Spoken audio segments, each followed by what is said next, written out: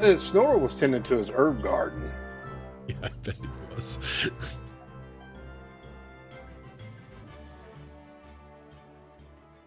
Selling was good an pipe weed. accident. He was selling good pipe weed in the tavern.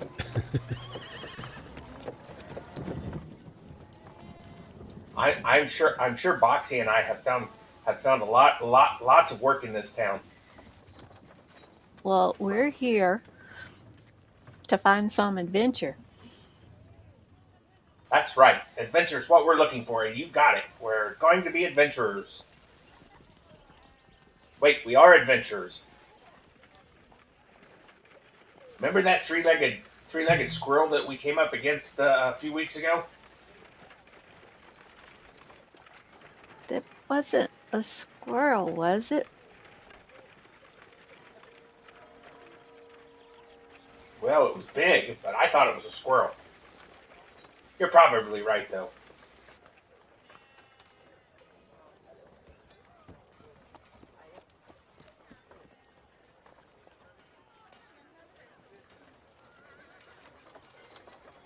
So you all have been kind of in the area for a while. You recognize that Desert Vale is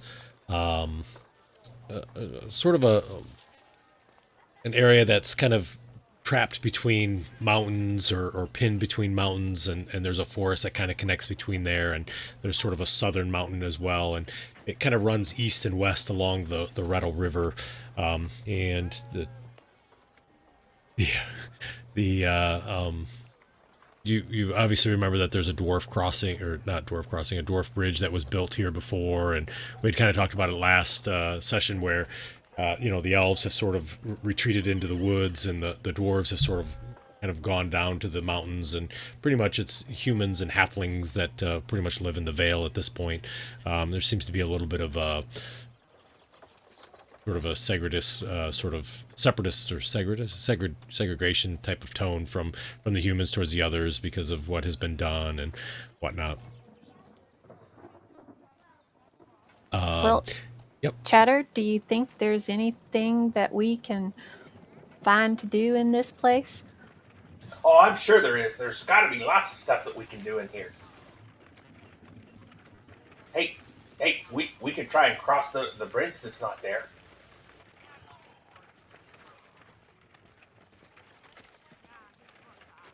Do you think there were people on it when the bridge went away?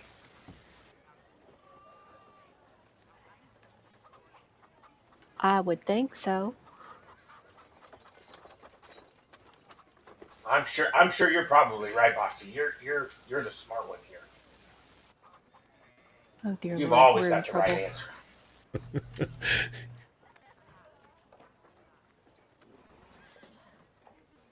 Hey, guess what I saw today? Guess what I saw.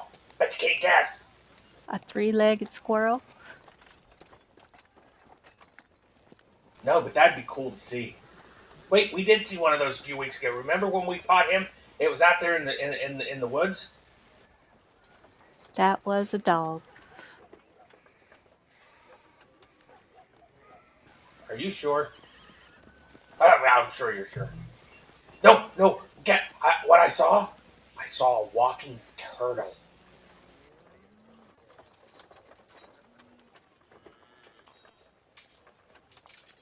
In Or the you- woods? Oh, sorry. He was walking in on two legs.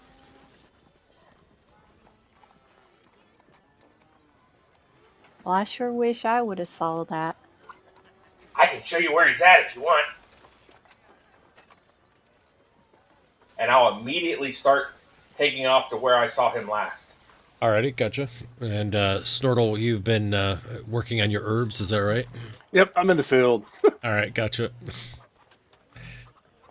I go to three places that he wasn't at, and before I eventually make it to the place where he was. Nice.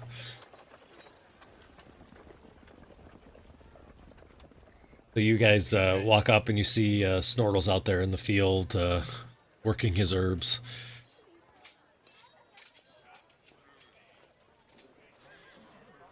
Well, Chatter, does he talk? Oh, I don't know. I bet he does. That'd be weird, wouldn't it, though, if he did? I'm going to run up to him, Uh-huh. and I'm going to say, hey, can you talk? I bet you can talk. I know, I've never seen a turtle walk on 2 legs before. That's pretty impressive. Hey, can you talk? Yes. I do can a talk. somersault in the air backwards. He can talk. Boxy, look, he can talk. Do you hear Well, him? I do declare, I have never seen. Wait, that's my South Carolina. It's your freaking foghorn leghorn.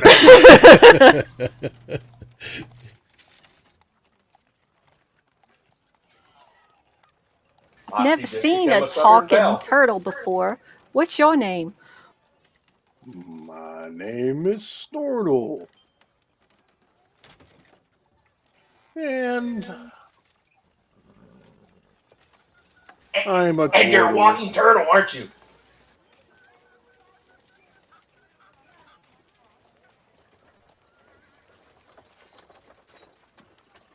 Are y'all here to buy some of my special pipe weed? Oh goodness, no. I don't smoke. That's bad for your health, son. Oh, this is very good pipe weed. I'm running behind him. I'm looking at the back of his shell. Then around to the front. Well, I'm if not you looked at the stopping. back of his shell, you see written in common, Snortle's pipe weed, You painted on his shell. see one of the human guards is coming off the road there, and he's walking, and he goes, "Hey, Snortle!" Whoops, let me put my weed away. Oh, yes, Bob. It's good to see you. You're still working on that oregano out there, right? Oh, yes, and how is the wife and kids? I gotta tell you, the missus is doing well, and the kids love the oregano. They think it's great. Here's 4 silver pieces. Oh, thanks. I appreciate that. Yeah, thank you, and run along now. He waves as he walks by. See you later. Wow, oregano. That's a pretty good thing to have. If you're Why, cooking, right? It's good yes, for cooking. it is.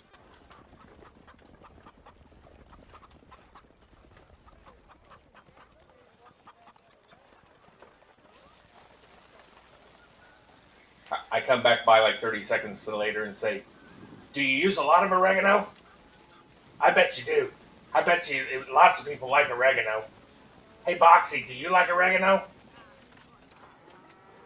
Do you like oregano?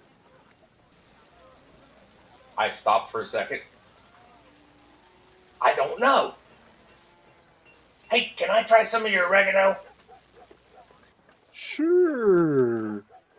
You have to smoke it, though. It's the I'll best stop and start way. making a small little campfire. Oh, no. I hand him a pipe. All right. Just put some in here and smoke it. It's smoked oregano. I'll take the pipe Alrighty. and get out my tinderbox and try and start lighting it. Sounds good. So you see him kind of sit down. He starts working with that tinderbox, and he's lighting it up. And so, Snortle, is that the good stuff, or is that the mediocre stuff? That's the mediocre stuff. Yeah, that's what I thought. It's the freebie stuff. Yeah, the freebie stuff. Right. You got to get him hooked, right? Yeah.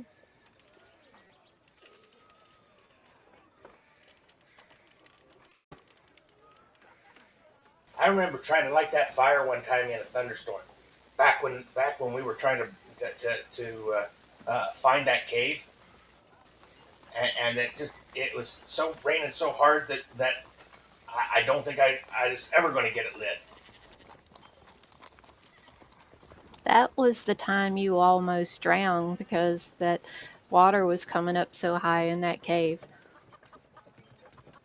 Oh yeah, it was. It was. Yeah, yeah, yeah, yeah. And we were sitting in a low spot. Well, I was sitting in a low spot. Nothing's really low for you, is it? Everything's kind of high up for you. Yep, I had to pick you up by the back of your your tunic. I'm I'm pretty sure I would have gotten that fire lit though. I'm pretty sure about it. Well, I think you're good at a lot of things, but lighting a fire while you're underwater isn't one of them. Well, yeah, you're probably right. You're right about most things.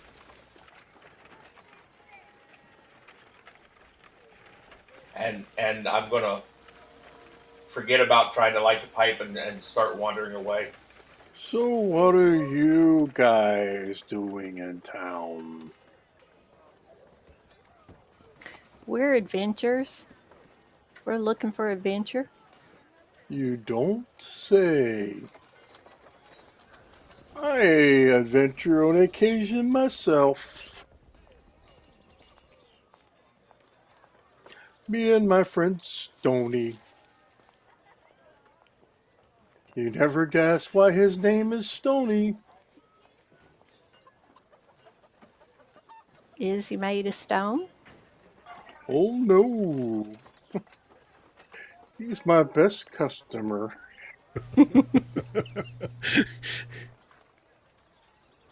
And he ain't here to defend I himself. know, right? It's sort of stuck now.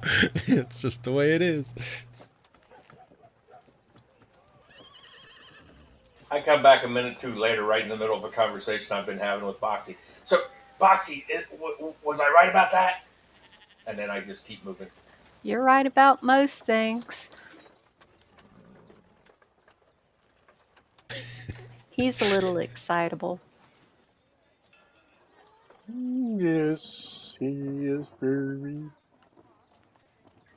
talkative.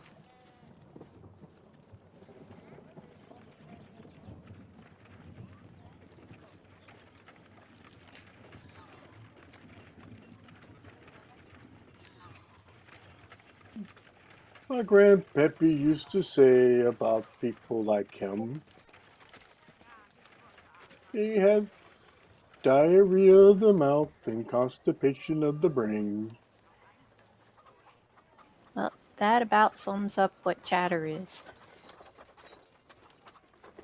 But he's a really, really good guy. Well, we need somebody who's talkative.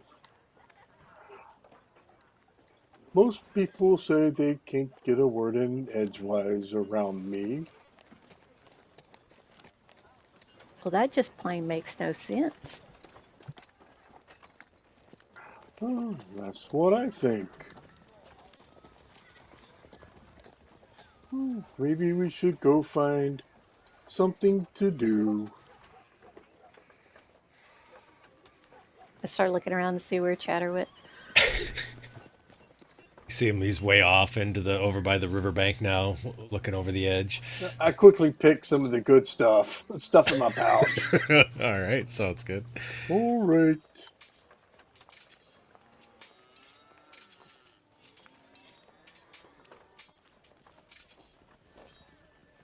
So as you guys are kind of standing there seeing chatter over on the side, and obviously those buildings are there, and you do remember that Stoney was in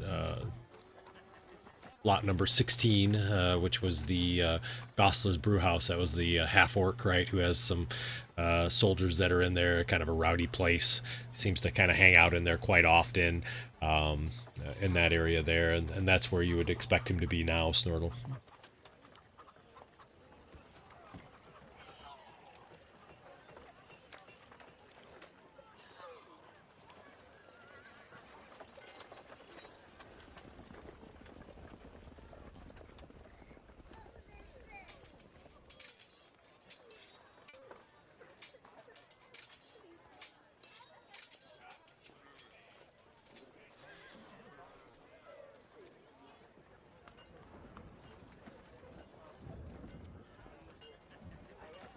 Boxy and Chatter, you all kind of came from the west and moved your way into Kothlin's Crossing from from the northwest. You took a little bit different path than what Snortle did. So Snortle, when he came in on the through the portal, came kind of along the southern side of the Rettle River. You all came sort of from the north and made your way down Dwarf Road. And as you did that, you kind of followed the Worm Peak Mountains and kind of made your way in this direction, kind of traveling through some parts of the Woeful Forest, which is a forest in its own right, but it is a pretty well-traveled road, trade road in itself. And that's kind of where you came. And the Worm Peak Mountains are sort of in the center. I do have a map to share, just to give you some ideas of what's around. I don't want to give away too much, but at least you'll have kind of an idea of what the area is like. And you notice that the Dwarf Road sort of follows past Kothlin's Crossing, and there's some different cities that are there, and obviously the capital of the area here is Bryn Mawr, is the name of it. So it's a fairly good sized city, probably a couple 100,000 people in it. The one we're in right now? Nope, the capital of the Vale, Oh, which gotcha. is Bryn Mawr. Yep, yeah, which is over there. So, and it continues on. You know that it continues, towards Murrayfield and whatnot, and other areas that are there. So, and you guys came along the Dwarf Road to the north, and then made your way down the North Road, connecting up. So we came down past Lake White Ridge. Yeah, kind of right at that intersection, sort of that way, and then came down this way. There's a pretty large bridge that you had to cross to get across that gorge that's there, just to the north, and yeah.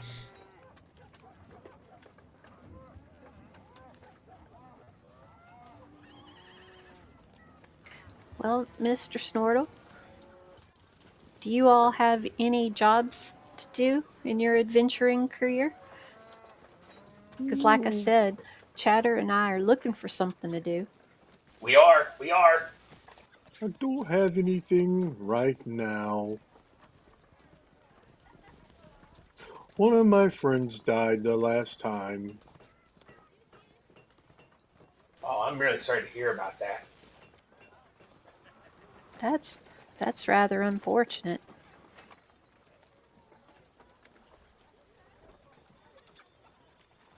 Yes.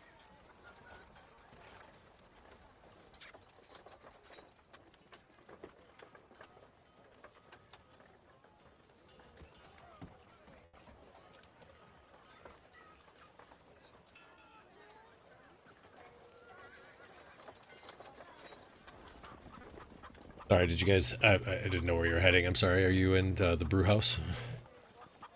That's where we were heading. Okay, gotcha. Yep. So as you head towards the brew house, you see again it's old, looks like a barrack of some sort, and has multiple windows. You see lots of people kind of going in and out of it. Seems to be, like I said, sort of a rougher type of place, but definitely seems like there's some music that's coming in from the outside or from the inside, and yeah, it looks fairly busy. All right, so I'm like 7'3". Oh my. Okay. So I'm rather tall, Yeah. pretty chunky, like 260 pounds. Oh, okay. Alrighty. Yeah. So I'm assuming if Snortle can get in Yes. and move around, it's... Yeah, you can get through. Snortle may have to turn just a little bit to get the shell through the door, but yeah. No, I'm just getting Snortle. Chatter's tiny. All right, cool. So, so you both sort of, all of you sort of enter in through the door, and again, you see the bar's probably about 50% full, and you do see there's various humans that are sort of sitting around and whatnot, and you do see that Stoney is sort of sitting over at the bar, and there's someone sitting next to Stoney there as well, kind of talking, and Stoney kind of waves you all over, or waves Snortle over. I go over. Alrighty. I sit down. Okay. And as you sit down, you see the person that is sitting next next to him has sort of got a kind of a long cape that's, or a kind of a coat that has a large collar around it, with a hood over the top of it. I don't know how you would want to, how you'd be sitting in there, Fend. Fend? No, you told me how to say it. I forgot. You just call me H. H. All right, H. Sounds good. Can we call you Hef? Yeah, Oh. F. I respond to F too. F. I like F. Yeah, F's good.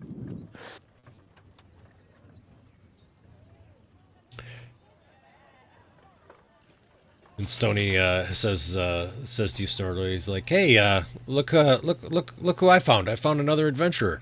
Finally, I've been waiting 6 months. Oh, I found two. It's our lucky day." I'm from Brenmar. Which way did you guys come into town?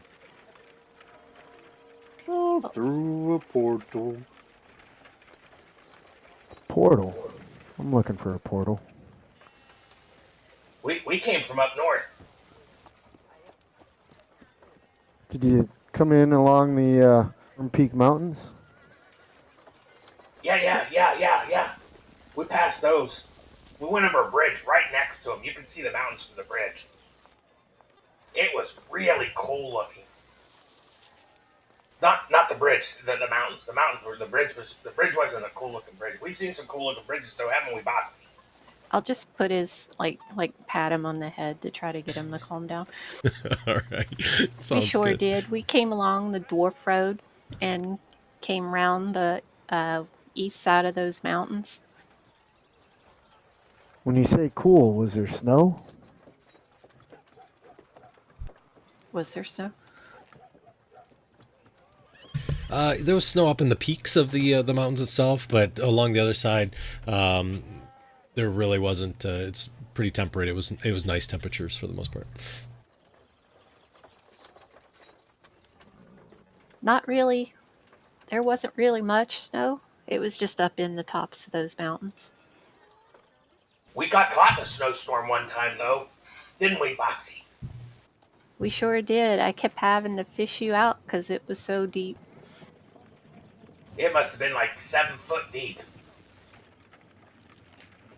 was a crazy storm. I motioned till maybe like 4 foot. I'm looking for some ruins over there in that Worm Peak Mountains. So I was just curious if you saw anything. Did I Ruins. happen to notice? No, not really necessarily any ruins. I mean, there's like old castles and things like that on the way, and keeps and whatnot, but nothing that looked like like completely disrepaired that you had at least noted.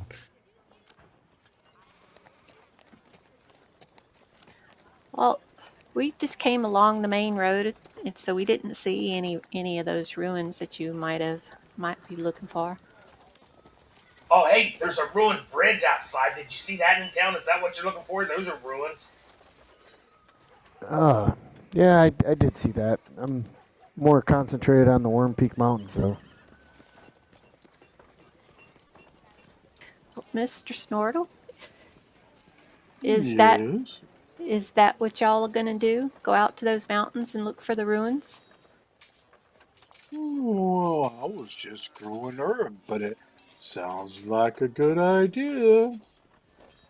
What do you think, Stoney? Stoney, yeah, I guess Stoney would be okay. He's like, yeah, I'm all right with it. There was obviously some orc issues that are out there too, and you remember Snortle, Captain Serrana? You remember her, right? Oh, I don't know. It was getting awfully late the last time we played.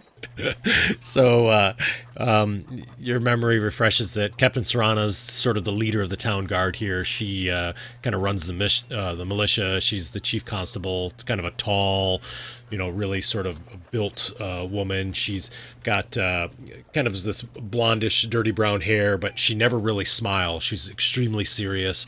Everybody sort of respects her in town, and she's been sort of asking for the orcs in the area to interrogate them, and because the farms have been continuing to be attacked and whatnot, and was wondering, if somebody was, willing to go figure that out.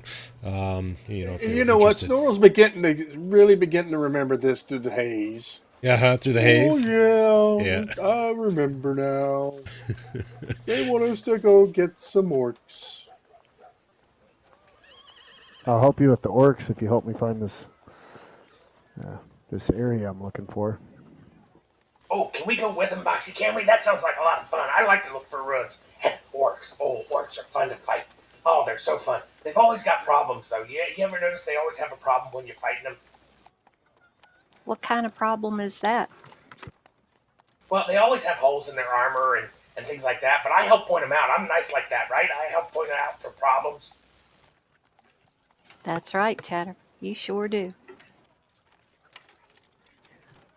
At that point, Snortle, you see Dolores on. She was some of you also know as well. She kind of runs a little store here, and she used to be a retired adventurer. She kind of walks into the bar, and she's a friend of Captain Serrana as well. So she walks in, and you see she has a it looks like kind of a hammer of sorts, something that you'd think would be maybe dwarvish in nature. And she kind of looks around the bar real quick, and she sort of yells over and to Gosler, who's working the bar, and she's like, "Gosler, where's that? Oh, there he is!" And she sees Snortle, and she says, "Hey, Snortle." Yes. She kind of steps over and sits down. She says, Did you see what they pulled off one of those orcs the other day? Would it be his fingernails? Oh, she kind of slaps this looks like an older warhammer on the table, and she says, "Look at that! Can you believe it?" I'm gonna climb up onto the table and go over to that side so I can see it. Alrighty. Why no? She sort of looks at you as you climb up there, Chatter. She says, "Well, who are you? Oh, I've never seen That you in is these so parts." cool looking. Oh, look! It's got a mark down here on this side. Did you see this? Look, right here. It does, And go around to the other side, and I will ignore whatever she starts to say and just keep pointing things out that I see on it. All right, gotcha. So you do actually, as Chatter kind of points that out, you see there are some runes that are written there on the handle itself, and she's like, "I know, that's exactly what I'm talking about. We haven't seen that in a long time." Oh, jeez. Anybody able to read that? Not this guy. It's certainly not in halfling or common. I'll go up and take a look at it. All right, gotcha. So you kind of come up, and she sort of leans back. She says, "Excuse me, who are you?" She kind of pick. Hi, Half, and she sort of puts her hand on the hammer and starts to slowly pull it towards her, and she kind of eyes Snortle and everything, and she says, "This is a interesting group that's here." Yeah, I'm with Snortle here. I can read that for you if you give me a few minutes. Take your time. So you're going to take a few minutes? Yeah, I'm gonna take a few minutes and do a ritual. Snortle, Okay. can I buy some of that off you while I do my ritual? What do you want to buy? I'll take that green crush. You still got any of that? Oh, why yes. Meh, I'll give it to you since you're my friend. I'll sit and do my comprehend languages. All right, gotcha. While So, puffing. so he's working on that, and Snortle's sitting there, and the rest of you are there. You see Gosler comes over and kind of slaps Tony. Jeez, oh Pete, Stoney on the shoulder, and pushes a mug in front of him, and he's like, "What are y'all drinking?"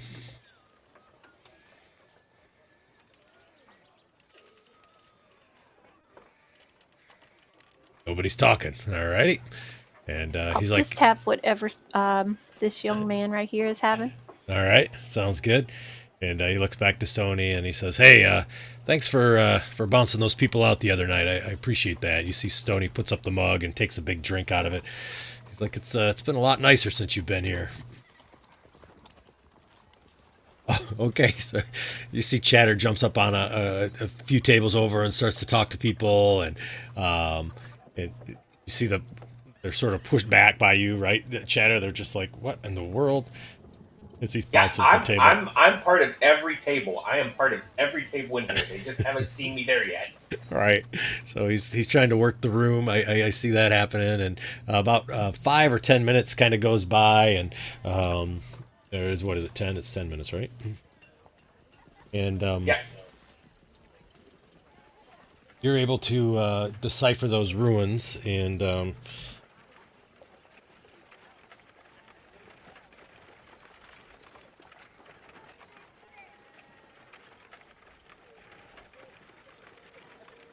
you recognize it's just a single letter. This is a letter D. Dwarvish. Anybody know a dwarf around here that starts with a D?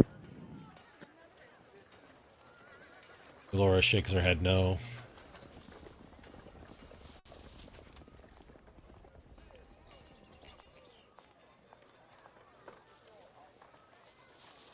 Like, well, really unusual for orcs to be carrying this kind of a weapon.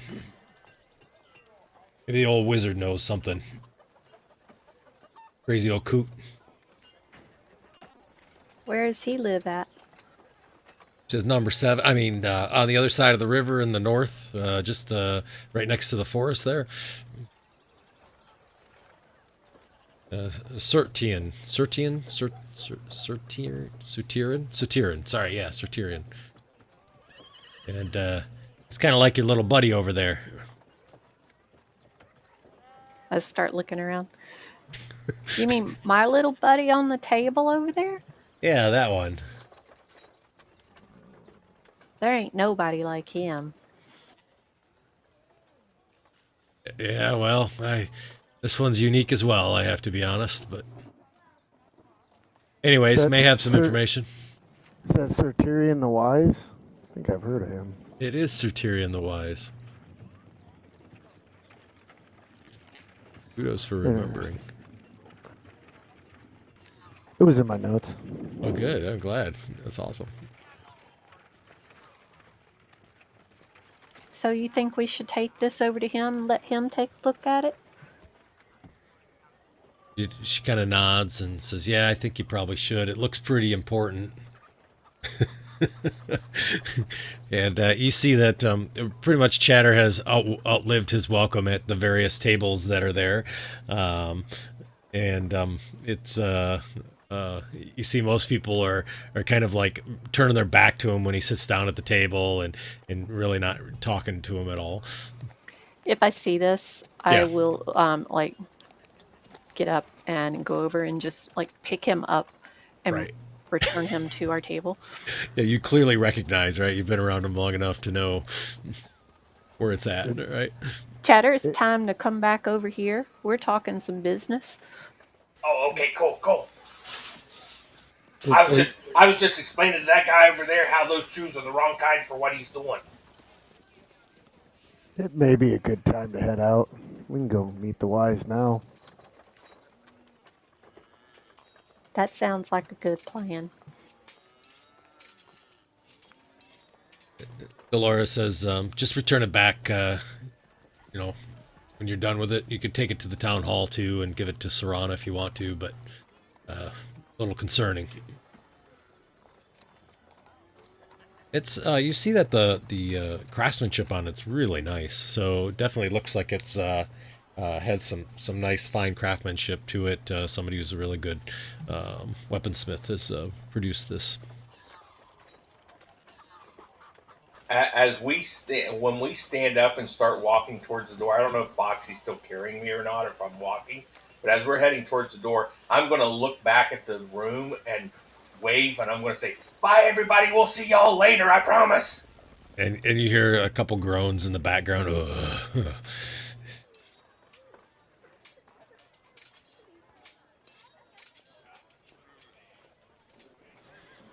as you all kind of leave and head over towards the to the ferry. The ferry driver recognizes Tortle and Stoney and gives a quick wave, and you see the ferry kind of coming up and kind of sort of docks there. And remember that it's 2 ropes, and there's a horse, draft horses that sort of move the ferry across the way. And it's Drathgar is who runs it, and he kind of gives away, "Hey Stoney, hey Snortle, good to see y'all." Got me talking Southern now. Not very good, but Hello. yeah. You guys heading back across? Yes.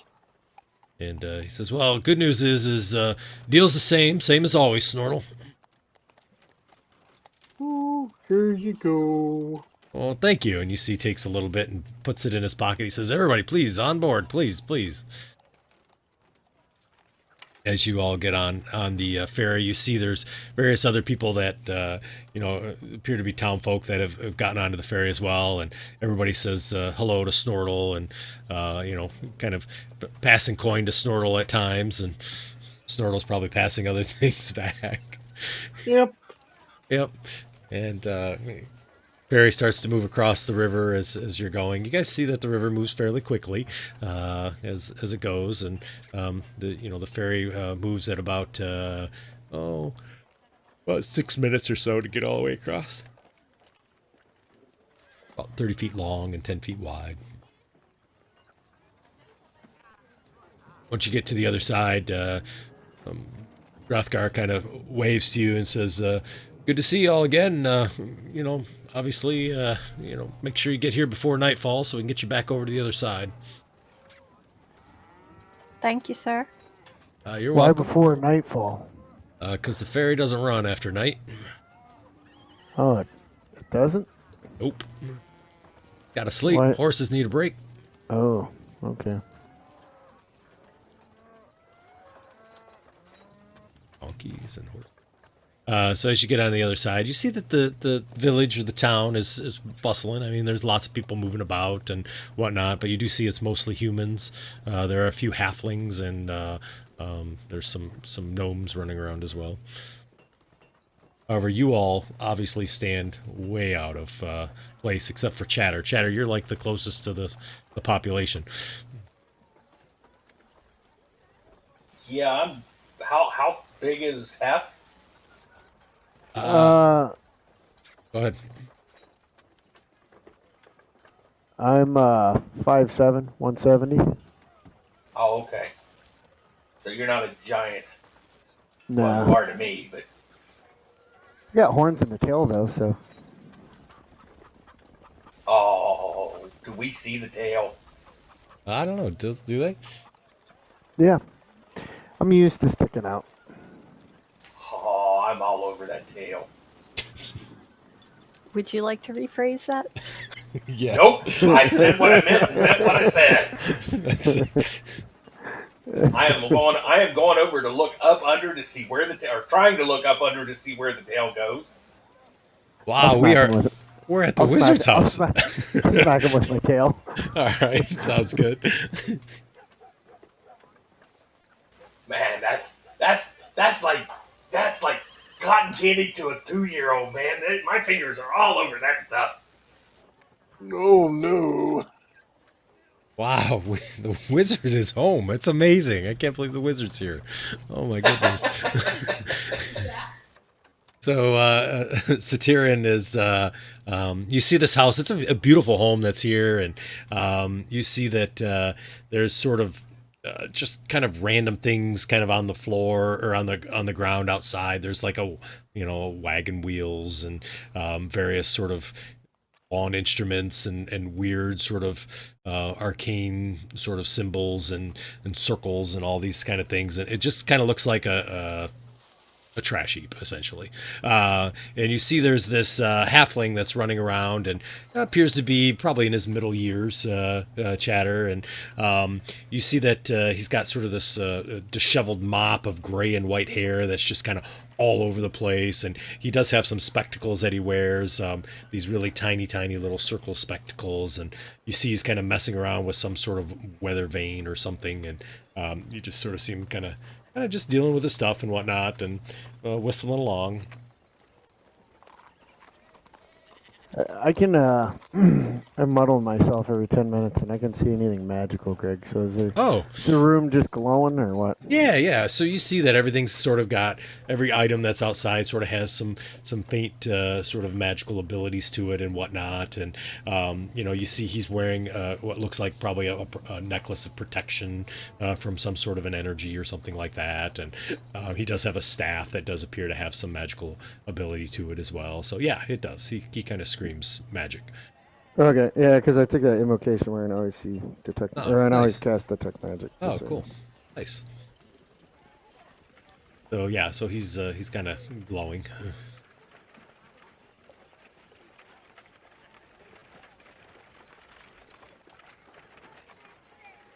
Sir Tyrion the Wise. All of a sudden he stops and he looks and goes, yeah. Hello.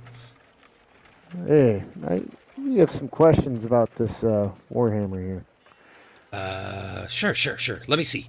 And he kind of walks over and you see sort of kind of moves his hand in a little bit of a gesture, and you all see this table sort of lifts and kind of floats over towards him. It looks like it floats and sits down. And a few minutes later, a chair comes and sits down next to him, and he sits down and he says, please, bring it over. Let me take a peek. Here you go. I'll set it down carefully in front of him. Alrighty. He takes a look and he goes, interesting. Oh. He kind of flips it over and looks, and then he kind of traces his fingers along the ruins. He says, I haven't seen this in it's been a long time. Do you know who it belongs to? Well, not particular. I assume you, right? As it looks at Tef and says, this is your Warhammer? No, this was given to us. We were asked to investigate it. Oh, well, I can assure you the owner is dead. And he hands it back to you. Did you How do know you the know owner? And he kind of looks to Chatter. He said, hello, did you say something? Oh my gosh. Hi. Hi, I'm. Everybody calls me Chatter. Oh wait, you could probably say my name. That's a Turing. Ah, yes. I can. It's been a while. He comes over and kind of runs his hand through your hair and sort of dishevels it. That's better. I don't like that big feathered look.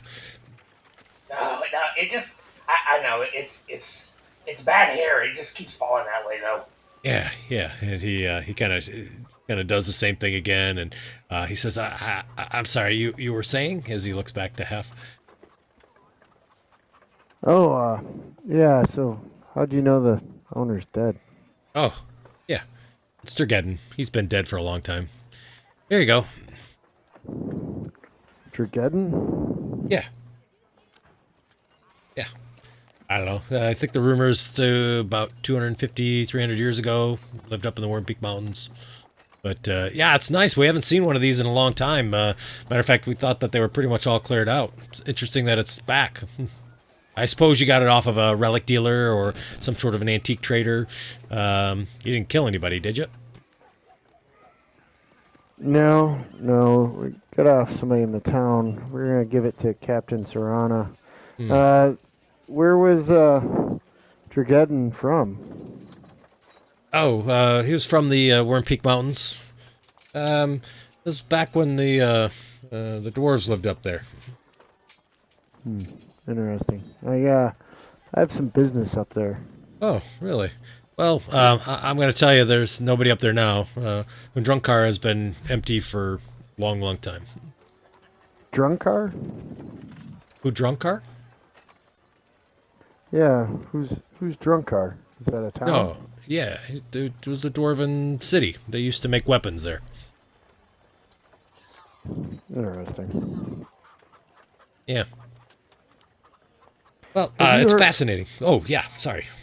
Have you heard uh, any rumors or anything about a arid up there? These are solar. Arid. I don't really deal with the plains. I don't know a lot about that kind of thing. You said a solar? Yeah, solar, celestial. Yeah. No, I don't. Not that I can recall. I haven't heard anything about that, so I'm not sure. You may want to maybe Bryn Mawr. There may be somebody in Bryn Mawr that may know that answer. It's a bigger town, has a library and stuff. Yeah, just came from Bryn Mawr. That's where I'm from. Oh. So this drunk car. Can you point this out on a map? Gosh, yeah, probably. He says, well, 1 second. And you see, he kind of looks over and you can see him kind of make a few gestures. And suddenly, you could see what looks like a book kind of comes floating out from his house and kind of sits down next to him. And he sort of nods off to the left and opens up the book. And he says, let me see here. And so he kind of starts paging through the pages here. Yeah, it's up here somewhere. Like, any of your friends know how to climb mountains? Oh, I'm good at climbing. I come back over to the table, and I climb up on top of it. Your little us halflings aren't very good at climbing mountains, though, right? I'm an excellent climber. I can climb everything. Ask Boxy. Boxy watched me climb a tree one time and lickety split. He does climb pretty well. Okay. Well, like paging through, and he kind of opens up his book, and you see it kind of opens up again to that map that you all had seen before. However, the map is much more in depth and has a lot more details to it. And he kind of gestures over to whatever thing is over to the left of him, and he says, do you all have a map?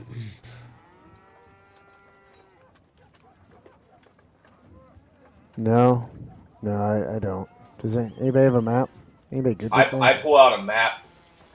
We got this map. It helped us find the striped cougar that Boxy was looking for. And it's a map of a really small area that has absolutely nothing to do with anything else. That's what I thought. So he kind of looks over and he says, I've not been there before. And you see that the parchment just sort of floats across the yard again, coming from the house, and sits down, and he kind of rolls it out, and you see it's a map very similar of the area here, and he says, well, here, this will kind of help you get around a little bit, I think. It's always good to have something to know where you're at, and it opens up the map quite a bit more for y'all.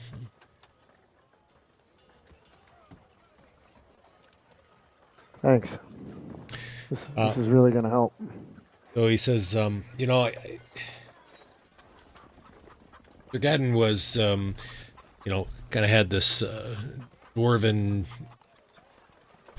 capital. He was a great sort of weapons builder, but he kept fighting the orcs up in the north, and kind of had this vendetta against them. And unfortunately, the enemies found it, and there was a long siege of the area itself, and we pretty much heard it was lost. The rumor is that it's somewhere in this location over here, and he sort of points on the map to this peak that's here, and says it's somewhere in that area there.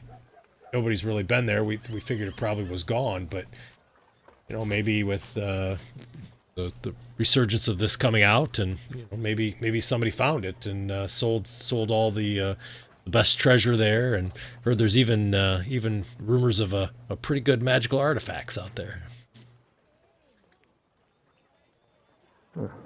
Thanks. That's gonna help.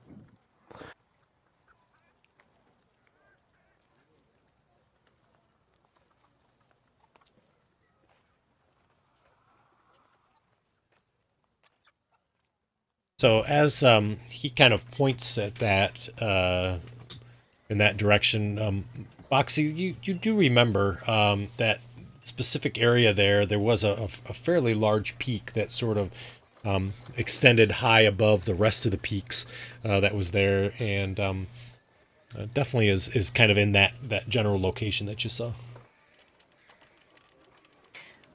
I seem to remember a really tall peak over in that area.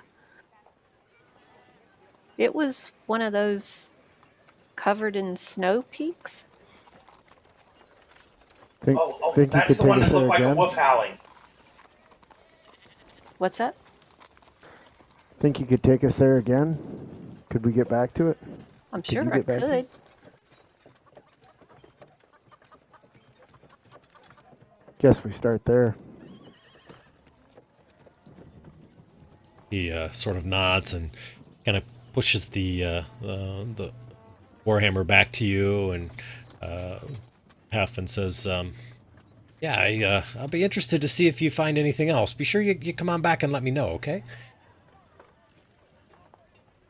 We can do that, Mr. The Wise. Thanks. And your name again? I'm Hef.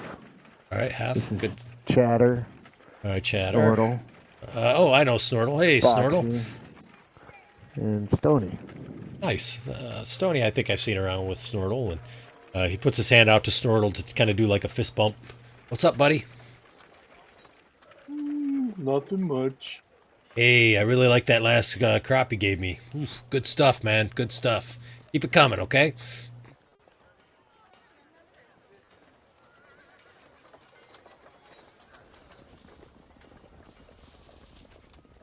All right. Well, we gotta go find Captain Serana and give him this warhammer before we head out. Yeah, I'd probably recommend heading down towards the town center there. She's probably at the town hall. Thanks. Yeah, no problem. And kind of nods over to the whoever or whatever was there, and you do see you do see sort of this glimmer of some sort of magical, maybe invisible servant type of thing. Oh, okay. I'll pick up the hammer Alrighty. and start to head out, I guess. Okay, sounds good. So, Boxy, as you're walking through town, it feels uncomfortable, right? I mean, you're obviously really tall, and you have blue skin, which obviously I think Hef does too, actually. But it just doesn't feel quite right? I mean, people kind of look at you, and you feel like there's some whispering going on behind you and whatnot. It's a very unusual, or maybe a normal feeling for you. I'm not sure with your adventures how it's been in the past. Well, usually it's because Chatter is running around causing all kinds of trouble. Fair. But he's the one fitting in this time, and everybody's probably focused on her. Yes, exactly. Yeah, they're used to people like Chatter. That's not anything new for them. So they do kind of not necessarily pay attention to him, but they pay attention to him. But you know what I mean. So as you all continue to move through,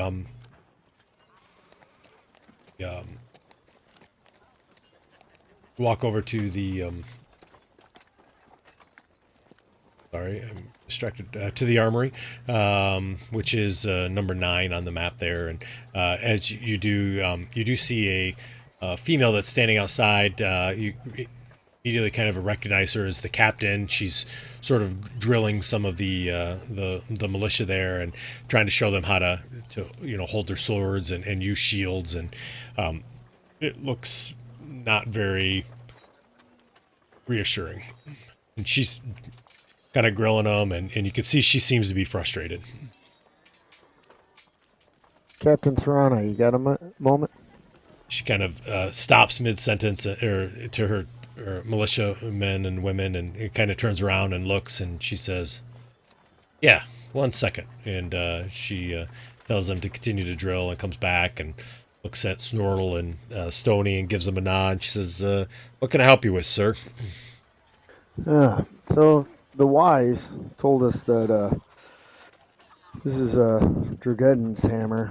He's been dead for a couple hundred years, I guess, and gave us some leads on where to look in the Worm Peak Mountains. So we'll be heading out that way. I forgot Delora was bringing that over to find you all. And she nods and says, "Do you need the hammer, or is it okay if I keep that hammer?" I don't need the hammer. Does anybody need the hammer? I don't think so.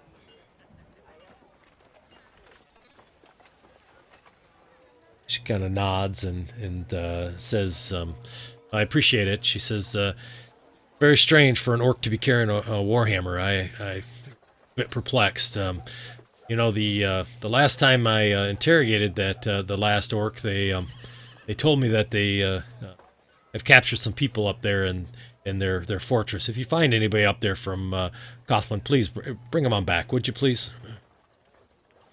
No problem. No problem. Our pleasure. We'll be heading out here shortly. We got to get back across the river before it gets dark. Ah, yes, yeah, Drathgar. He's pretty good about not doing anything different, but All right. Well, we'll be in touch in a few days, maybe a week. okay. I look forward to seeing you back and be interested to hopefully end this orc incursions for once and for all. And then we will.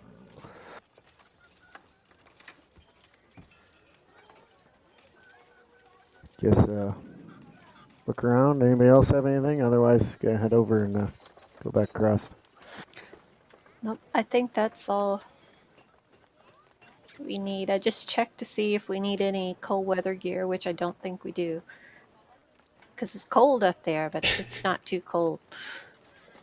Yeah, Boxy, I think that if you, I suppose to answer that question, it depends on if you get lost, right? So if you get lost going up there, then yeah, you're going to be up there a long time, may need cold gear. But if you feel like you've got good tracking skills and are able to get where you need to go and following orc paths, you probably won't need it necessarily. Well, I asked because you said it was snow-covered. Yeah, it peaks. is. I just didn't know if Yep. that's where we're headed. Yeah, you think that's where you're headed, is kind of an area that's snow peaked. You just don't know if it's going to be up at the top or it's going to be lower. So as Captain Serrana turns back, she looks at Chatter and says, "Huh, it's pretty good swordsmanship, Holder. Yeah, that's pretty good."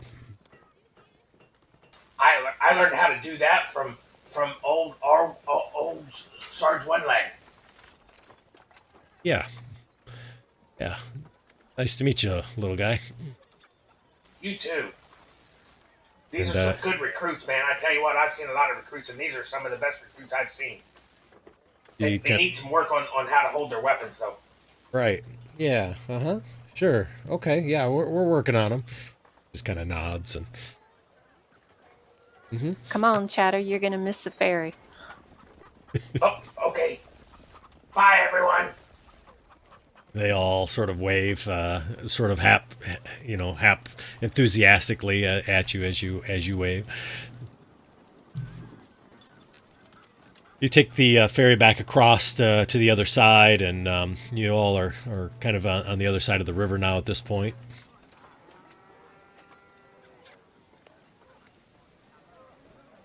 I'm pretty sure that I can get us back up to those mountains.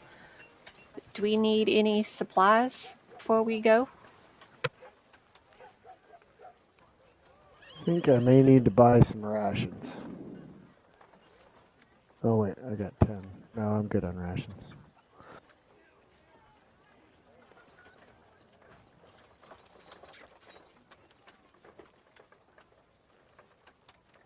I think I'm good. Anybody else need anything? You know me, Boxy. I'm always ready for adventure.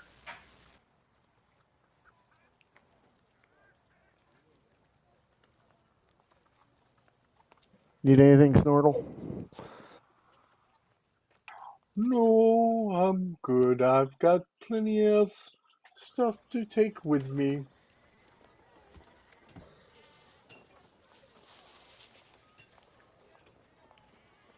What time of day is it? What time of day do we want it to be? You want it to be early? I'd like to head out there. Mm-hmm. Yeah, so it's early morning. You think, knowing the travel time and whatnot, you figure probably would get out to at least start getting into the Worm Peak Mountains probably by evening to the low, kind of the foothills of it. It's probably going to be a 2-day trip unless you push through, obviously. All right, so we can go and get at least to the base of the mountains. All right. Sounds good. So as you take out or go off, you continue along the road, and very rarely you would pass. You'd see sort of a wagon with some supplies that's there, kind of a caravan that would kind of go by at the time. Once, initially they appeared to be a little bit nervous, but of course I think with chatter there, it probably being friendly, it sort of put them at ease and sort of waved as you all went by. Does anybody have, you guys don't all have any mounts, do you? I have Boxy when she gets tired of me going off and picks me up. Anyone else? No, I'd need a big ox to carry me around, so I don't think so. All right. No mount yet. All right, just wanted to make sure. So it's on foot then. So as you continue through, as you go through the Woeful Forest, you see that the forest is sort of a very dense forest. Obviously, light comes through the trees and whatnot, but definitely a lot of trees that are there. You can see there's underbrush and things, and you'll see some rabbit trails that'll kind of cut across and things like that as well. And deer trails, game trails that's there. Eventually, as you continue, you do see Boxy. There's a sort of a kind of a smaller road or trail, I guess, if you want to call it that. It's more than a game trail, but definitely is kind of a road that kind of goes towards that peak.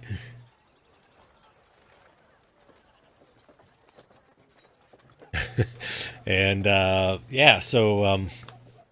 And you guys are able to continue without any difficulties. Does somebody want to give me a survival check for finding a place to sleep, or is there anything else that you want to do? Probably be me. All right, gotcha. Well, I got +5. Well, then maybe. I assist her. I can assist. Sure.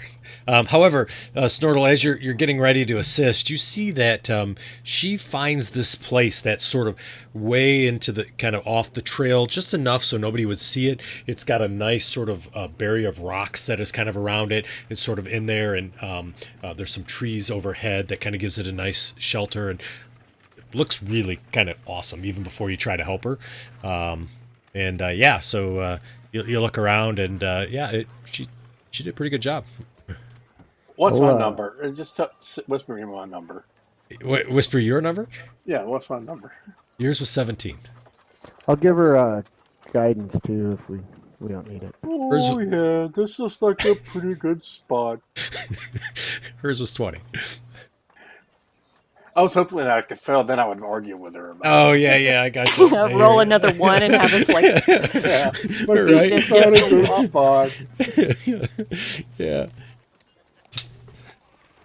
Hey, Steve. Just in time, Steve. Roll initiative. Oh, wait, no. Stoner? Yeah, we figured out why your name's Stoney. Yep. Oh, yeah. Yeah, you've been dipping in the weed. But Oh, that's the turtle. no, you've been partaking it. That's what I told the group since you wasn't here, that your name's Stoney, because you've been using a lot of my medicinal herbs. Stony, Okay. you and Snortle have been in Kothlin's Crossing for 6 months looking for adventurers. And this is the first group that you actually ran into. And eating snacks. You're 20 pounds. 6 months. Oh my! And It's all muscle. It's all right. muscle. And Snortle pretty much has the entire town hooked on his weed. It's medicinal. It's oregano. It's oregano.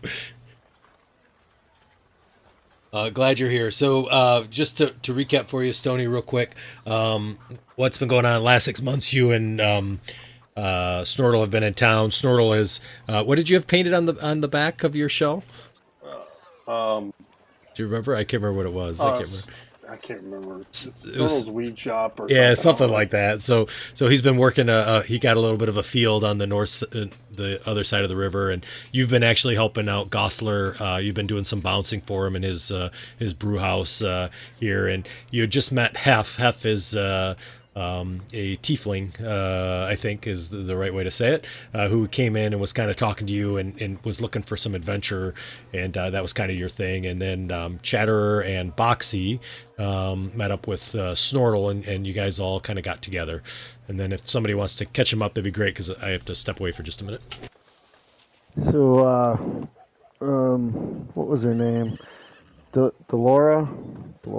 She brought us a warhammer, and so we took that to the Sertirian the Wise, the wizard, and he told us it was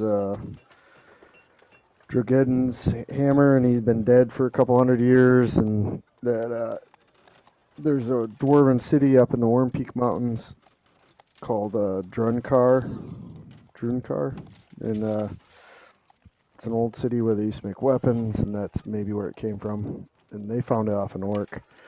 And then we took it to that captain. I don't know her name. So, what was it, Solera? Something, I don't know. Anyway, we took it to The her. one who owns the horses? Yeah, I think so. She's like captain of the town. We could have got the Warhammer if you wanted. It's not magical, but I don't know if you use a Warhammer. But we can retcon that probably if you wanted it. If it's no better than the one I got, I wouldn't have taken it. I don't think it was magical. I think that's about it. So there's a town called Drunker, and it's known for weapons and not its brewing capacity. Yeah, it is a weird one, huh? I didn't even think Yeah. about that.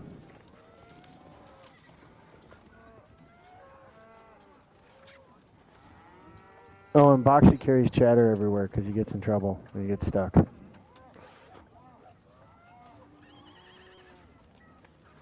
That is true. Brian, do rangers get advantage on like survival checks in their favored terrain, or is I think so, but I never really played a ranger that much. I don't think I've ever played a ranger. yeah, this is my first time, and the wording is really kind of strange.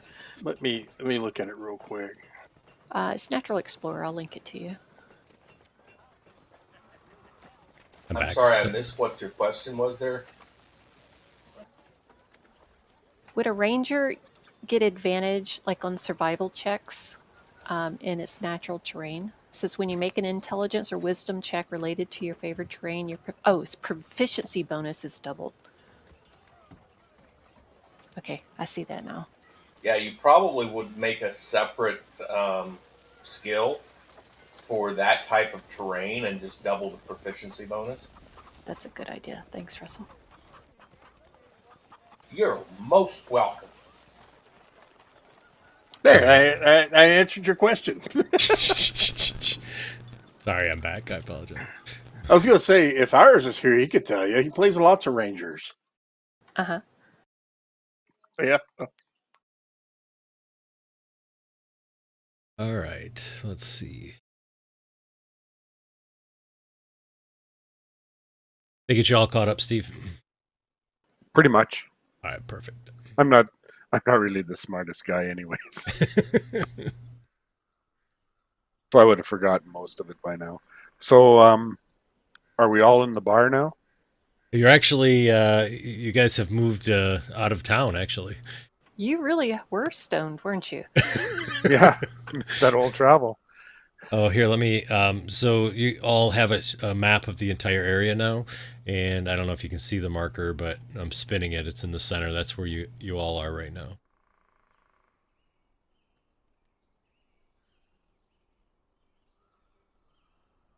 Greg, it's really hard for me to tell on that map, but and Yeah. maybe we wouldn't know it. Is there a trail that we're close to that looks like it leads curves around and goes over and meets up with that other trail? It does, yeah. Yep, that is a trail. And yeah, I apologize that the map isn't super clear, but it's the best I could get. So it Way does. to bring out your inner Canadian there by apologizing, dude. Yeah. I just didn't know if we would, if that was a known trail or if it's something. Yeah, it is. It's kind of a sort of a roadish a road, if you want to call that, or a trail, I guess, that is through there. Probably used to be a more traveled road at one point, but is not used as much anymore.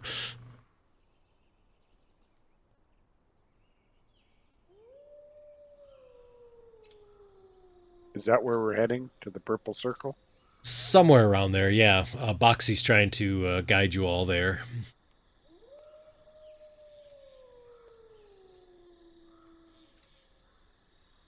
So we have stopped for the night in a pretty safe place. Yeah.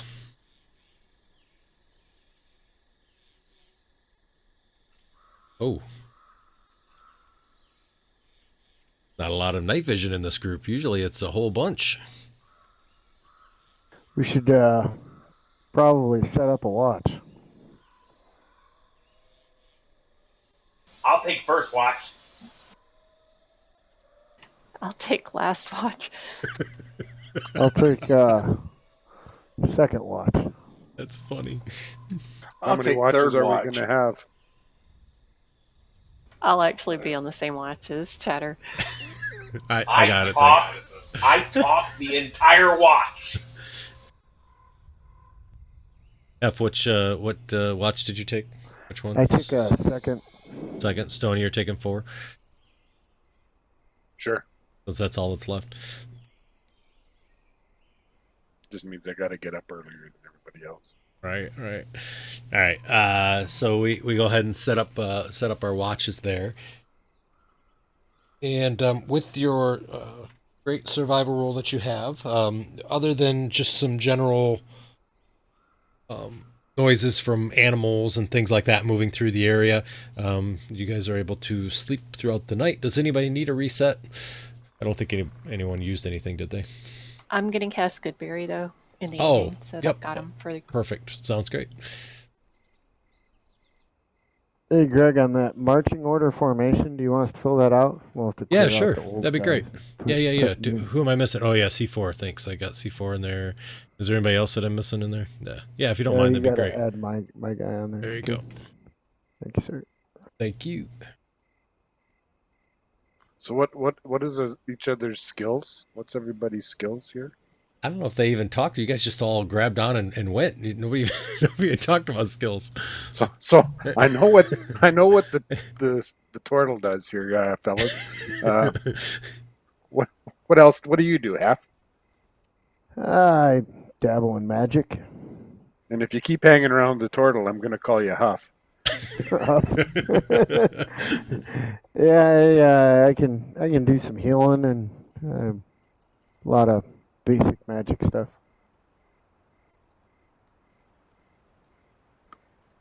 And that Boxy kind of looks like they know the wilderness pretty good, but I'm not sure what that means. Well, I'm an adventurer, sir. Me too. Cool. Well, we're in for adventure. I know that. And what about the little blue fella? The little blue fella? Man, You look blue in your picture. Boxy is blue. I'm Chatter, the little guy. I'm a halfling. Boxy's the blue guy. Okay. The blue girl, actually. Yeah, Okay. kind of hard to miss. I'm like 7'3", kind of chunky. You're not that little. No. As I look up to you. Okay.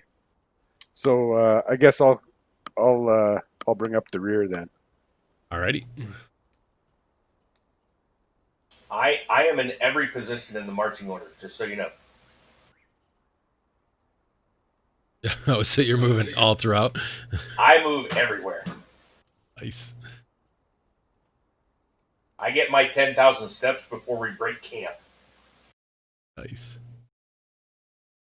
Well, as you are breaking camp, you start to see the kind of coming over the mountains is quite a bit of dark clouds and um, a little bit of rain as well that you see kind of coming through, sort of making everything sort of miserable.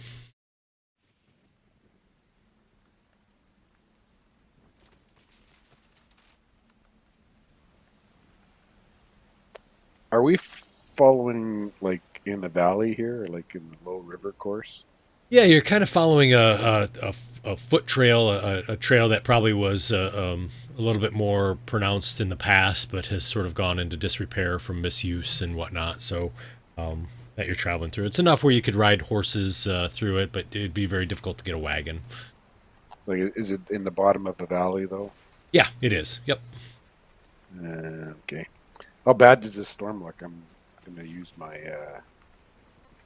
survival skills there, Yeah. or my wanderer, or whatever it is.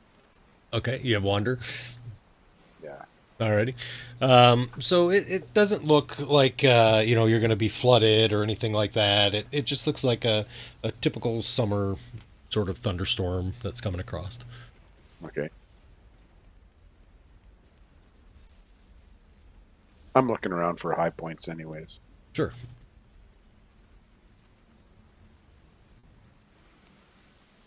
Well, I guess I'll give Foxy guidance in case she does any checks or anything. Okay. Alrighty, gotcha.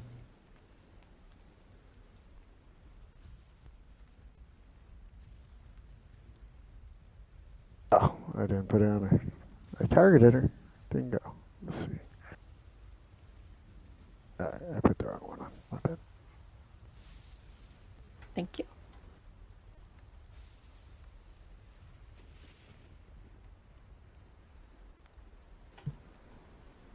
So, Stoney and I will probably take the lead. Or Stoney, wait, you said you were in the back? Yeah, I was gonna be the rear guard. Oh, okay. Was thinking if you're up here with me, maybe you can help keep us on track. We both have like natural explorer, I guess, or wanderer, or whatever. Sure. No, I can join you up there. I'll cover the rear. Don't worry. You remember, you don't go too far away from us. Nope. I remember. Remember the last time? Or was it the time before? No, it was the last time. And the time before that. Be hard pressed to find a time when I didn't remember.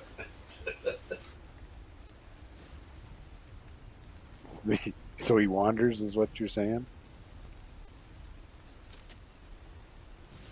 He's like He a likes- puppy. Everything shiny grabs his attention. He likes shiny things and rocks and flowers and dirt. Talks about a squirrel with 3 legs a lot. A cat with 1 eye. Dog with no tail. A lot, eh? Yeah, he tends to get distracted a lot.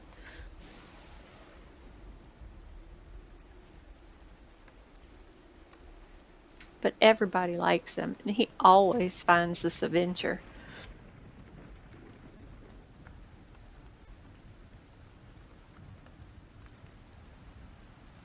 All right.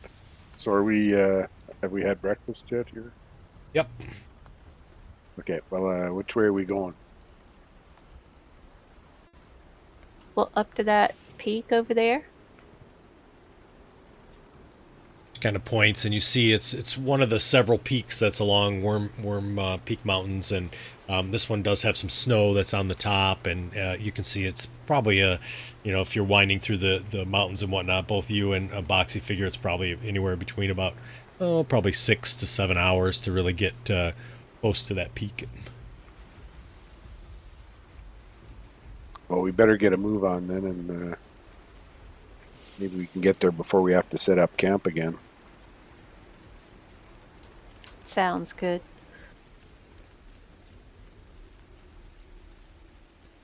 So as you all kind of continue along and continue to travel along this path here, you see that it winds sort of down to the south, and you sort of get this perpetual rain that is not a light rain, but it's not like a super heavy rain, just enough to really soak you, right? And so as you're walking, your boots are kind of leaving large boot prints into the dirt, into the road, and you can kind of feel that sloshing in the boots with the water that's in them, and you have to wring things out every once in a while. So pretty good soaking rain. The path continues kind of along towards the south, and it seems almost to kind of wrap around. And in this area, it kind of goes down into sort of a gully, and there's fairly high cliff walls along the sides of here. There's occasionally like a box canyon, things like that, but no real way to get up towards that mountain that you can see from here. So you continue to kind of circle around. And as you do, you see, once you sort of get on the southwestern side of what you suspect is the mountain, you see that there's kind of a trail that kind of goes up and kind of climbs up this sort of tall, steep hill, and you see that there's kind of like pine forests and things like that kind of going through here, and you see that there appears to be almost like a road or a track or something that. So it kind of runs up and down, back and forth across the mountain and switchbacks.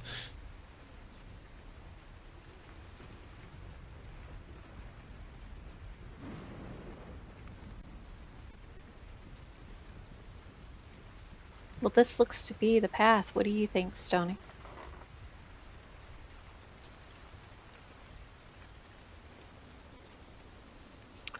There, you guys are huge. It's a really tiny mountain. Oops. That definitely appears to be a way to the top of the mountain, or near the top anyway. Is that where we want to be, or is there an entry lower? This is the dwarf city we're heading to? Yeah. Yeah, it's a drunk car. Right, it's a sort of a dwarven capital that has been reported missing or ruined, or nobody around it. Nobody's been there in a long time. Does there appear to be any fresh traffic on this road? Yeah, why don't you give me a wisdom or survival check to see. Oh, I keep forgetting to use this new app.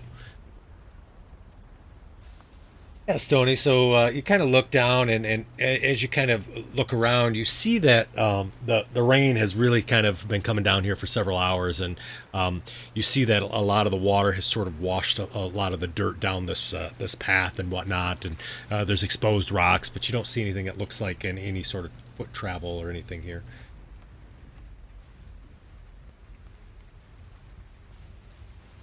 So no animal tracks or anything like that? No, it's all kind of washed away. I don't. If most of you probably been to the mountains where you get that steady rain and the water just sort of kind of pours down the trails and things. That's kind of what it's doing here. I remember setting up my tent one time. Yeah. Same. I set it up at a switchback, right at the point of a switchback in this campground. And it rained that night. Rained really hard. Float away. About 2 a.m, there was a stream running through my tent. Oh. You know exactly what I'm talking about then. Yep. I'm remembering this as a barbarian, by the way. Yeah, right, exactly. So yeah, it's pouring down pretty good, but you don't see any tracks there when you took a look, Stoney. Oh, let's head on up. Well, I can see no reason not to. Satyrian the Wise said that's where we need to go. So I think we're on the right track.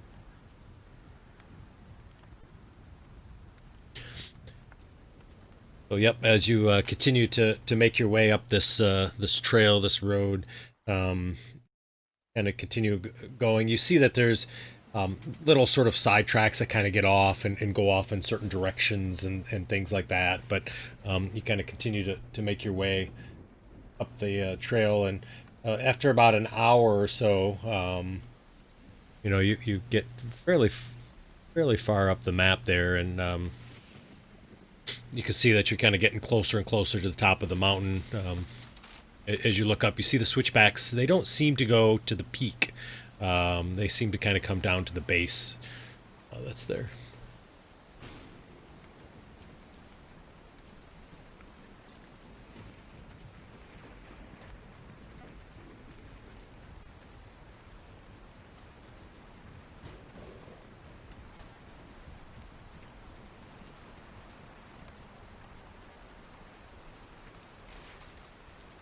All right. So, Go ahead.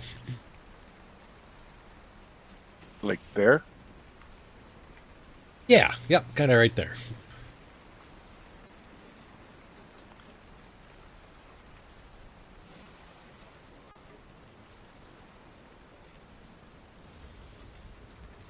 Head there and maybe we'll find some shelter. Okay. So y'all continue to travel up the road and the switchbacks over and over and over again, and as you do, you get up towards just about to where the top is, and you see off to the right, not too far away. There seems to be this plume of smoke that's just kind of wafting out of the what looks like a natural chimney that's about 120 feet high, kind of sticking up of rock formation, and there's this smoke that kind of continues to sort of billow out occasionally. And that would be the smoke right here.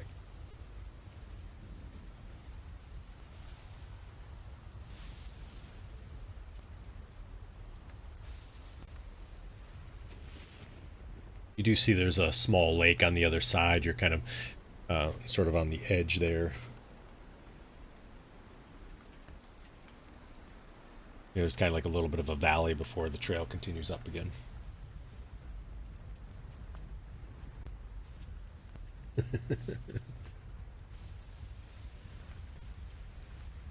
So as you continue up the trail, and kind of take the path. The path seems to get steeper and steeper as the switchbacks go, and it takes a lot more time than what it typically would take you to walk a certain distance. And as you all know, the sweat just pouring down, even though it's raining, and it's kind of cold, and but you're just exerting yourself so much, and you kind of come around, and as you do, you see that the path climbs this last one steep sort of switchback, and you see there's like this kind of a exposed rock that's there, and the hillside kind of rises up real steeply on your right and sort of drops away precipitously on the left, right? So you're kind of on that edge of the mountain where it's real high on one side, and this path is here. It's about 10 feet wide or so, and you see that there's kind of debris or rubbish that's sort of scattered all over the steps here. You see there's like discarded water skins and charred bits of bone and what looks like splintered casks and kegs and things like that. But you see up in front of you, there appears to be sort of an opening that's there. It kind of opens up onto a wide ledge, and then you see it sort of double backs quickly and sharply, and it looks like it kind of turns into the mountainside, almost like an opening into the mountain. Can we tell how long it's been since there's any, this stuff has been laying around, or is it the rain has washed it away? Nope, I don't think so. You could kind of perceive that this isn't things that have been here for hundreds of years. This is, probably a few days, a couple weeks. Looks pretty normal. And as you look ahead, you see there's two sort of bestial humanoids that are in hide armor, and they sort of appear to be standing watch on that ledge way up there, and they appear to be pretty inattentive and bored and haven't noticed you yet.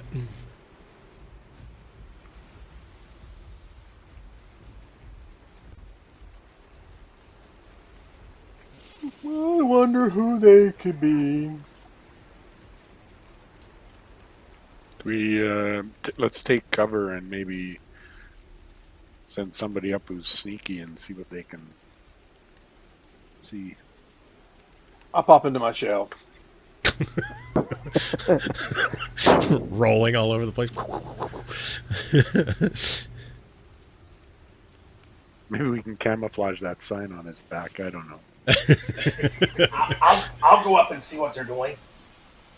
Chatter. Yes.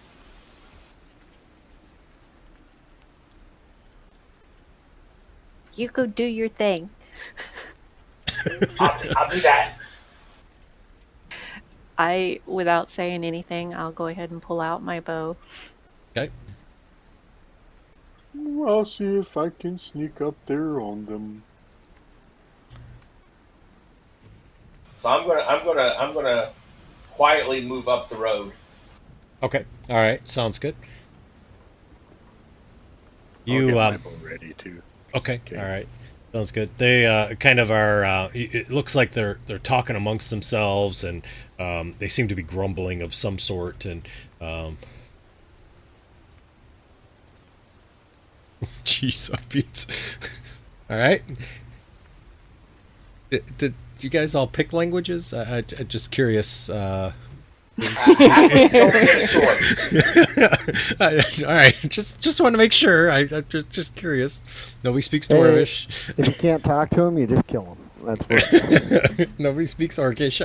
It's all good. We're good. I speak Orcish. Do you really? Do you have it plugged in there? Is orc? Is it orc or orcish? How do you have it typed in? That's right. You're half orc. That would make sense.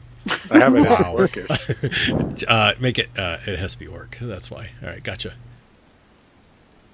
Okay. Good. That makes me feel better because I'm like, man, oh man.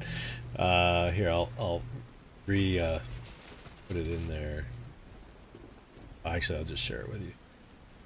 You can kind of hear them sort of mumbling back and forth and just kind of talking, and you guys see that Chatter is able to. Tony, it won't let me. Second. I apologize, everybody. Bear with me for a second. Nope, that's okay. Well, that's weird. Let's retype it. So, Chatter, you're able to kind of sneak up there without any issues at all, and you see them kind of sort of talking back and forth as they do that. Turtle or Snortle, I think you were moving up too. Yeah, that's what I thought. Yep. So as you do, Chatter, you see that it does have that switchback that we talked about, and you see that it kind of enters into the mountain, and there's these sort of carved out steps that continue into the mountain itself and kind of go up. And when I get about right there, here's Yep. what I say. Okay, and okay, sounds good. So you are on the edge, just so you're aware, on the ledge edge. Oh, that's a ledge. Yes. Okay, I'm over here. All right. Yeah, I was gonna say it drops off right there.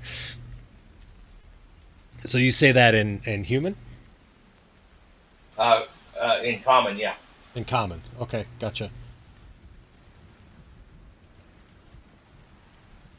And one of them kind of turns around and looks at you. What is the rest of the party doing? Knowing what he's going to do, because that's the only thing he knows how to do is talk, I have tried to maneuver myself up a little bit further as quietly as possible. I'd probably just be following Boxy because I don't really know Chatter at all. I'd Okay. kinda just All right. If follow you're what you trying, do. is anybody else trying to be stealthy? I put a stealth on this. I'll Snortle try. was. Oh, I saw Snortles. Oh, I saw yours halves too. I'm sorry. Okay. I just was curious for the other two.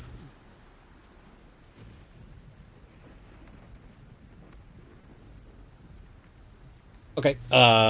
So as you what did you say, Hef? Or not Hef? Chatter. Sorry. I told them that they really aren't paying much attention, and that's no way to be on guard duty. And then they should never stand that close together. It is too easy to take them both out at the same time. You see, one of them kind of turns and looks at you, and as you say that in common, Work kind of says, "How'd you get up here, little one?" He kind of steps over, and you see Thark also does. He's like, "Hey, where'd you come from?" I'm telling you, as for guards, you guys are pitiful, horrible.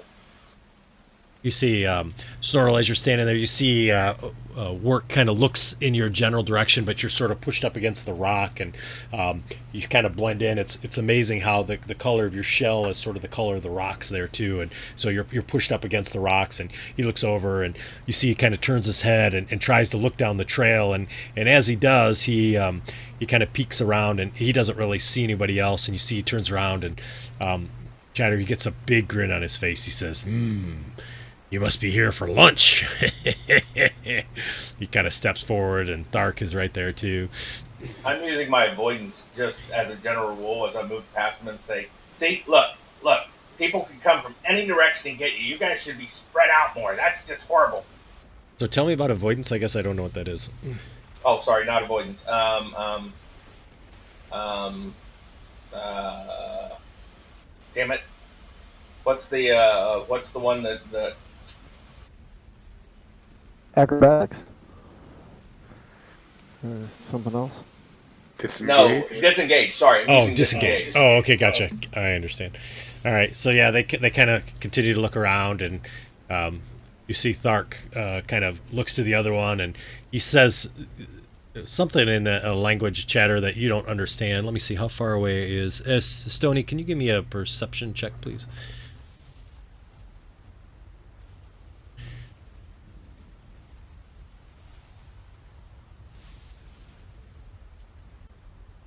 Okay, yeah. So Stoney, you're not able to really comprehend what they're saying, and Thark kind of looks at you and Chatter, and he says, "Hey, come here, little one.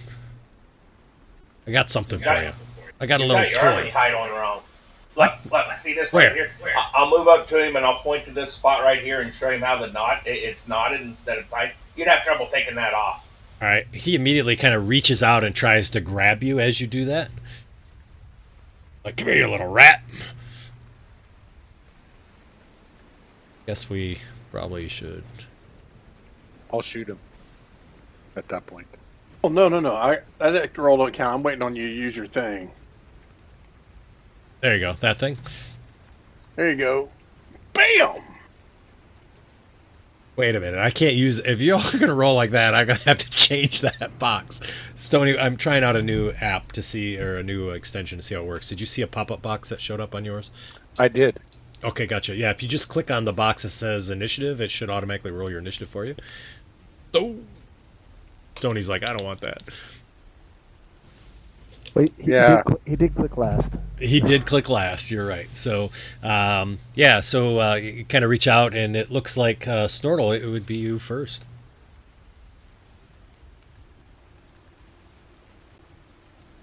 I'll move up there. Alrighty. Actually, I'll move there. Okay. As you do that, you see Work goes, "What?" as you go flying by. Take a swing. Alrighty. That's a hit. Nice job. Make a hit. Massive damage. And then I'll kung fu chop this other guy. All right.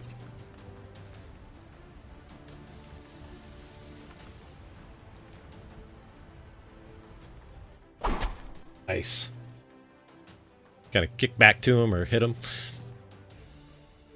Sorry, I moved you. That's okay. I'll move to there. All right, sounds good. As you do, you see Work kind of reaches for you and misses as you're running by. He's like, "Hey, come back here!" Chatter. I'm going to poke the guy in where the knot was. Okay. In his tying on his armor. All right, sounds good. See, that knot leaves you susceptible to this. Is that Thark that's next to me? Yep, that's Thark.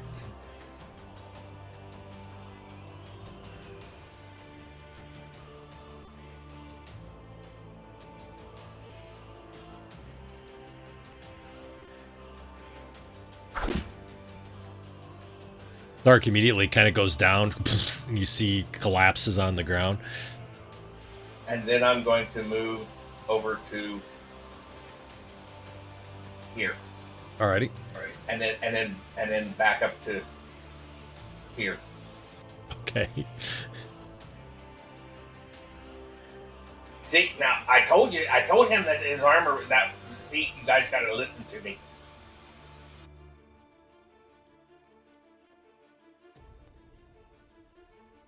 I'm gonna move up there. Alrighty. You see one orc's down already. Yeah, go ahead. Yeah, I'll go ahead and, as a bonus action, cast Hunter's Mark. Okay.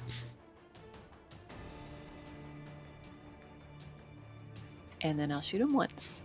All right.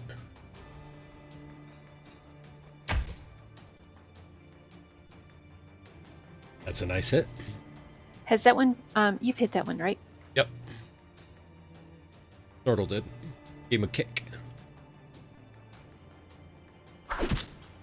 So take that arrow, shoots it right into the back, and as you do, he sort of gurgles something out, but it's so quiet because the arrow went right through his neck, and he collapses down to the ground.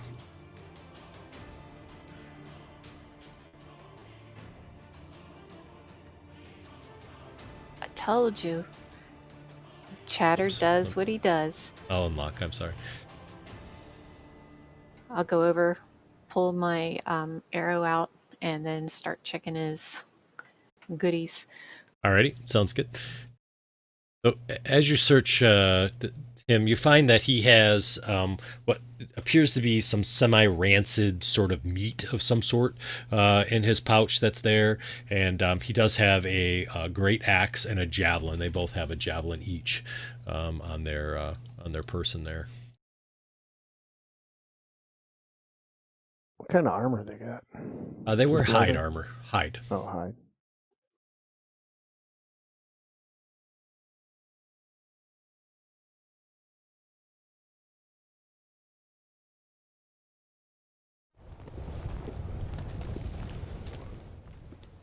Did you hear what he said, Stoney?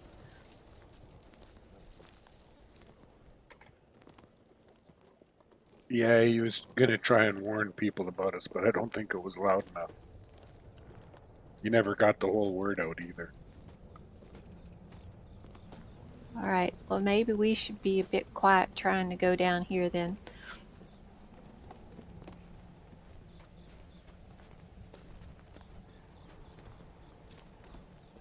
I'll try to stealth along with whoever's in front. Alrighty, sounds good. So you see these steps continue to kind of climb into the mountain itself as you're going in. So they're you're still going up, but it's now diving inside the mountain. And you see that the walls are very rough hewn. The steps have been carved out of stone as you're climbing up through the steps that are there. If you're going to stealth, I will put a stealth up there. Hang on one sec. Let's see. Here we go. And then if you're not stealthing, just click the X in the corner. You don't have to roll.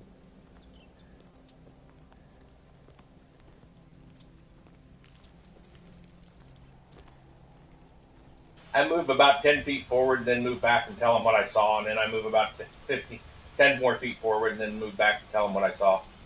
I'll Okay. remind Chatter that we're using our quiet voices.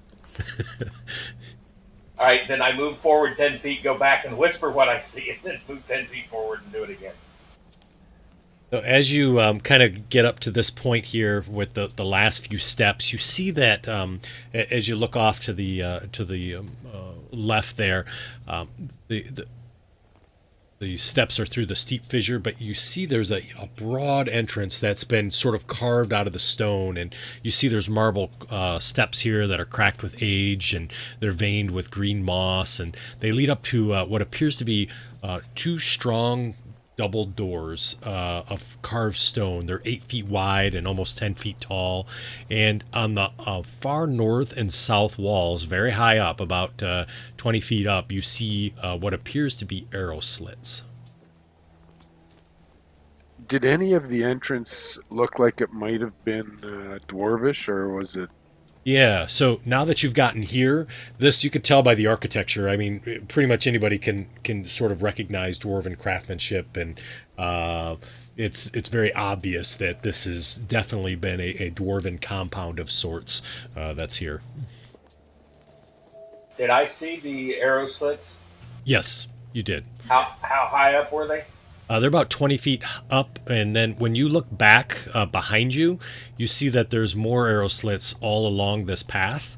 You can see them there, and they were all about 30 feet high, these arrow slits.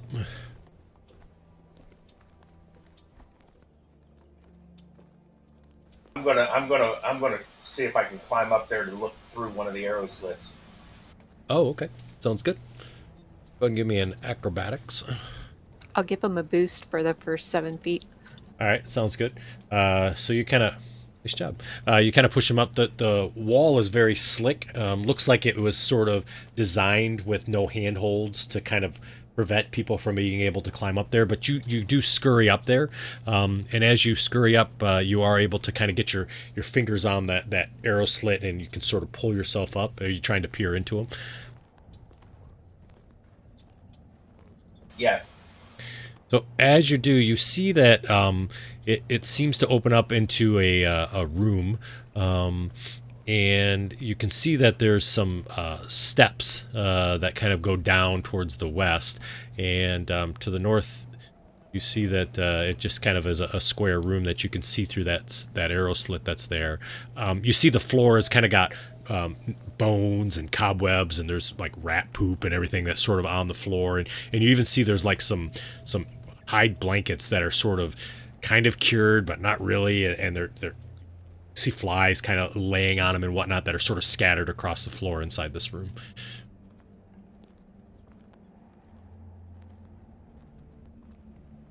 I will scramble back down Okay. and tell them what I see. And it doesn't look like it's been used for a while. By the way, is it lit in here or not lit?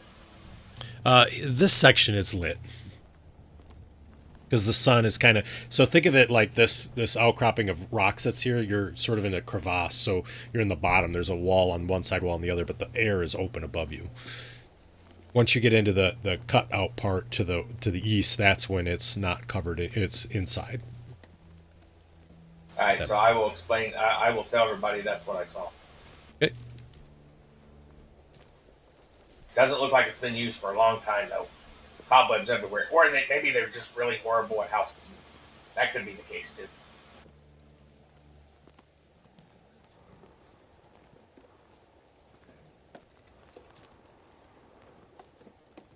Oh, I didn't. Sorry, I didn't have the doors open for you. I thought.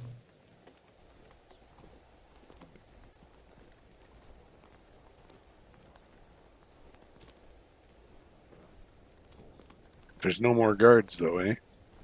No, there's just the two outside that you've seen so far.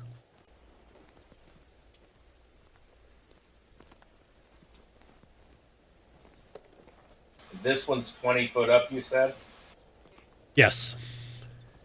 I'm going to try and climb up there and take a look in as well. Okay. Alrighty, so go ahead and give me an acrobatics roll. Foxy boost, please, Foxy.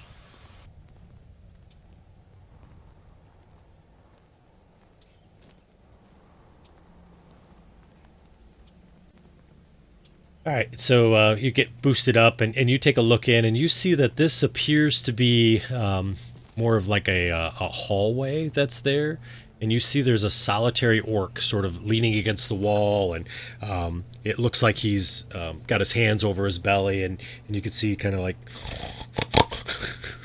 and he looks like he's sound asleep laying there. He's got a stack of 5 javelins sitting next to him, and he has a great axe that's there as well. I'll scramble down, drop on Boxy's shoulders, and then jump to the ground. Okay. There's a guy up there, but he's sleeping. Is it an orc? Yes, it's an orc. All right, it's a longbow, not a javelin. I misspoke. Sorry. It was an orc, wasn't it? It was an orc. Yep. Okay, good. One orc, but he's leaning against the wall sleeping. He's not a very good guard either.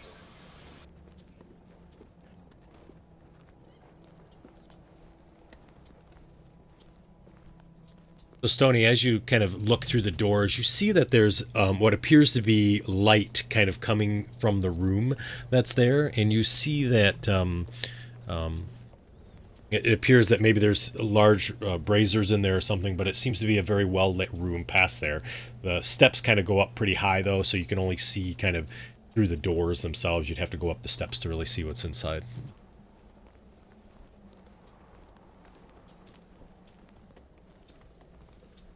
Yeah, I'm waiting for the sneaky fella to do that. Uh-huh. Sorry. He's moving. So, as you get to there, you kind of see these large doors, and there is, in fact, a fire that's there. And you see the great door opens up into what appears to be a very large hall. And there's sort of this narrow ledge just past the room. And it overlooks sort of a deep and dark crevasse that sort of cuts the room in two. And you see there's a very dangerous appearing rope bridge. So it's got, this picture shows wood slats, but it's not wood slats. It's actually, it's a 3 rope bridge. So you've got 1 rope down the base that you'd walk on and then 2 to hang on to, if you've ever seen those before. And you see that it appears to be frayed and thin, but it does spawn the gap. Down below, you hear the sounds of kind of like water gurgling and rushing, as if somewhere far below there's maybe a river. You do see there's the 2 copper braziers burning brightly on either side of the door, and they seem to be illuminating this side of the room. The other ledge is sort of barely visible on the other side of the chasm, as well as the wall. I whisper back and tell him that there's a rope bridge over here and a couple of lights and a big chasm. That's a hole in the ground. And then I will proceed to move up and look at the rope bridge and look at the water down below, or whatever's down below. Alrighty.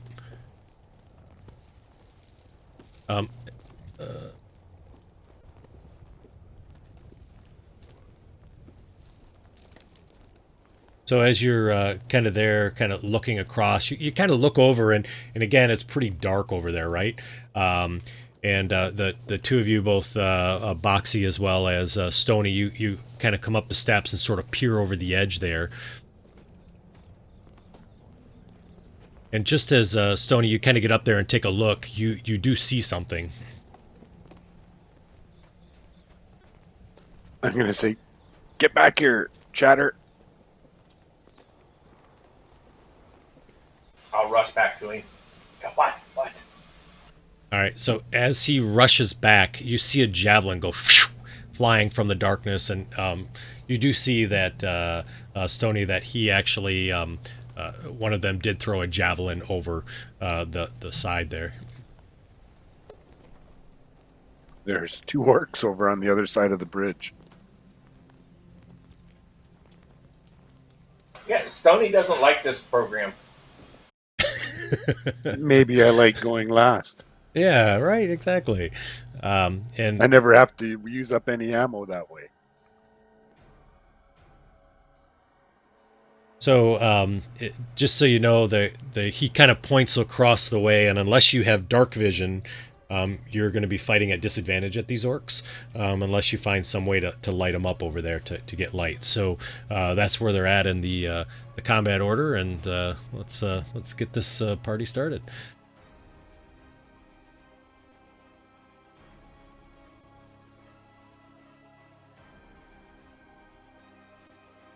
Half is All up right. to you. Guess I'll move up here. So, light is an action, right? So, does Boxy have her bow out? I do. I'm gonna cast light. I'm gonna touch her arrow and Okay. cast light on it. Alrighty, sounds good. So you put light on one of those arrows that's there. And then I'm gonna back up. All right. Go to there. That'll be my Okay. turn. Gotcha. Snortle. Snortle does Step of the Wind. Step of the Wind. Tell me what that is. I can dash as a bonus action. Alrighty. Or I can sounds good. disengage or dash. That's spend a 1 key point. Alrighty. So the bridge is difficult terrain. Oh, shit.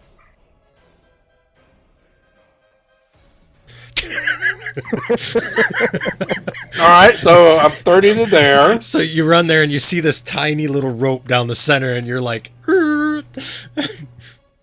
I'll move So you. let me start figuring out the rest of it. That's 30. Yep. So that means I have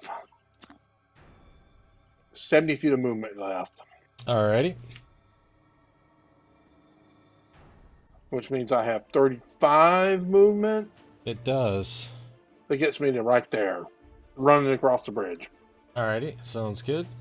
Checking something here real quick. Yeah, I need a dex roll from you, please, or an acrobatics. Okay. So you see Snortle kind of starts running across this bridge. The ropes, the side ropes, sort of bending from his shell as he's running around. Right, it's sort of like this wave of rope moving. Do you want to do your thing? Oh yeah, How I much keep does forgetting about Snortle weigh? it. I forgot about it. Thank you. 400 pounds. Yeah, the rope is like bowing like something fierce. Whoops, that went to everybody. Sorry, I'll learn eventually. So, all right, I do You're like gonna that. need one from I us like as that well. feature. it's pretty nice. I just have to remember to use it. Sorry, what was that, chatter? I said you're going to need one from anybody who's wanting to go across the bridge anyway, right? That's true. That's very true.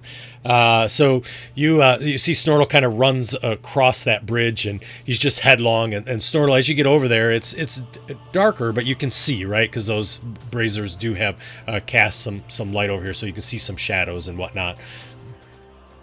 All right, and that will. Well, I didn't get close enough to do anything. Well, I guess I got to throw a dart as my action. You know what? I will dodge as my action. Alrighty, gotcha. And is that where you stopped? Is right there? Yeah, that's basically where I stopped. So so he's literally like blocking the way off the rope ladder, right? Because he's right on the edge of that ladder. Just so you know, so you'd have to go past him to get off the bridge if you're going to run across it. Always jump. That's true. You could. Of course, you're running across the rope ladder, but yep, you could. Alrighty. You got my roll, right? I did get your roll. Okay, so we're going to move across here. All right. Remember, it is difficult terrain. Right. So there's 10. Yep. Oh, wait, I got to double check something. So you've moved 10. There's 20. Okay. Now, I have 25 feet. If I do a double move, can I actually get 50, or is it going to be 20 and 20? I misunderstood what you were asking. So what's your normal speed? 25. So if you did a dash, you'd get 50. Right, but I didn't know if the 25 was meaning that I was only going to get 2 spaces and then 2 more spaces on the bridge. You understand what I mean? Oh, I gotcha. I understand. Yeah, we'll just do it as a 50, and you already moved 10, so yeah. There you go. Yeah, so that would be my move right there. All right. So you see Chatter kind of runs across. He's about halfway across the bridge as he's wobbling through, and he seems to be balancing pretty well on that rope bridge. And yeah. Snortle's off. And I will say hi to them as I'm moving over. You guys did a really good job. Your aim is not very good, but you did a good job noticing us over there. That was pretty impressive.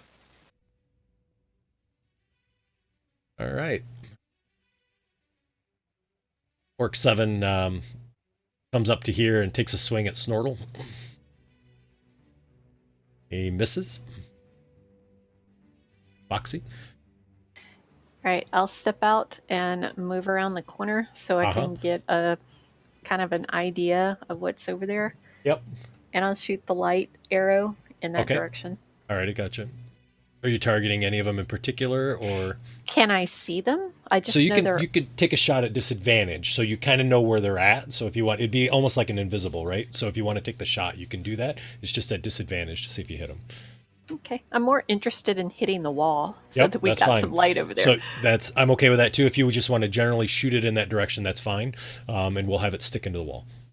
All right, that's what I'll do. I'd rather have that so that we get rid of the disadvantage. I had a feeling.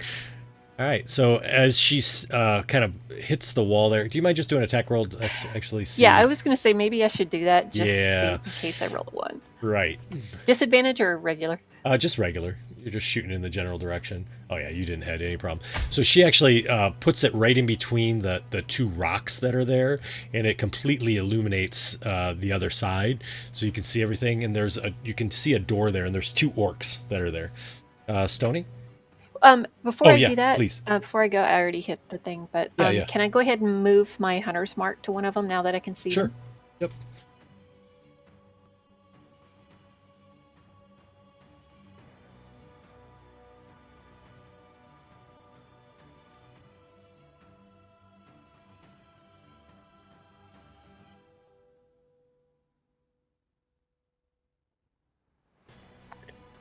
I can target that guy in front of Yep. Snortle without any absolutely can. problems. Yep.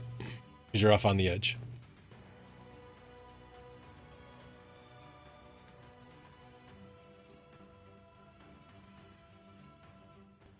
I haven't shot my bow much. It's a brand new weapon here, Snortle. You might want to duck in your shell. It's probably a short bow. I was waiting for that. It is. Oh, and it goes wide, hits the rock. Of course it's a short bow.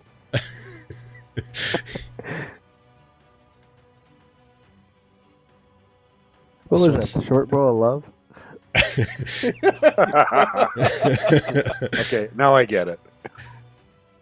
So the other orc kind of runs up, and as he does, he puts his hand on your shell and pushes. In either athletics or in acrobatics. Oh, no, acrobatics. All right. Sorry, I didn't click on it. It's okay. You got a 15. Oh, nice job. So he kind of pushes against you, and as you do that, he sort of turns and he kind of steps forward a bit and then steps back as he tries to push you over. F.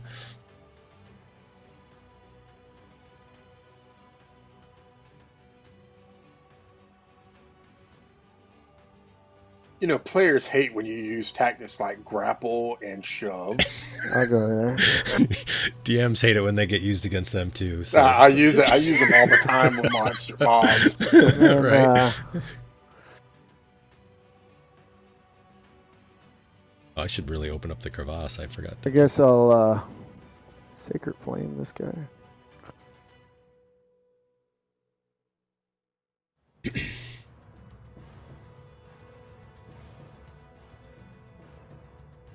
He fails, so you kind of hit him with the Sacred Flame, and oh, I forgot. We have some music.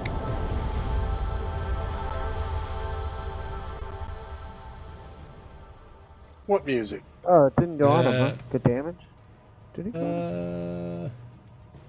Yeah, it did. It applied to him. Okay. Yep.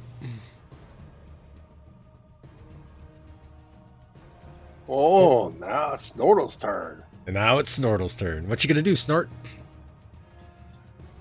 I'm going to move to there. Alrighty. Can I fit through that little hole there? If you squeeze through, yeah, difficult terrain, yep. So it counts as double. I still got plenty of movement, but I'm going to have to take a whack if I do that. How far are they from the ledge? So they are 5 feet from the ledge. So that if I show- well, yeah, it's 10 feet actually, because remember you were kind of standing on the ledge when you were in there. Yep. All right. Yeah, you're not gonna let me shove him off. Sure, I Okay. would have. Well, there ain't no way of doing it. I think there's something later on I could do to do that. Probably. All right. Yeah, I'm gonna whack him with the my quarterstaff, Okay. or not, and then I will make a Juno chop. Alrighty. Oh no! Ooh, that was close. And then I'm gonna, since I did whack him that time, I'm gonna continue to move to the doors here. All right. Squeeze. I can do that. Okay. Oh yeah. So you see your shells all scraped up as you squeeze through. All right, Chatter. Oh no, your paint job. I know. Now it just says Snortle's weed. It says snort weed now. Snort weed.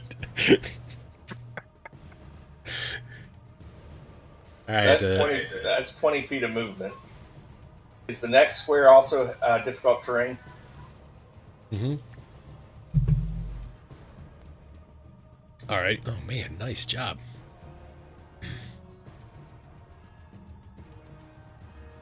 So that's 20, and that would it's going to take a double move for me to get to the end of the bridge, correct? And 20, yes.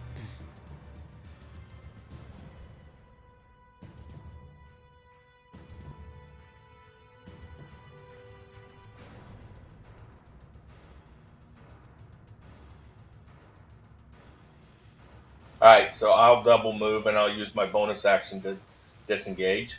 Alrighty, gotcha. Sorry, I moved you there, and then you can do your remaining.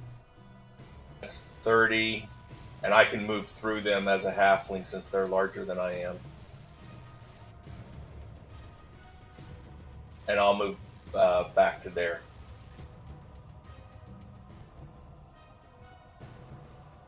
Right, because of my ability of halfling nimbleness, Right. it doesn't cost me double move to move through someone bigger than me, right? Right. Okay, that's it for me. All right. So, this orc brings his weapon down and cuts one of the ropes, and you see now one of the ropes is gone, and there's only 2 ropes. It's a lot more difficult to come across that bridge. I will tell him that that's a really good tactic that he's doing there. And then he steps forward towards Chatter. Up to there. Oxy. I'll just take a step forward and Alrighty. I'm going to shoot at the one who's going after Chatter. Okay. Nice shot. And he's been hit.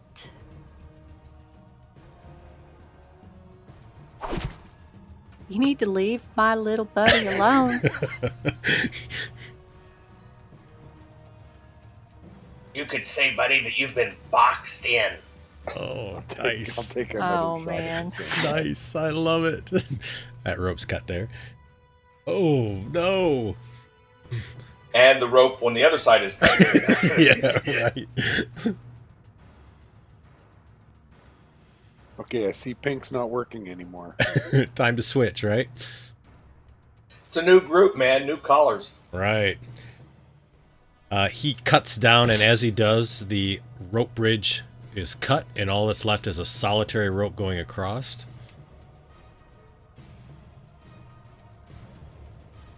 F.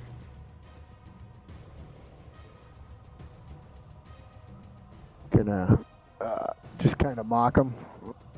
Okay, yeah, sounds good.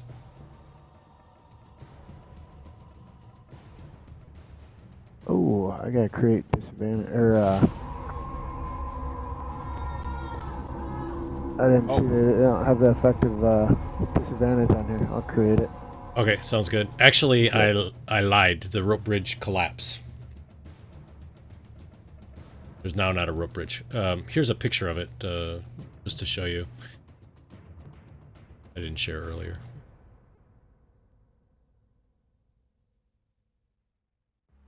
Wouldn't the foot portion be tied off as well? Well, I just read the description of the adventure, and it says if both ropes are cut, it collapses. Oh, okay. Hey, that's me going across. That's pretty good. I know, right? Is that what you look like without your shell? That was Chatter that said that, not Oh, Snortle. okay.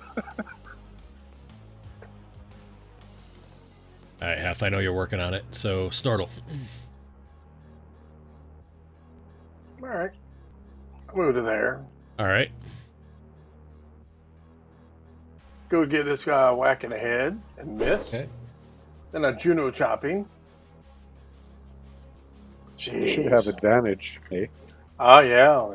You're right, eh? Yeah, On both of those. yeah. Well, that one's still a miss. Oh, Oops, my well, goodness. I think. Yeah, I'm sure it is a miss. Oops, -9. But Yeah, anyway. it is a miss. That one didn't know. There you go. He, It's not going to matter. I don't think so. Nope. And I'm like, come over here, Mr. Orc, between me and my friend. Actually, you know what? I'll go ahead and move around to there. Okay. Squeeze again. Alrighty. I will move up beside him, and as I'm explaining to him how that was really good tactics, his major mistake was leaving his back exposed to the people that were on this side already. Ah, good point. And then I will attack him. All right.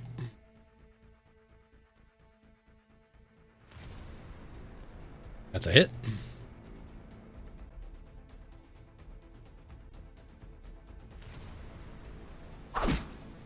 Nice. And then I'm going to move back over to here and go in this little crevice. Okay. Sounds good.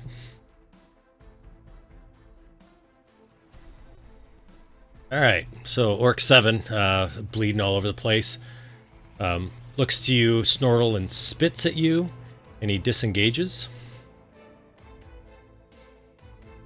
And he runs to the door. He opens it. Strength check. Oh, wait. And as he opens it, he yells.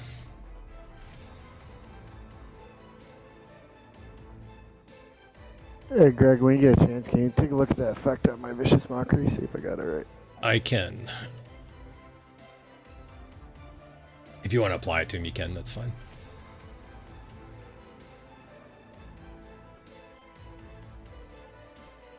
I don't know if that's right. Yeah, I think pretty close, I think.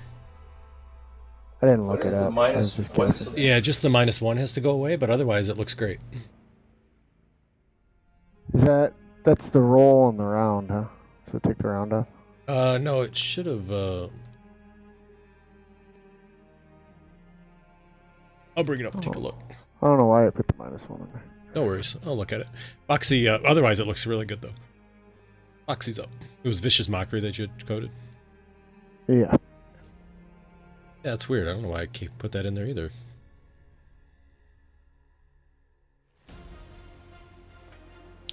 Great. I'll go over there and start pulling up the rope.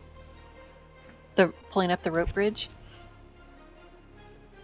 Okay, yep, sounds good. And yell out to Snortle and Chatter. You might want to block that door over there, y'all. So my plan is just to pull the rope bridge up and then try to find some way to like toss a rope over to them later, Gotcha. like next round. Yep. Kind of tie the end type of thing. Yep. Yep, that's like that. All right, Stoney.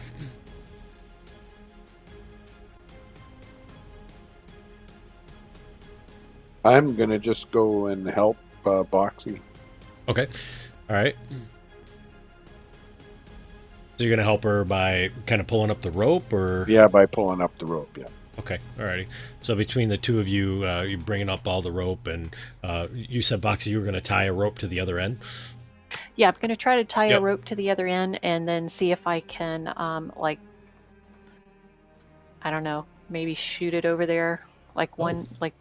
Oh, over, okay. like shoot it over. I gotcha. Yeah, yeah. So between the two of you, since he's helping you pull up the rope, you have time to pull up the rope and to tie a new rope to it. So that way, both of you doing it together will get that done in one turn.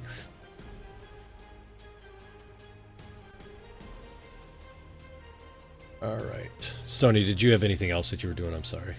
No, that's it. All right. All right. So at that point, you see the opposite door opens, and another orc is there. And he has a buddy behind him. Right there. F.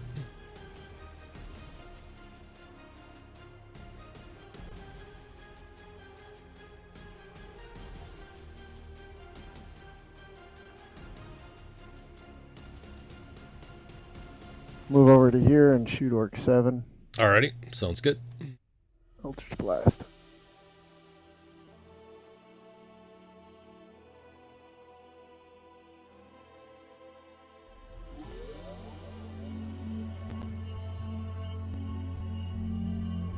Nice.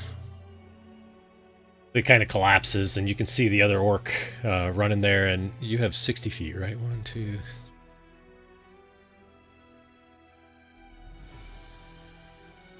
We got a light over there too now. You do, yep. Yeah, that's what I just marked out. Alright, that's a hit. There you go, Snortle. Nice.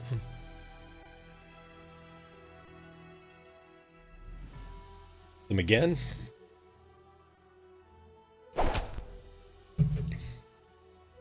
And I'll move back around there. Alrighty. Oh no, there's more orcs. You know what? I was going to say I was going to shut the door, but it's too late now. I was just going to type to you that, so you see another one kind of running. They all have their battle axes, or their, battle axes, right? Yeah, great axes out.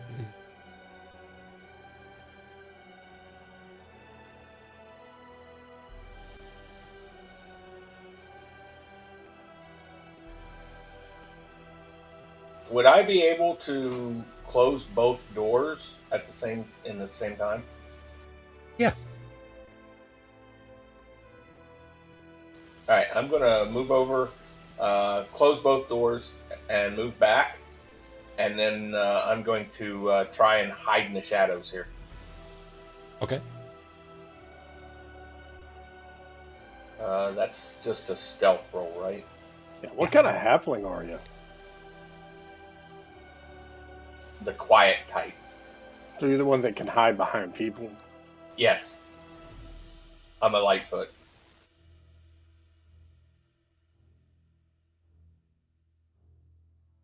Oh, and that's my turn, sorry. Okay, no worries. I forgot you were moving back and forth. All right. All right, I'm gonna try to tie off the end of the rope, and Yep. then just try to like hit one of the like one of the pillars or something over there, Yeah. just so that it's over there, so that hopefully they can tie it off. Gotcha. So, are you trying to stick the arrow into anything in particular, or are you just shooting it over there and generally? Trying to hit the wall, or Okay. somewhere over there where I think Yeah. it would stick. Perfect. You can make an attack roll at disadvantage. The weight of the rope makes it hard to fire that arrow. Yeah, I figured. Yep. Look at that. So she shoots it over, and as she does, it goes right into one of the crevices in the rock, and it pins in there, and there's now a rope going across the area.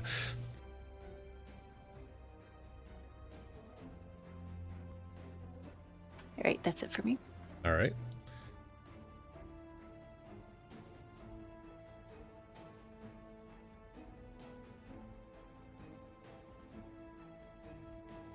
Stoney.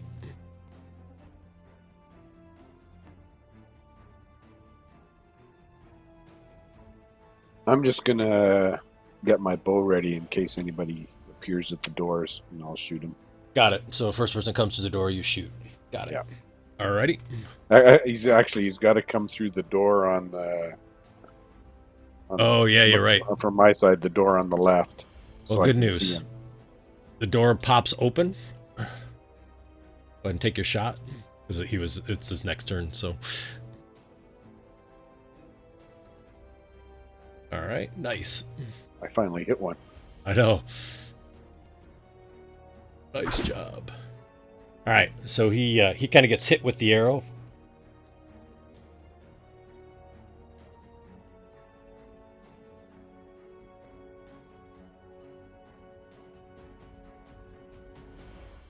Sorry, I apologize. I'm just scrolling up to see if there was any stealth or try to hide checks from Chatter. Chatter, did you try to hide at all? You did. I did. I gave you a stealth roll. Oh yeah, I see it. So immediately he gets hit with the arrow and he kind of staggers back and immediately looks over and he sees Chatter, you kind of hiding, and he grins really big and he steps towards you. Maybe I shouldn't have said that out loud. And he tries to stab you with his great axe or poke. Oh boy! So he. Would you be so kind as to re-roll that, since I have second chance? Sure. So he swings and misses. As he takes the swing, kind of bounces off the rock. You duck your head down just in time. Hef. All right. So I can't see that orc now, huh? No, he's completely behind the rocks there, unless you move to the other side. I'll dart over here. Can I see him from there? Now you can.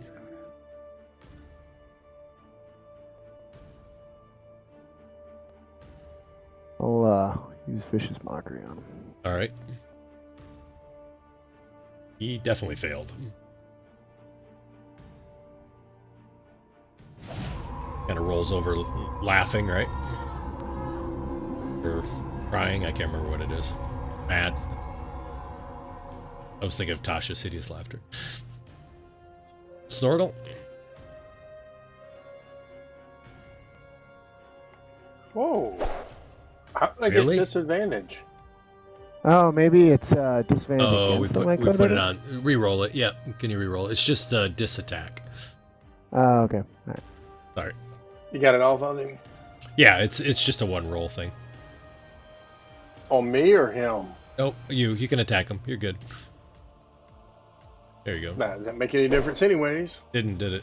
Yeah, but you should. Oh no, you don't have advantage right now, do you? Mm-mm. There you go. That one hits. That's how it always goes for monks too. It does, doesn't it? Right? They'll miss with their weapon and then they'll hit with their kung fu chop. All right. You see a second orc appears.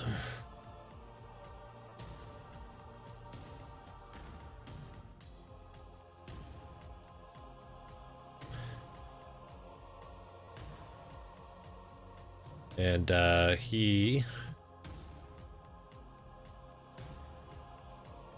drops his battle axe and throws a javelin. 30 feet. 10, 15, 20, 25, 30. That's what I thought. At disadvantage.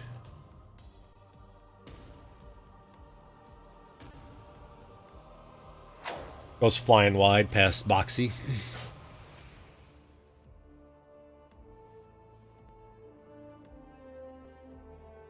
I don't know if I've ever seen anything in the game about that or not.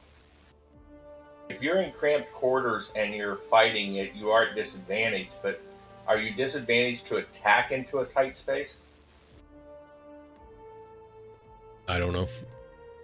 Alright, I'm going to tell the guy that attacking into a shadowed area is really not very good. And I'm going to take a swing at him. Sounds good.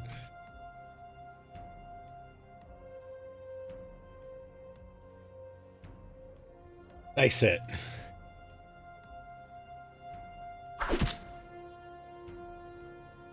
All right, he kind of falls backwards.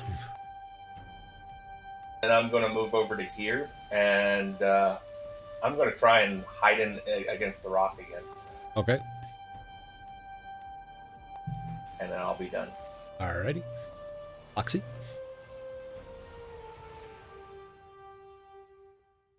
If I step there, can I get a good view of the orc? Yes, you can. All right, bonus action. I'll move my hunter's mark to him. Uh-huh.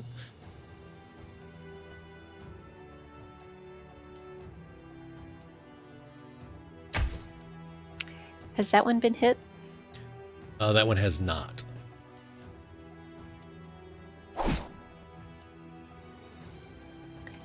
And that'll be my turn. Alrighty.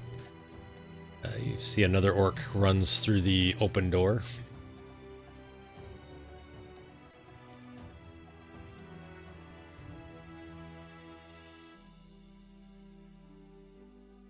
Runs to there and also throws a javelin.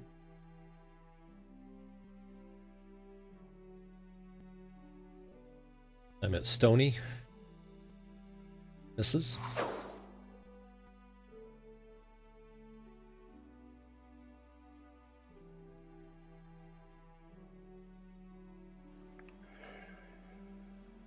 Well, I guess I'll try a shot at the guy that just entered the room. Alrighty, and as he threw that javelin and missed you, he did yell back at the his cohort that's wounded.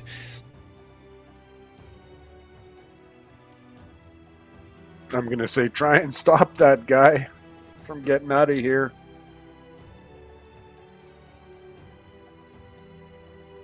I yell that across the bridge. Alrighty, sounds good. Guys over there.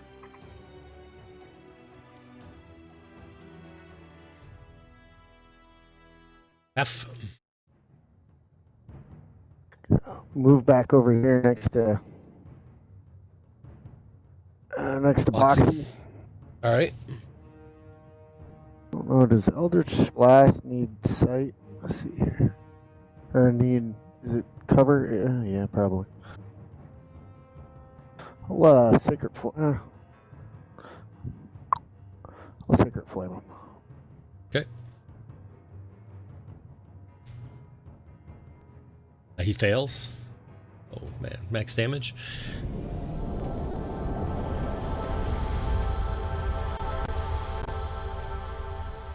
Snortle. Is there one down? Well, he's healthy.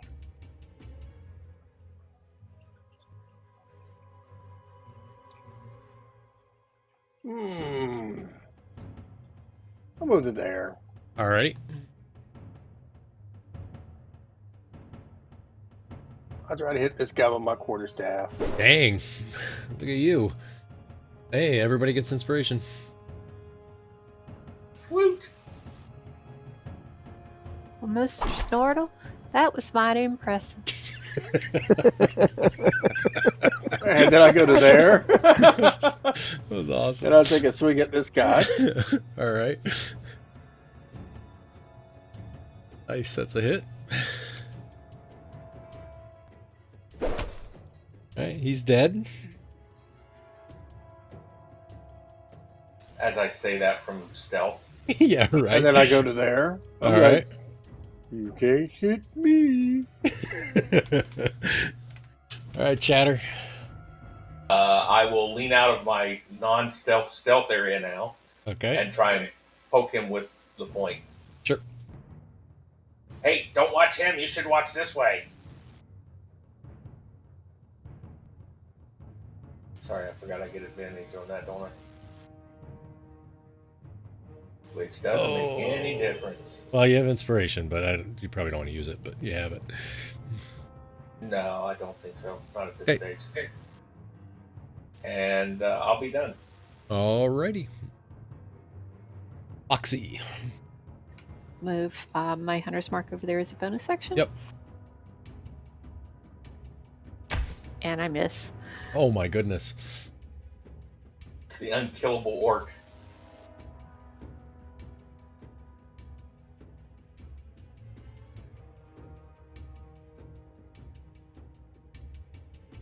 The orc grabs onto the rope, pulls it out of the rock, and it falls down into the crevasse. That was my favorite arrow. Stoney. Oh, you shouldn't have done that, buddy. You just pissed her off. I'll take a shot at him again. All right. Oh, Oh, come on. wiry. Way to dodge. You're doing an awesome job, man. Right. F. Are all my arrows shattering against the rock? Yeah, every single one, man. It's ping, ping. You seem like firing off, right? Look like ricochets. Oh, just Oh, my- blast them. Holy crap. All right. Four. Oh, he's Take that. not dead. Holy smokes, that's terrible. Okay, rend armor, huh?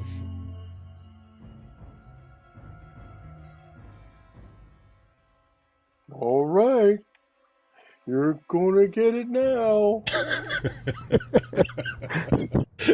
That's a hit. And I give him a Juno chop just for good measure. Hi-yaka! And do I see any more orcs coming down the passageway? You do not. That is the last orc. I shut the door. Shut the door. Alrighty. I'm going to move over next to him and say, was there any orcs on the ground on the other side of the door? Maybe we should open the door and bring the orcs on this side of the door. What do you think before we shut it? I You think that's a good idea, do you? I'll start to open the door. don't know. Okay. So you open up the door. There is a body. There's I a think body. I think there's one body on that side. I will grab a hold of the body and start tugging.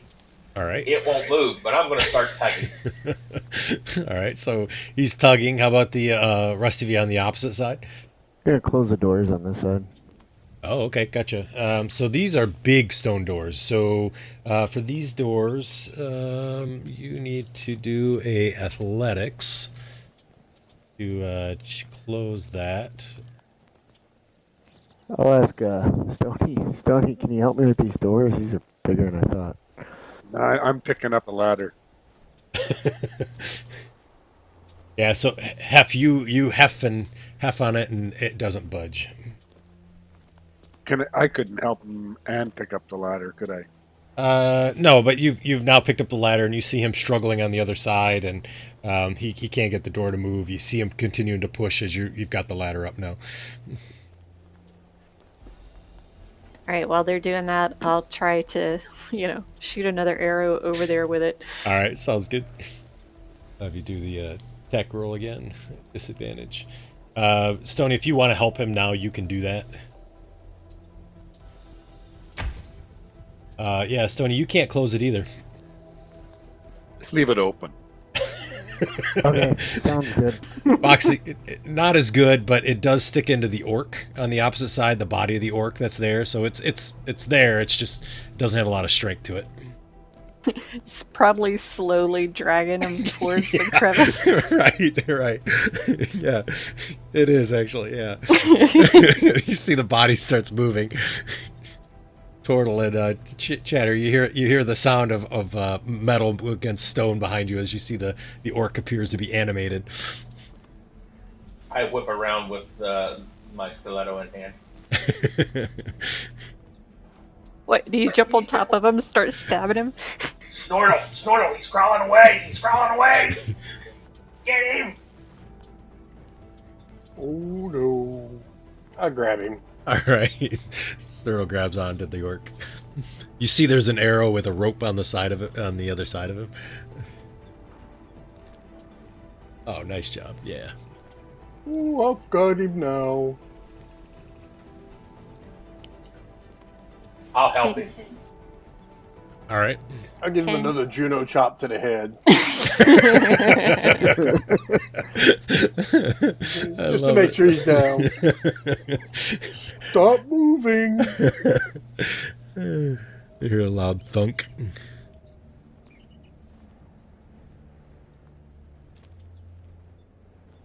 You might want to tie that rope off somewhere.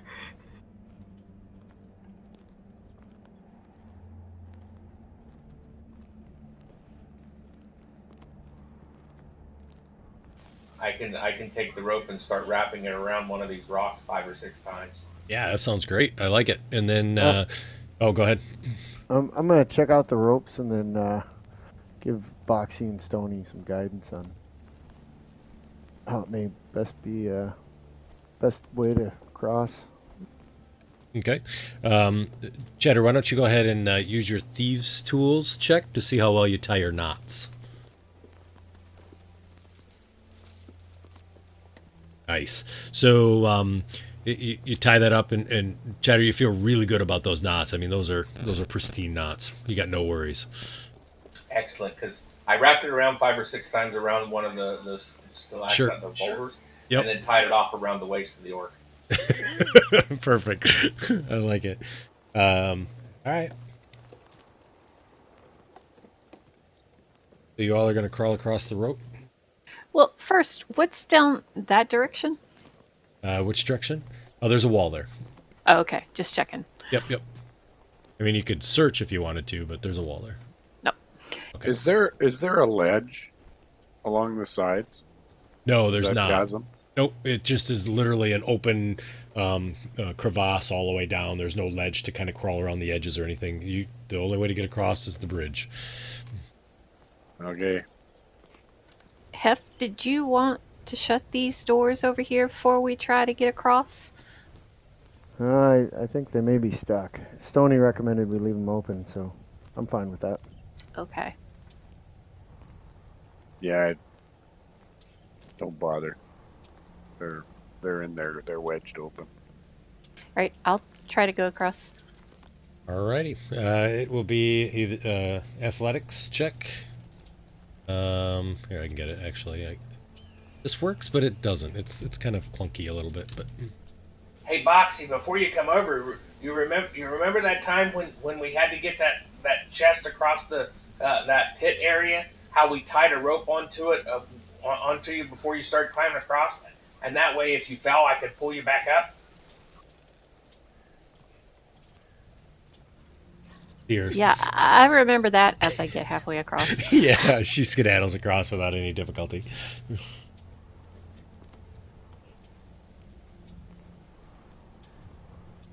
That's actually a good idea, Chatter. All right, who's going next? I'll go. All right.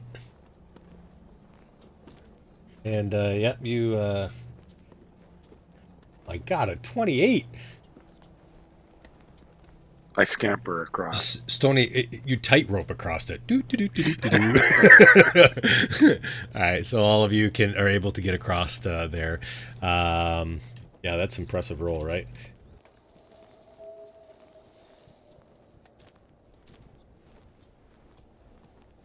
Only one way to go. Okay, it's any simple weapon that you don't have two-handed or the heavy property. So, yeah, I could use a javelin. I'll take a couple of them. Cool. I put them in the party sheet. Okay. Who's carrying the light source? I pick up the arrow that has the light spell on it. Alrighty, sounds good. Sorry, I'm eating ice cream, so my mouth is cold. I get it. I'm eating chips, so Cheetos here. I'm gonna touch the arrow and recast light on it. Okay. All right, sounds good.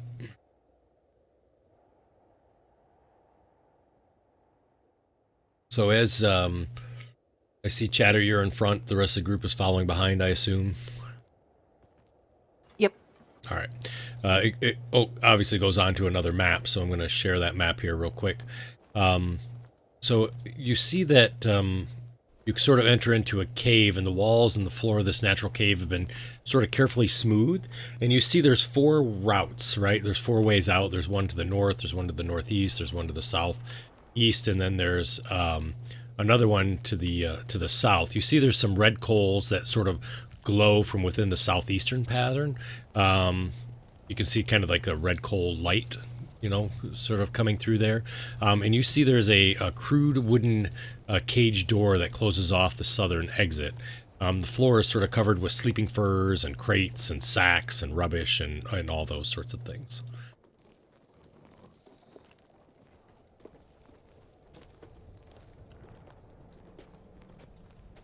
And I'll put everybody else on the map here in just a second.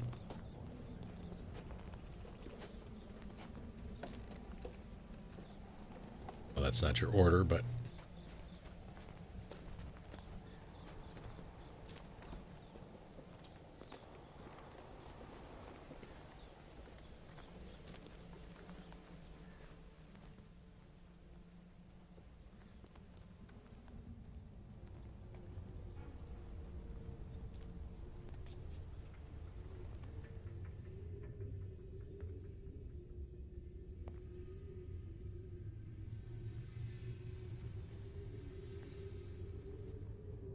What is that to the south?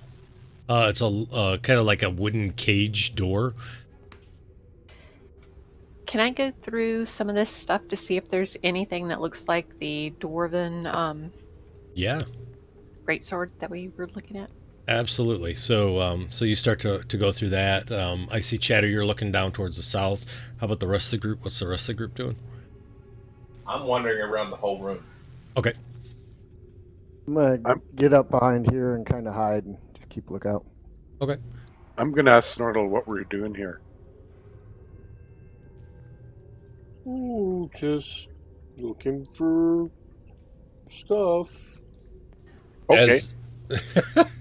As You know, Mr. Stoney, if you would just not smoke that weed, you probably would remember everything that we just talked about earlier. Where, Sistirin the Wise told us to come up here and look around.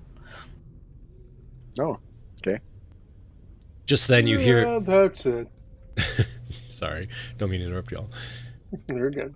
He hears you hear two human voices kind of call out and say, hello? And they're kind of behind that crude sort of gate. Hello? And you see a male and a female. They appear to be probably in their late teens, early 20s, come running up against there, and they're all dirt covered, and their clothes are all tattered, and the male has a large gash across his head, which appears to have kind of healed and is all matted with blood, and she's got a bunch of bruises on her face, and they go, oh my god, it's an orc, go away! And you see they start to run back as Stoney steps up. I smile in my way. And they continue to run back into the corner and sort of cower.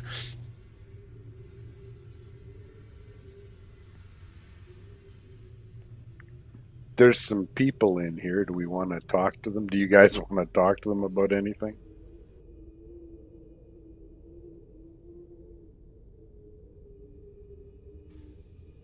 Can I you're fit afraid through the of you, bars? Stoney, I'll talk. You want me to move away?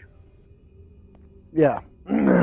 Yeah, I'm half. We're Venture is here to save you, as I look like a devil, so. Yeah. So they sort of scream out in horror again, ah! And they're kind of cowering, and they're like, they finally come for us. I'm trying to squeeze through the bars. Did you get that roll? I did. So as you try to, you kind of squeeze and you don't quite fit, and all of a sudden one of the wooden bars sort of break, and then you can kind of get through.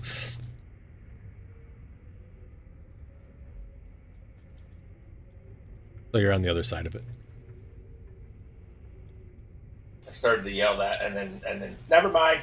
All right, gotcha. And you see that they're just kind of hiding, and they see you come through, Chatter, and they're like, "Are you a devil too?" Ah, there's something else behind you. That's Foxy. I'm Chatter. We're adventurers. We're here to help. And you see they seem pretty petrified. You guys don't look like you're in very good shape. Have you been here a while? You look like you haven't eaten much. You want some food?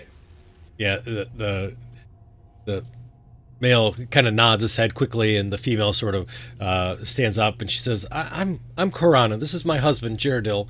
We were taken from our farm, and, well, yes, if you have food, and I start giving them some before they even answer the question. okay. So they just sort of, you just kind of throw it at, they're just kind of like putting their hands out trying to catch it. I throw out 2 days worth of rations. All right, gotcha. They're like trying to catch it. One of them falls on the ground. You might want to get a bath sometime too. You kind of smell a little bit, but I wouldn't say anything to anyone else. One of them looks at you and they says, "Where are the orcs?" Oh, well, we killed some outside. Oh, yeah. Can you get us out of here? Sure, just crawl through this hole right here, like this. You see, Korana comes over and she's like, "I can't fit through that hole."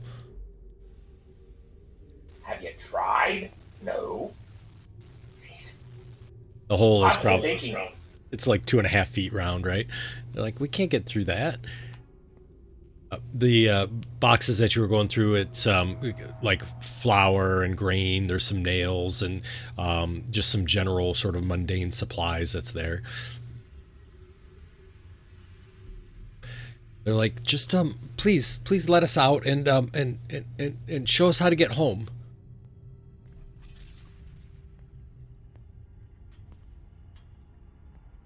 I'm gonna take a sack of flour, Greg. Oh, okay, sure, sounds good.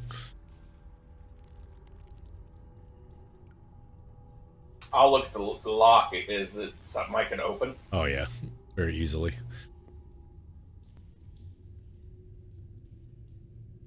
Yeah, you quickly pick the lock. It's something that you had trained as with a kid, right? It was like one of the first locks you've ever used. It unlocks. They come out and she quickly gives you a hug, and he sort of wanders out too and sort of looks up at Boxy as his head kind of bends back and his neck is all the way back, looking all the way up at her. I give him a hug since she gave me a hug. Yeah, he's sort of startled by it. He didn't expect that. Verana says, maybe we should stay with you all. We don't know if there's any more orcs. They may collect us up when we're trying to get back home.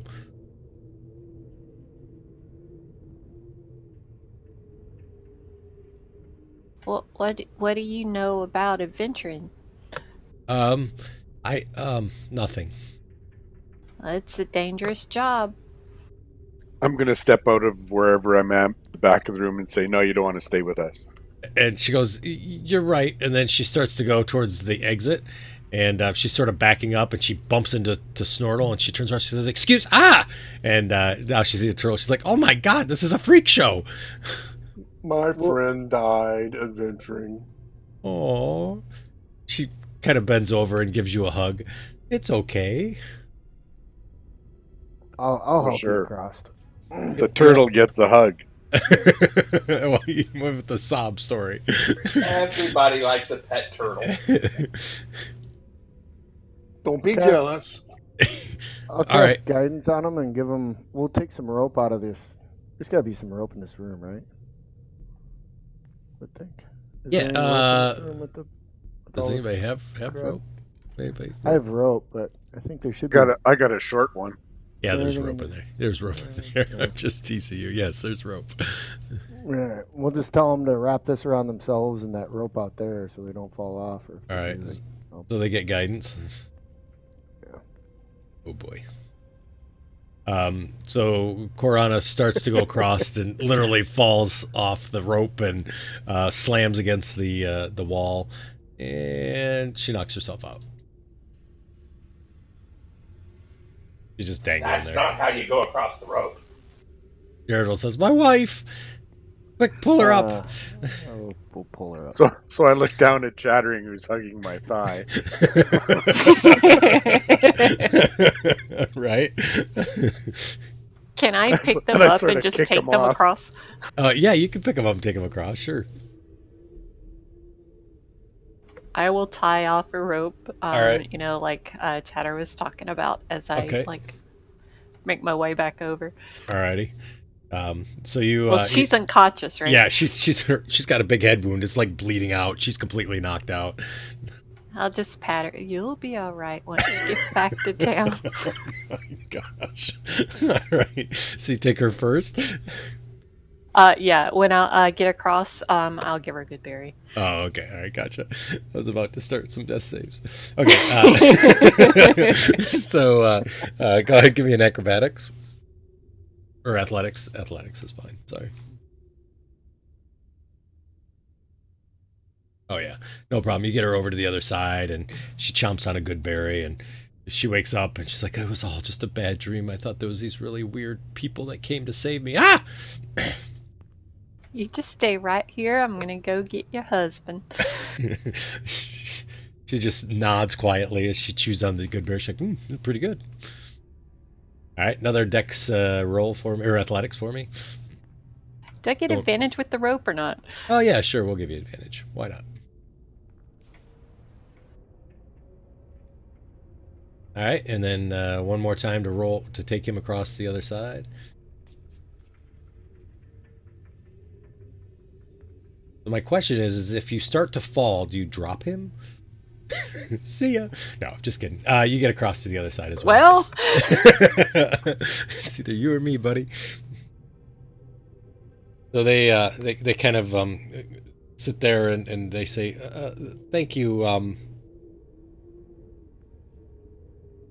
Thanks. I'm Boxy the Ranger.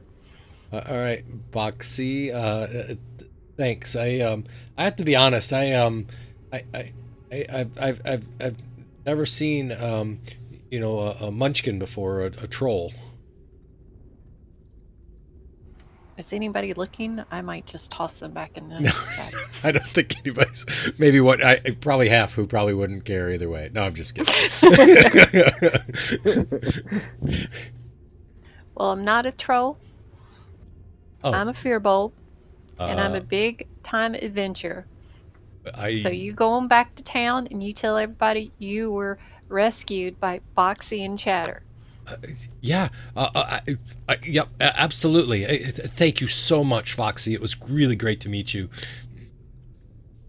I'll just pat him on the head and go All back right. over. Okay, sounds good.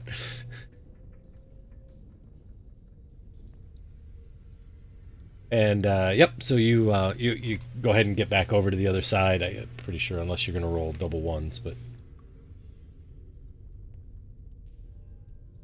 I probably would at this no, point. yeah, no, you're fine. All right, so you come on back across. You got your rope and everything. So looking in the passageways seem to kind of cut, kind of curve and wind and whatnot in the different directions there for the people that are peering around.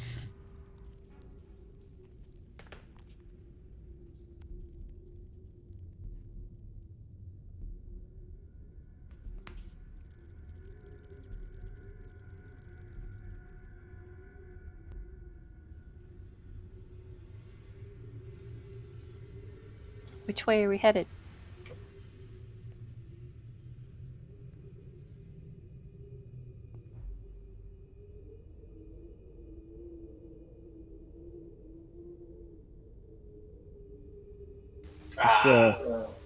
Oh, I start very good. spinning around and I stop and I point south.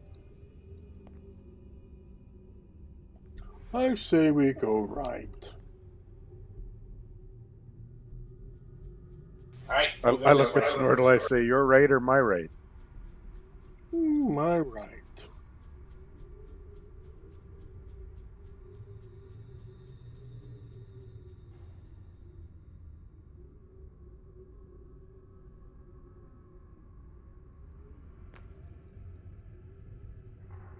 All right, so as you head in that direction, you see that it opens up into sort of like, whoops, oh, I didn't want to do that one, sort of a cavern of haphazard boxes and crates and sacks that are just kind of piled up everywhere, and they're piled about 10 or 15 feet high.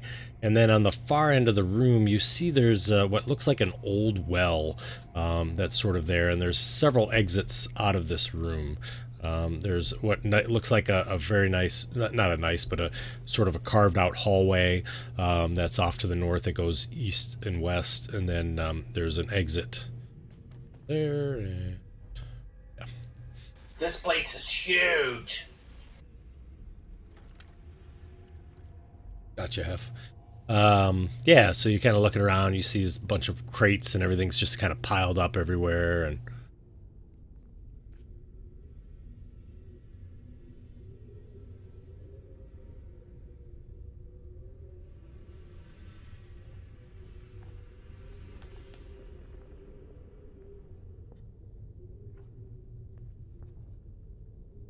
so those boxes there are stacked pretty close to the ceiling, but there is a small, like a little area that you could climb around to the other side behind them if you needed to. I'm sorry, nope, the one you were just at, one before that. Be peeking through here, see if anything pops magical. Oh, okay, gotcha. Just different wood stuff. Yeah. So you're kind of peering around. How about Snortle and Stoney and Foxy?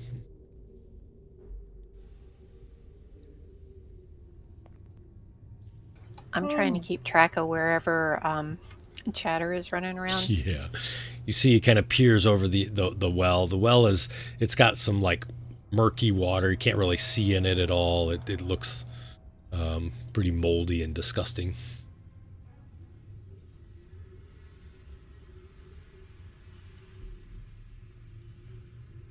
You said these were stacked up to the ceiling? They were. And then Stoney, on that wall there, you see all along the wall there, there's like just carvings and writing, and there's sort of like orc hexes and curses written in orc and everything that's sort of there. You do see there's a door at the end of the hall there. And then there's the hallway continues off in the other direction and heads towards a door as well. Does it the door? No, it just continues westward for about 50 feet. You see some stairs that are off to the left, and then it turns to the right, the passageway.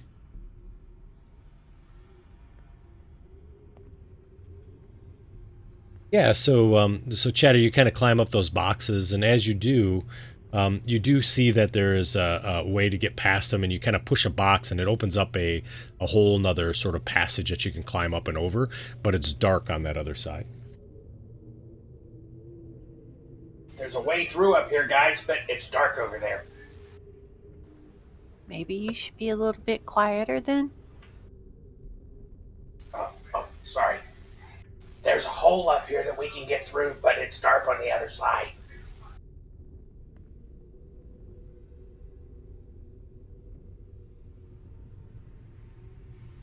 You see he's kind of up on top of those boxes there. So you see this is a kind of another passageway that kind of goes through, kind of winds around.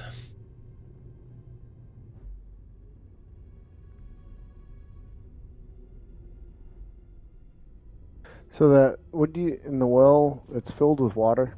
Yeah, it's water. And It's kind of dark and murky, and it's got like some pond scum kind of on the top of it.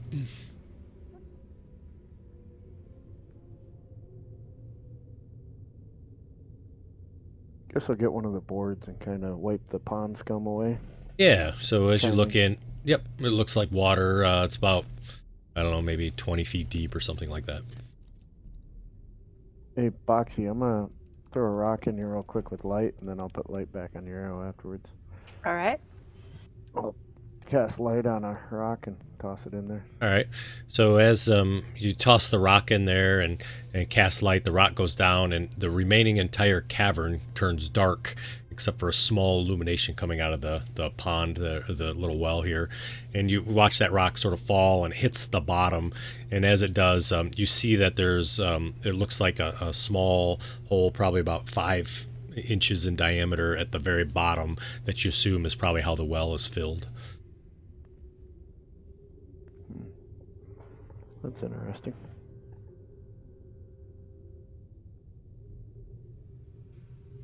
I'll cast light on Boxy's arrow. Okay. Yeah, the room relights up again.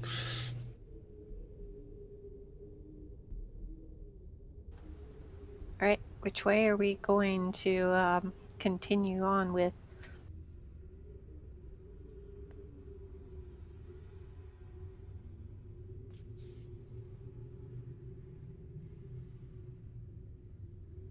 I guess I'll start moving some of the boxes out of the way quietly. Yeah, so after a couple minutes, you're able to do that. I'm scrambling through the hole. Okay. So you get those boxes kind of moved out of the way and whatnot, and you see you're all able to kind of climb through.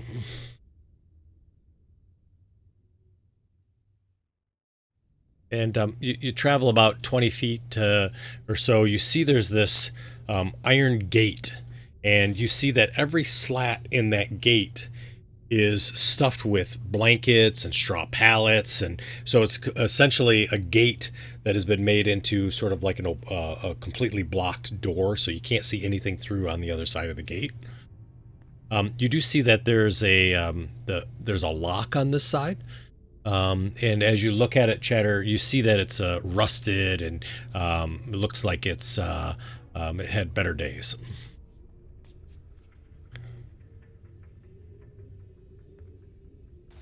I'll go up and look at the blankets. Are they put in from this side, or do they look like they were stuffed from the other Nope. side? It looks like they were stuffed in from this side. All the ends are sort of sticking out on your side, where it's just sort of haphazardly. Some are shorter, some are smaller, some are draped over. But yeah, there's just all kinds of cloth and blankets and straw and stuff just stuffed into all these holes. I'm going to try and pull one out at my eye level. Okay. So about 2.5 feet off the ground. Yeah. So as you do that, you see that there's a room on the other side, or it's open on the other side, but it's dark. I can't see anything over there. I'll move down here and pull one out and see if that helps. All right. And you hear the sound of bees. Sounds like bees. Like a buzzing. I hear bees. I hear bees. I'll get down on my knees and take a peek through the hole that he opened. Okay. So as you peek through, you see that there's it's in a pretty impressive chamber that you can see in there, and you see what looks like carvings of images of dwarves at their forges on the walls, and you see that to the north there's it's kind of a stone door to the north, and you see there's some skeletons that are sort of scattered across the floor near the northern door. And you also see that there's a giant rift, a natural rift that sort of descends in the center of the floor that's here. And you can hear the sound of what sounds like running water and that buzzing sound. It's a very unusual sound, like a buzzing, like bees.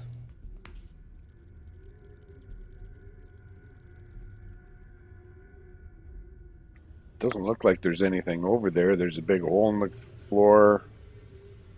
A bunch of skeletons, and then just some noise, water, and something like that. I think I can pick this lock and get it open if you want me to. And then I'll start to unlock it. Okay. That'd be a thieves' tool.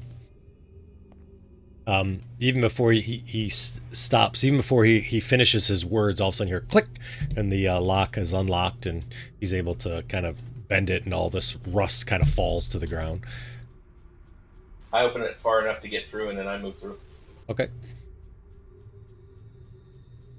So as you come in, you see kind of exactly what I had described. Whoa. I am not a very good drawer today. All right, there we go. And you see this opening with these steps that kind of go down into the room. Down into the floor, I should say. Is there a direction that the buzzing is coming from? It's weird. It kind of echoes off the walls and everything, so there's not a general direction. It just seems to come from that room.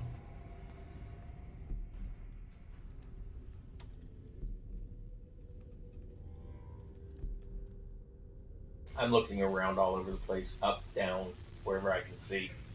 Okay. Keeping in mind that my light source is in the other room. So as you're there, you start to hear this. The buzzing gets louder, and it sort of louder and louder and louder. And suddenly you see these sort of almost bat-like insects with these long sort of proboscises off their nose come flying up from below the steps. These don't look like the spotted wasp. They don't look like killer hornets.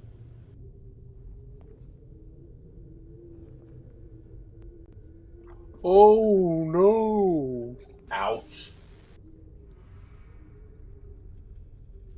Look up. I was hoping somebody would say that. They can be. I almost took a cantrip just for these guys. Like I didn't know we'd be fighting them, but that's how much they messed us up last time. I know, right? Everybody, actually, everybody rolled.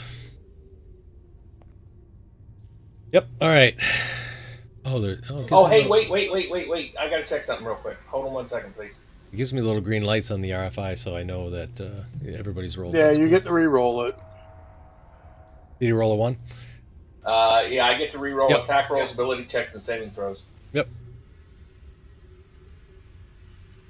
Has it been an hour since we came into the cavern? Yeah, I would say so. All right. All right. Snortle, you're up. Okay, are these things flying? Are they on the ground, or where we can get to them, or what? They're flying up the. No, you can get to them. They're flying up through the steps in the floor, so they're actually coming up into the room. Nah, I'll move to there. Alrighty. I'll whack this one. Okay.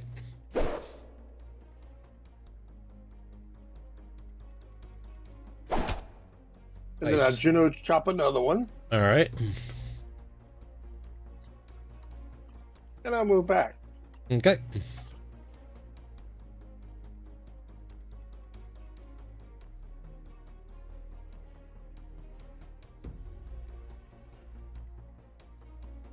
Stoney.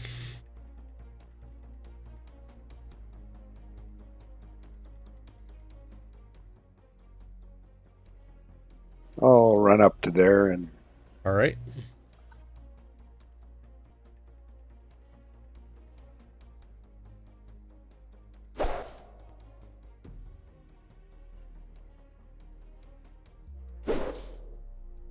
Yep, that's a hit.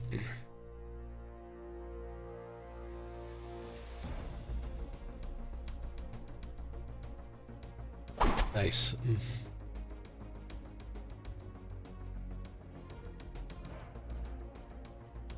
then I'll move back a bit. Okay.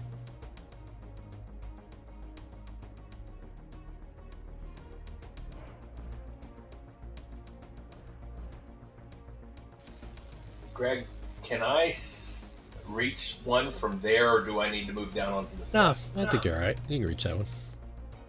All right. I'm going to move up to there, and I'm going to start attacking it and saying, hey, these things have, like, needles for noses and stuff. Okay.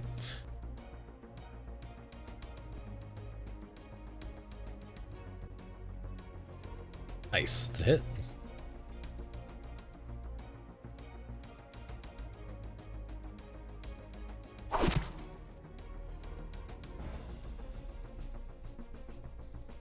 And then I'm going to move over here. Alrighty.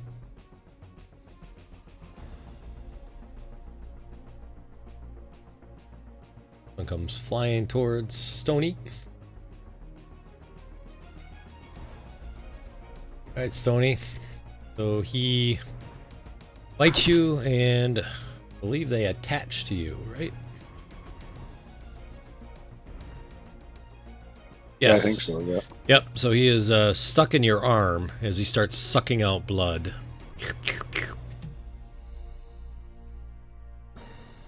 F. I'm gonna sacred flame him, so All cover right. doesn't matter. Yep. Ooh, he succeeded. Stealthy. Or he's dexterous, I'm sorry. Oxy. I'm gonna try to move over there. Mm-hmm. and try to rip it off of his arm and throw it to the ground? Yeah, sure, absolutely. So you grab onto it, and it immediately pulls off. You don't have to do a grapple. So you're able to grab onto it, and you throw it. How far are you going to try to throw it? In the direction of Snortle. Alrighty. Here you go, Mr. Snortle. What do we do in athletics? Oh no!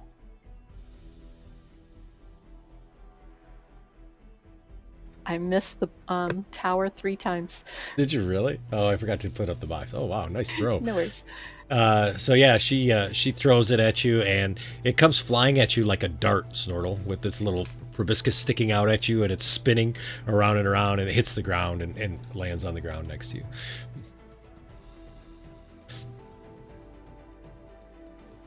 Snortle. Well, then I'm gonna. Is it? Well, I guess it's not prone, is it? No, it's not prone. Nope. Just a descriptor. Nice. So you hit it. Ooh. Let's try to smash it. Get Nice. away from me! And you kind of crush it, and the buzzing disappears.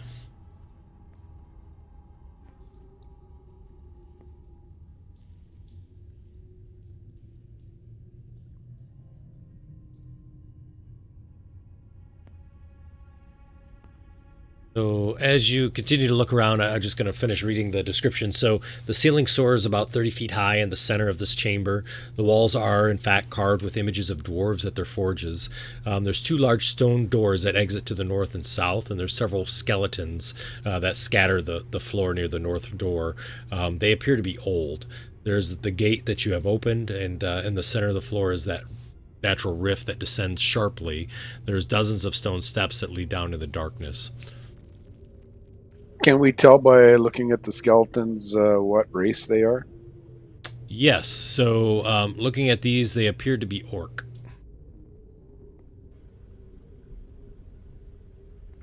Could we tell how long they've been dead? Yeah, if you give me a medicine check.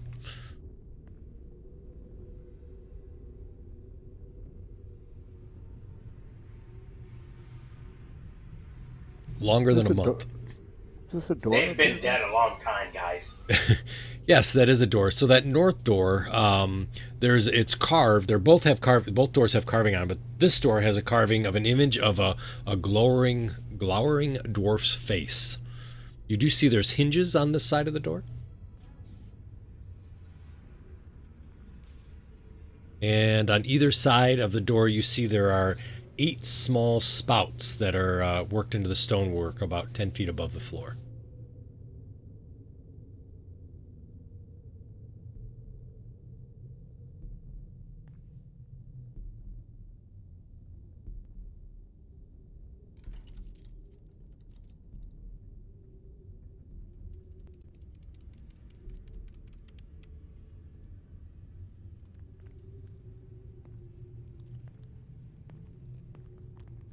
Are you going down in the cavern?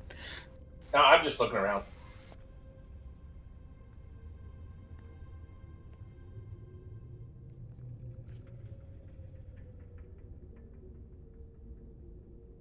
Did we want to go down in the cavern? I can go down there if you want. I'll check and see if there's a trap on that door. Okay. Go ahead and give me a perception.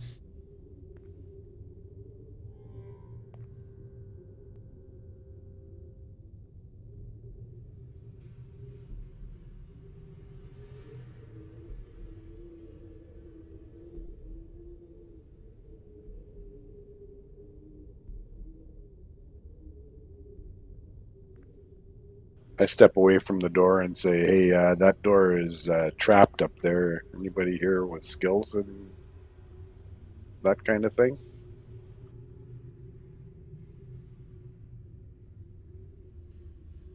What? Who? What's trapped? That door. Yeah, I can look at it.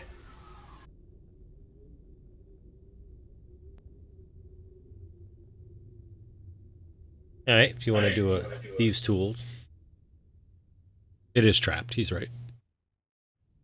Yeah, so you kind of look at it and you recognize this is a mechanical trap of sorts that pours some sort of liquid. If the door is opened, you are able to find the mechanism that triggers it, and you're able to disable that trap. It's safe now, and I'll open the door. Try to open the door. Yeah, yep. So as you open up the door, you see behind it is a 15 by 10 foot room, and it seems to be full of like pipes and barrels, and it looks like the pipes go to each one of these sort of spouts that are here, and they're everything is sealed, but it looks like a large, like almost like an alchemy set of liquids and things like that. So is there like little handles or stuff to Yeah, so like spigots or something? all the pipes actually go to the spouts that are outside the door. You do see that there's a counterweight in here, and that seems to trigger the trap to go off, and for whatever's in this to come out of those spouts. Ah, okay. Wow, this is a big trap. Yeah, it's pretty impressive actually. Odd that you'd trap something with nothing to protect. That's a good question. Yeah, there's two 20-gallon copper drums there. Does it look like these orcs died from that trap, or just from the sturges? Oh, yeah, I gotcha. So, no, you don't see any signs of any burn marks or bones that have been burns or acid that's eaten them, or, yeah, I mean, if it was gas, it would be hard to tell, right? Because you wouldn't necessarily notice that, but they're just skeletons laying there, but you don't see any corroded bones. These are big kettles, metal kettles, you said? Yeah, yep. I will attempt to pull myself up so I can try and look in one. Oh, okay, gotcha. All right, so I'll have you do that. How about the rest of y'all just kind of looking around, or... You said there's a door down there also. There is. There's a door to the south. That also has a dwarf face on it. This one, though, is a very older dwarf with a long beard that you see there, and there is a lock in the door. Chatter, you pull yourself up, and as you get up to the top, you see that the top of the barrels are sealed. I'm going to tap on it. Okay. It sounds, it kind of echoes a little bit. Sounds like there's probably something in it. I'm going to see if I can find a way inside it. Okay. So you kind of work on it, and you sort of pry open kind of an edge of it, and you see there's a liquid in it.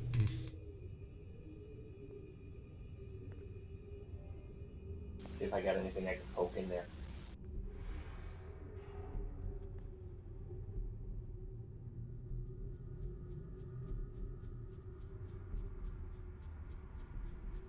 Is it short enough? I'll stick my crowbar down in the end of the crowbar in there and see if I can reach it with that. Okay.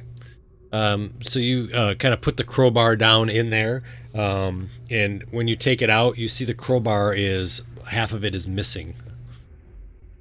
Ooh, guys, I think this is acid. And I'll go out and show him my crowbar. Okay. You see the crowbar is half melted.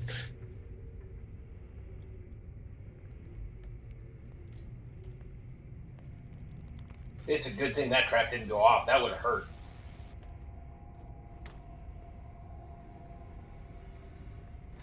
Well, when you're done down there, we've got another door over here that has a lock, if you want to take a look at it. Oh, yeah, I can do that. And I put my crowbar away, forgetting that it's already damaged. All right.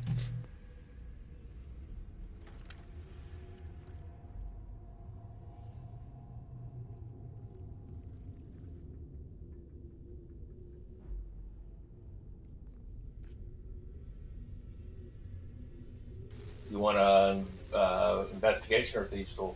You're just gonna pick it. Yeah. Yep, just thieves tools then.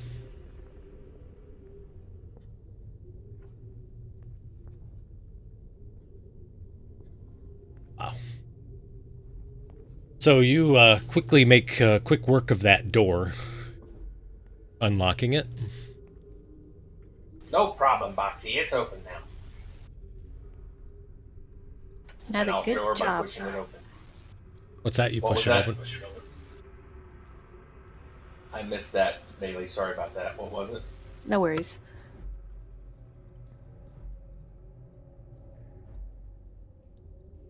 And then, Yeah. Chad, you said you open it? Sorry. Yeah, I'm going to push it open. All right.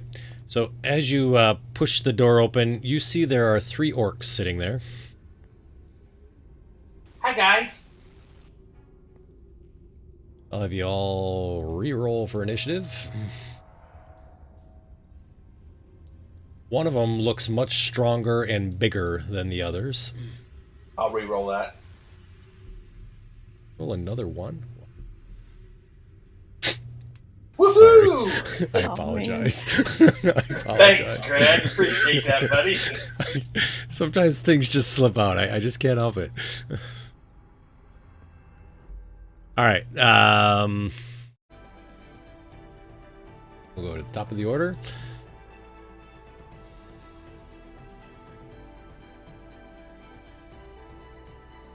Zork runs ahead. And takes a swing at Chatter.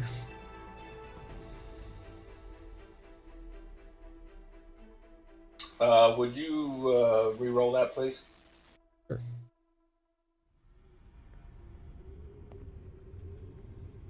I don't like that one either. And whacks Chatter up the side of the head with the great axe. Hey, all I did was say hi. Gosh, that's rude.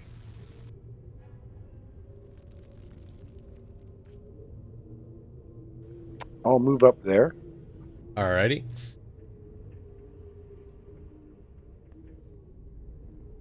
And I think I'll just use my action to do another 30 feet. Okay.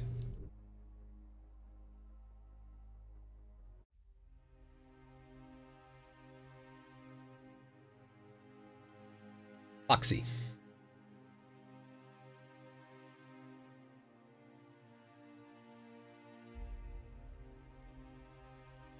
Gonna bonus action again. Hunter's mark Okay. on the one right in front of me.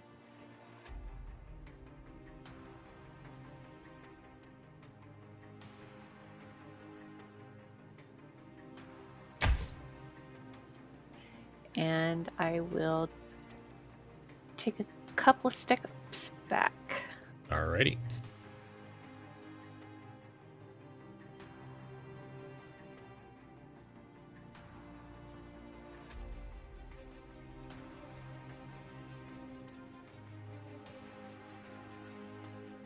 Alright, so Burdog.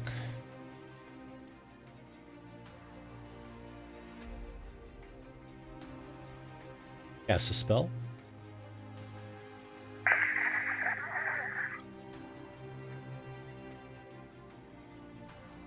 What that was.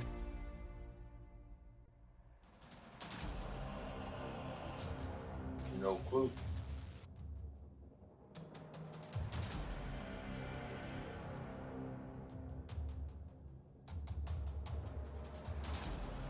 I hate spellcasters. Ah, I gotcha. Alrighty, that makes sense then. Alright, Heftic. Or Heifer. Hef. Whatever. I'm gonna move slightly back here. Alright. And attack him.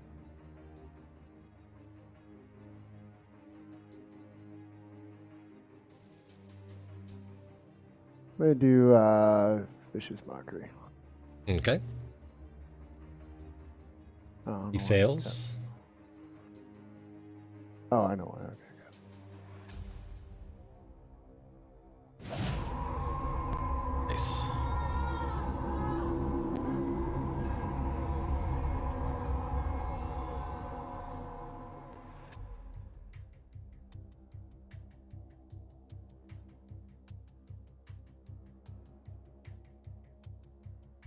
Over there.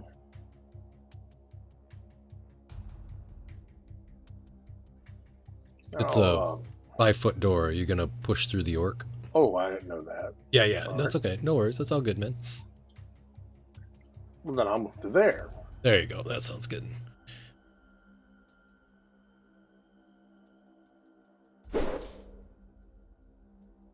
Oh, nice job.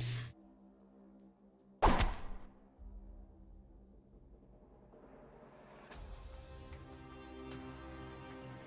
think I'm going to flurry of blows this time, so I'm going to All take right.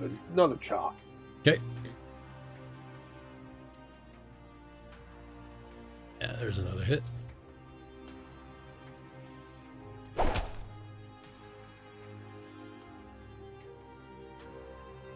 And I'll move back. All right.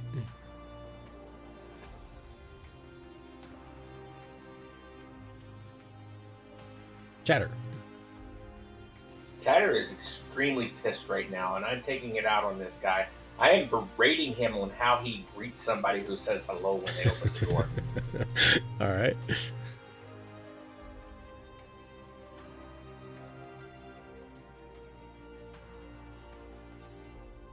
So that's a hit. You should not be rude to people when they open the door and say hi.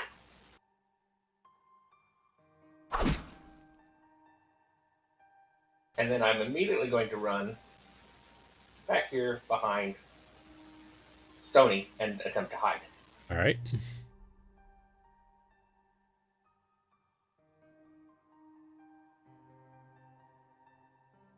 And I'm done. Okay. Orc 12 uses this bonus action and charges at Stoney. Swings with his great axe. Hits.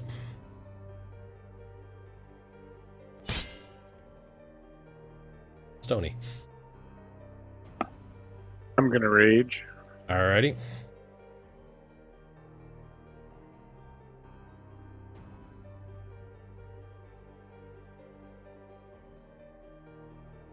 And then I'll just hit him with my warhammer. Alright. Or not.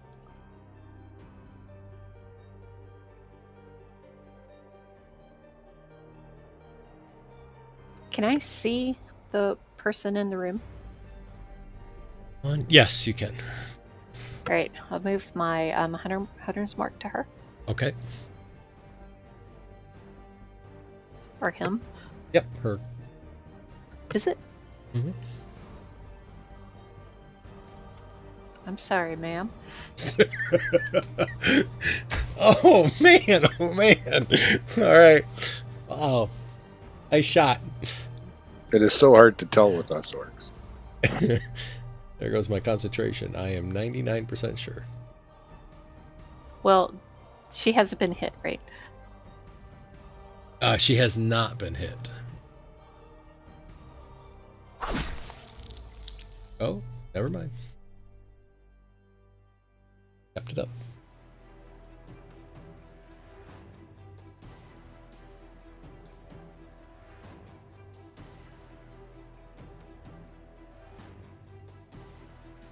I'm gonna step back next to Snortle. All right.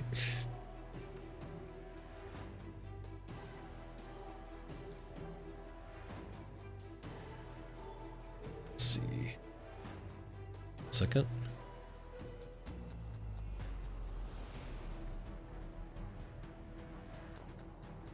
She steps up to there. She pulls out a flask. Pops open the kind of like the covering that's around it that kind of keeps it protected, and she throws it at Stoney. And she misses.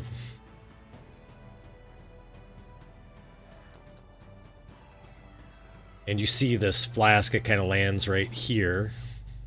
Right in that square there. And it explodes into alchemist fire.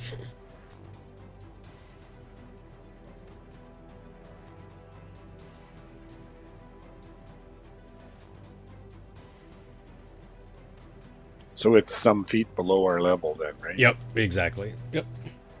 And then she steps back. How far down is that good right there? It's very steep, so that's probably about 30 feet or so. Alright, I'll step back to here. Okay. So you hit the orc with the whip. And I'll pull him into the crevasse. Alrighty. 14 damage.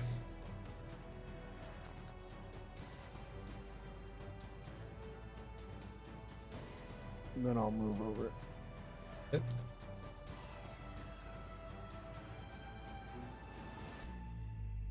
Snortle. What's that dude doing down there? It looked to me like he was trying to fly. I go through the door, up to him, Mm-hmm. or her, or whoever, Her. It's a her, yep. and miss, Yep. and give a Juno shot. Okay.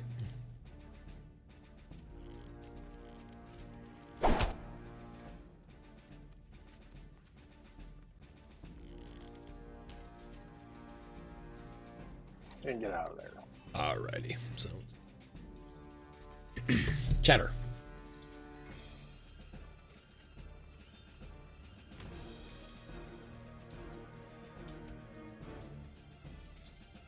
I'm going to move over here next to Box and attempt to drop down onto the steps. Okay. So it's hopefully not 30 feet at that point. It's 20. Can I make an acrobatics roll to try and take no damage? Sure.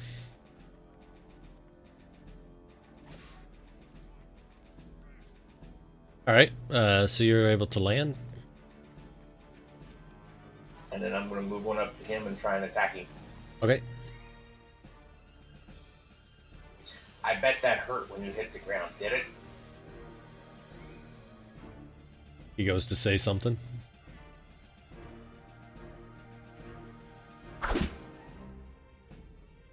And he gurgles. And I'm done. Alright.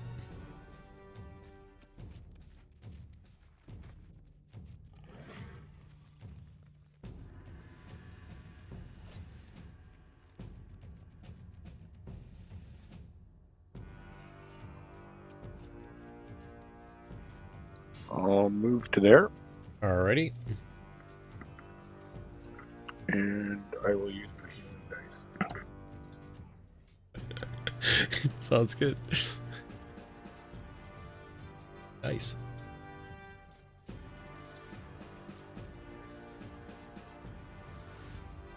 Oh. That sucks. Yeah. Alright, Boxy. I'm gonna skirt around there, Uh-huh. and I can see her through the door. Yep. And I missed.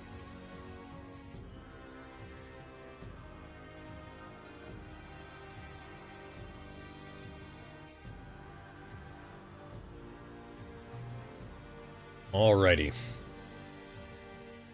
So, for a bonus action, she casts a spell. And you see a large axe appears right next to you, Stoney.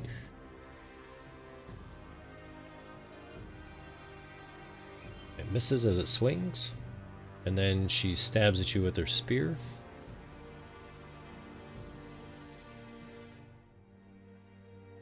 Both. F.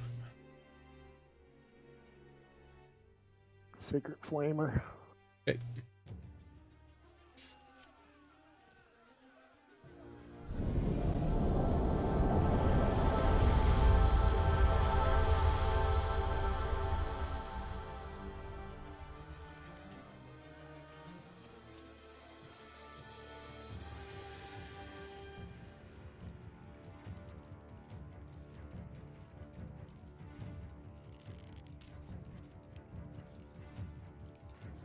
Snortle.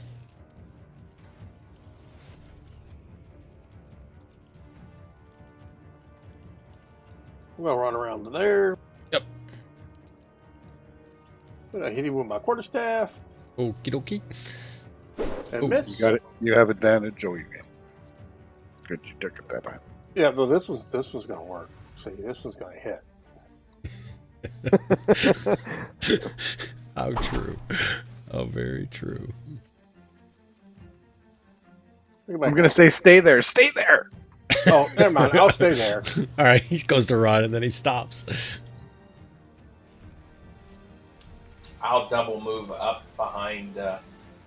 Oxy. All right.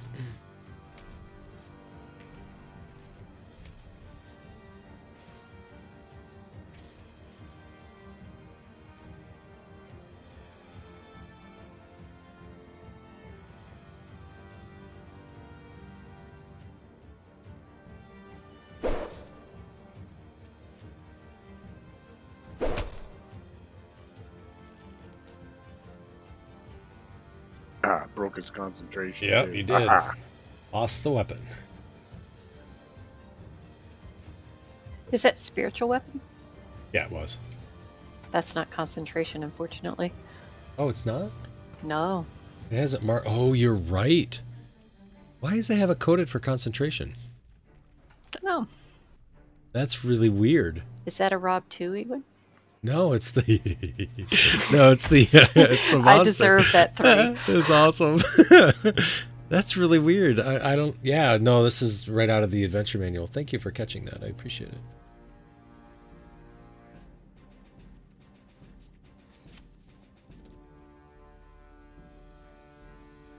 All right.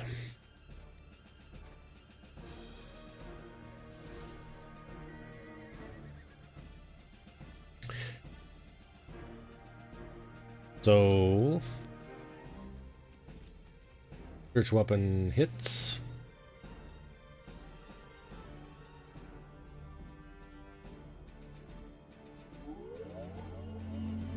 And then, again, it tries to stab you with the spear. This is F. Okay, I'm a Sacred Flame.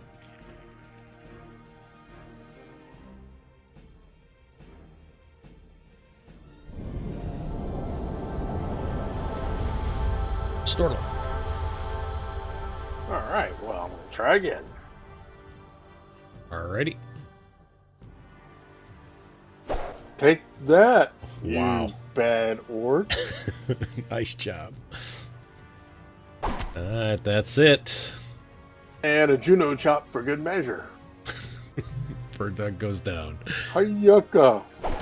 Or bird dog. I'm starting to look around for that hammer that was trying to hit me. Yeah, right? As it disappears.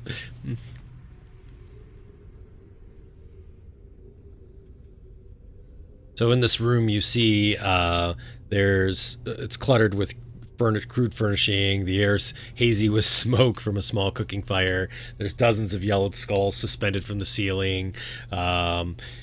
With yeah. What I does would. Burdock have? So Burdock, she has 2 alchemist fire or flasks.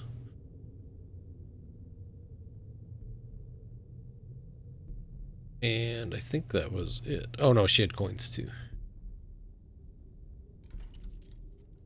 Anybody want those alchemist fire? Sounds good, Cheddar.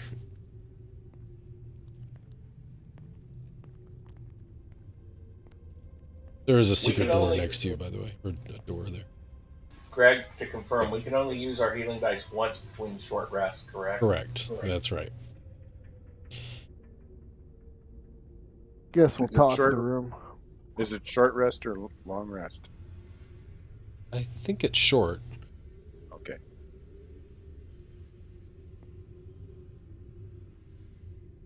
Actually, I have it here. Let me just reconfirm just to make sure that I have it correct.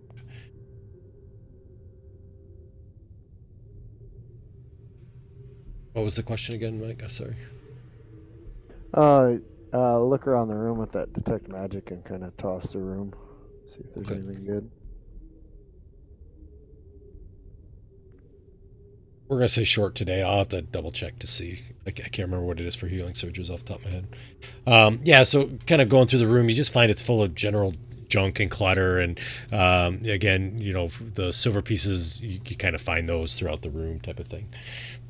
There's 320 silver pieces. You guys are rich.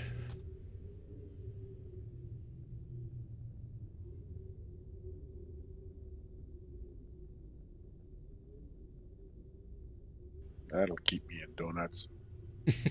Right, Snortle? Yes, it will.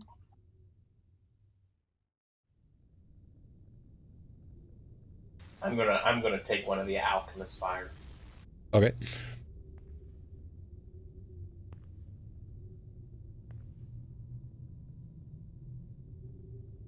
I don't want those things anywhere near me. What could go wrong with me carrying one? Nothing, but if I carried one, I'm liable to break it.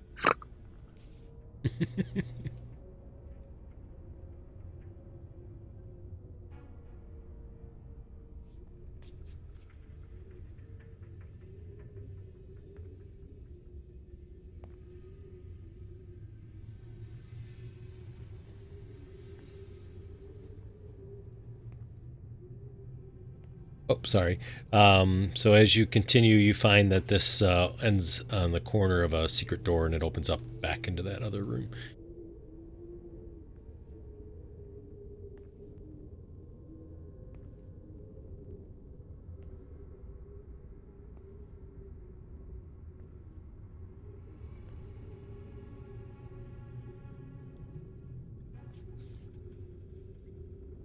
It might just be a dead end.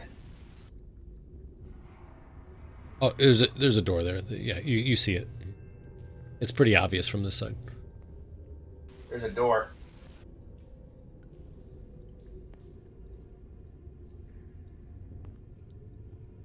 Hey guys, I think we've been in here before.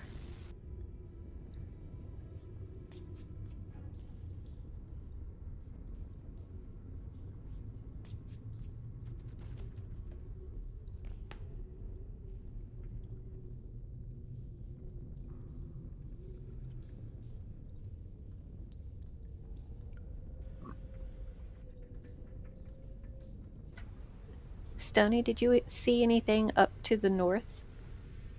There was a door on the right side, and on the left there was I went quite a ways, and then there were some stairs, and I think another corridor that went to the right. I think. Right, Chatter. Let's go up this way. Oh, okay. I'll cast light on the arrow again. Alrighty, sounds good.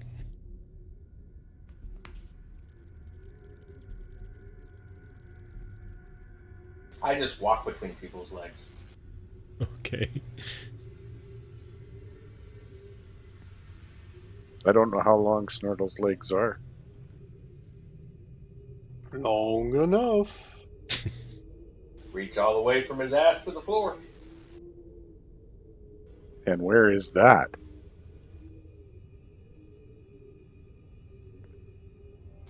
I don't know. I can find out though. I go back 40.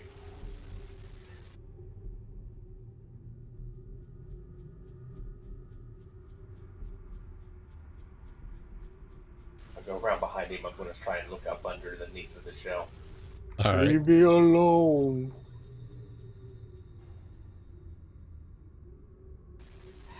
Maybe later. He won't let me look right now. I saw what you did to the other guy's tail.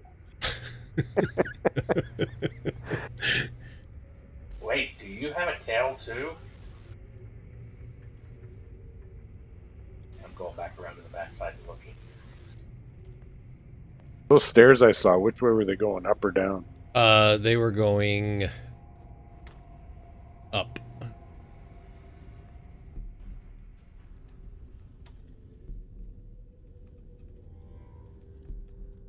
In these dwarven places, I don't know. We got no dwarf with us, but is the good stuff up or down?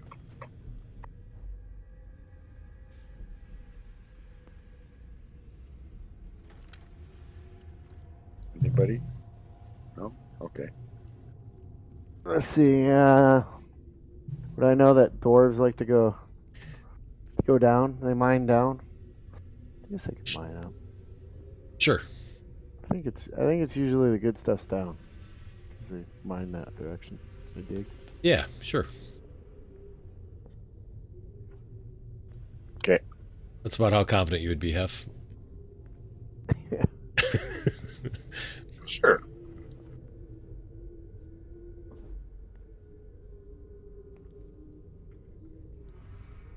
Oh, yeah, on that door? Sorry. So there's a door there. The door is not locked. I don't think it's locked. I will still inspect it all the way around. Okie dokie. Check the hinges and all that stuff.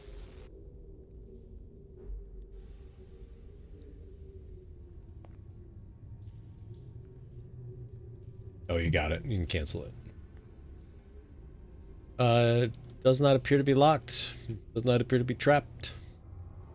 I think it's safe to open. And I open it as I say that. As you say it. Yeah. Alright. Sounds good. Alright, so you open up the door. The door opens up into what looks like almost like a storeroom of sorts. And you see there's baits and crates and sacks, and among the loot you see there's some straw pallets, and there's 4 bestial humanoids with eyes cleaning their weapons and mending their gear. Roll for initiative. We gonna get the request for it? I was going to.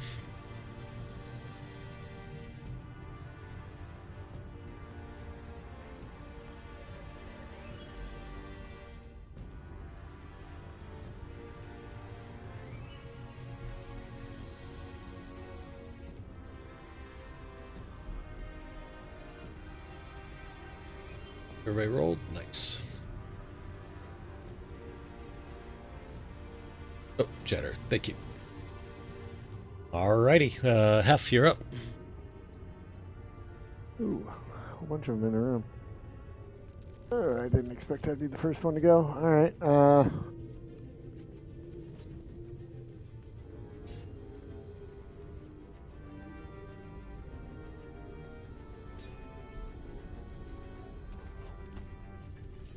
I gotta move up to see that one now. You'd be alright to see that one. Okay. I'm a vicious yeah, you can mockery, see this one. Fails.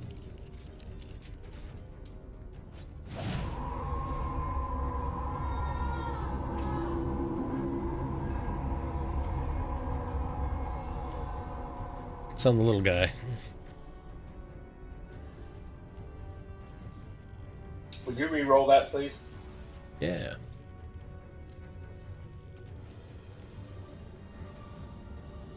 Wow. Thank One you. extreme to the other. Snortle.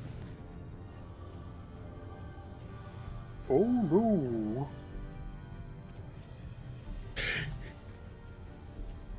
I move through there. Okay.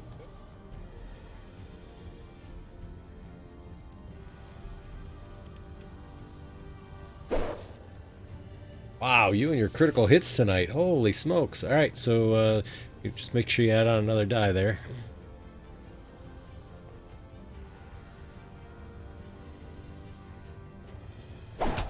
Wow. That's what you get.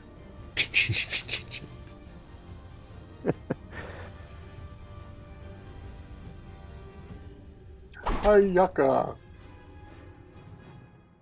And then I move back out. Alrighty. That didn't do the triple damage. No, he didn't click on it. He didn't add the extra die. Well, I clicked and added additional die. Maybe Oh, it did quadruple quadruple. damage. That's all But right. I don't think it would have mattered anyway. Nah, it's fine. Quadruple's fine.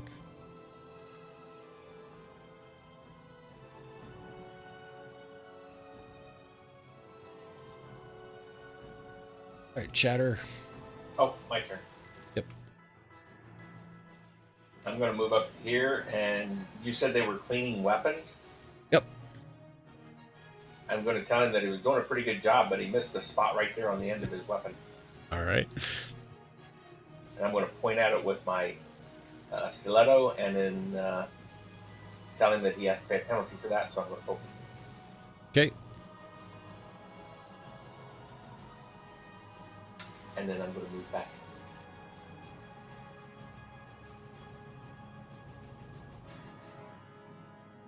And hide behind the shell. Sounds good.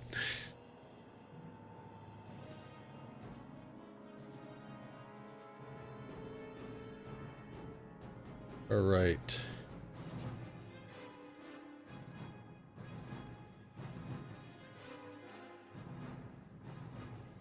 Yeah, this thing just keep going. All right. So he continues to move through.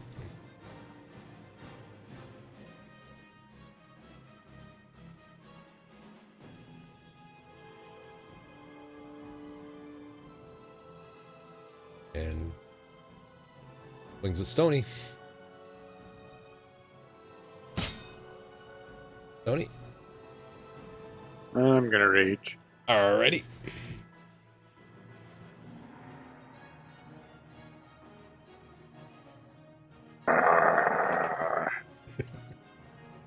Nice.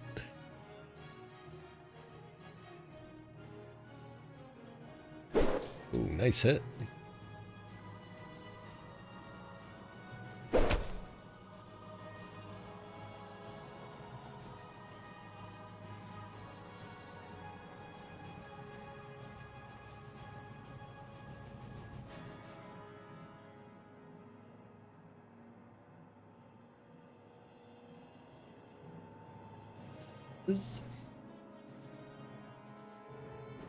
Oxy.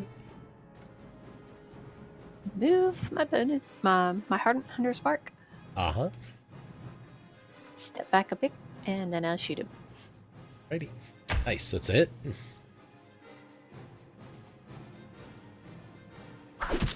Wow. Like dead. Dead. Dead. All right.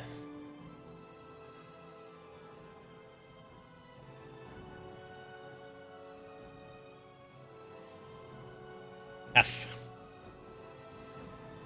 I'm gonna step over here and sacred flame this guy. Okay. Fails. Wow. And then step over here.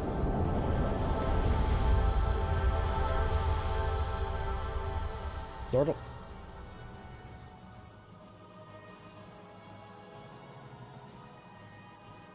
I'll move around there. Alrighty. I'm gonna hit you. Wow. That's all I gotta say. Wow. That's gonna hurt. Maybe. Alright, you get an extra bonus action or an extra move. Ooh, I'll take the extra bonus action. I don't blame you.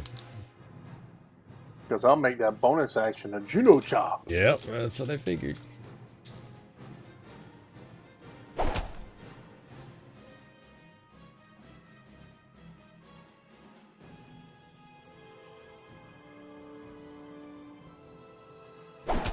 Nice job. Hi-ya!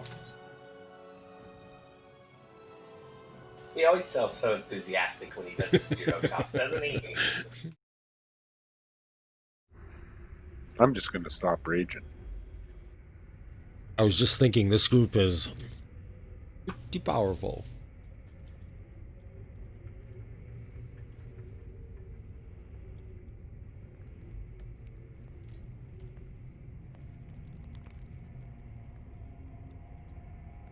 I walk up to Stoney and give him a hug.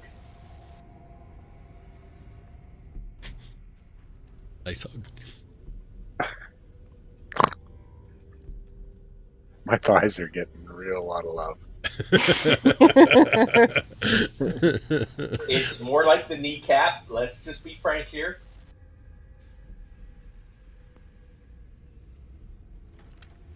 How Okay. tall is Chatter? He's 3 foot 2 inches tall. That'd be thighs. I'm only 6'1". All I right. always try and remember to lean my head to the outside when I hug.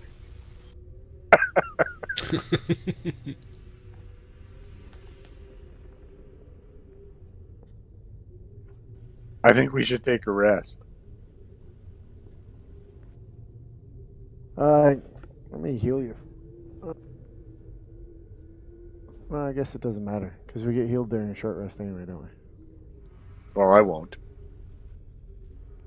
I'll heal you.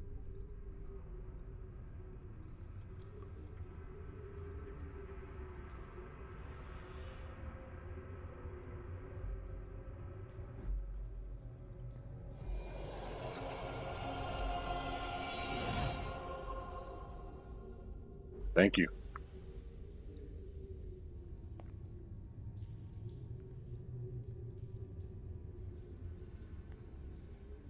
Do you guys want to take a short rest or no? I'm fine with that if that's what you want to do. No, Do we it doesn't need matter one? to me. I was probably not. thinking more in the long range, but we can go and carry on. I'm exploring the whole room. So as you explore, you find that there's an old iron cauldron underneath some like vermin-infested bedding, and it's got like 210 gold in it. You find another small pouch in another bed that's got a topaz in it. You find a couple onyx stones. They weren't hidden very well. They were just kind of sitting in the room underneath those things. So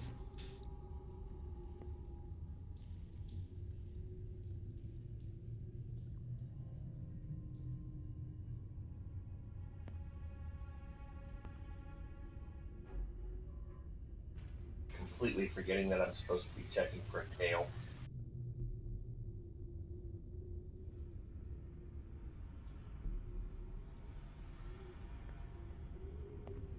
Where's those stairs, Stoney? Down the other end of the hall.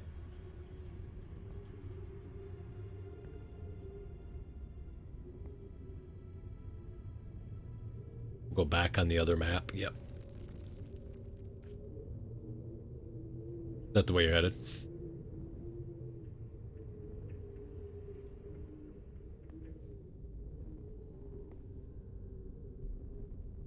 Let's grab all your tokens.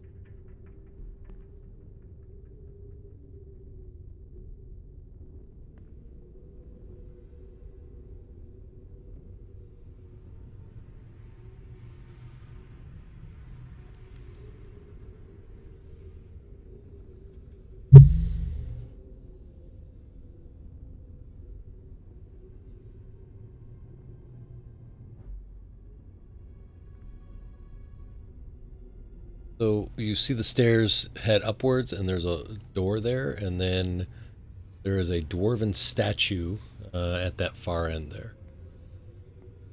He's fierce-looking and heavy mail, stone warrior. I'm moving up to look at him.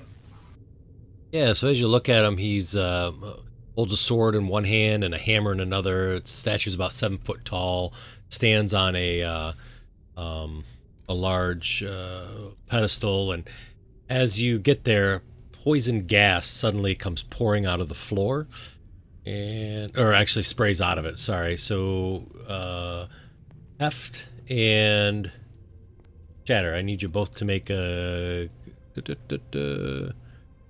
Constitution saving throw. I have that infernal constitution. It's supposed to have advantage on poison, but All I right, don't think it's then coded. take an advantage. What type of save is it? Con.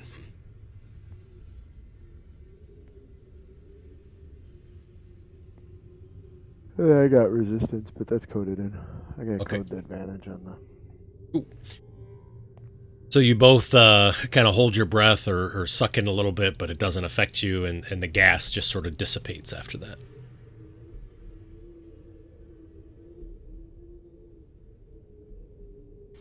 That was close.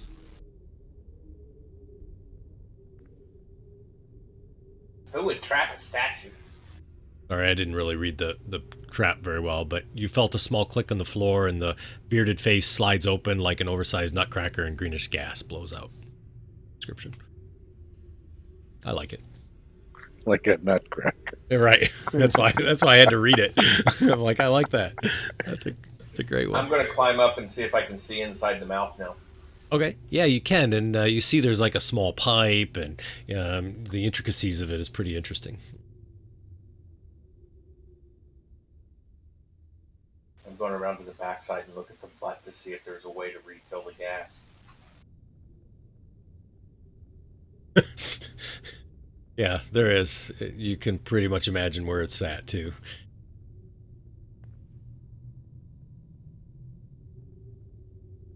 Check this door out.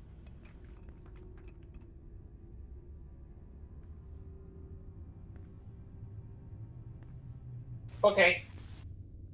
Not even wondering why he's moving back when I check the door.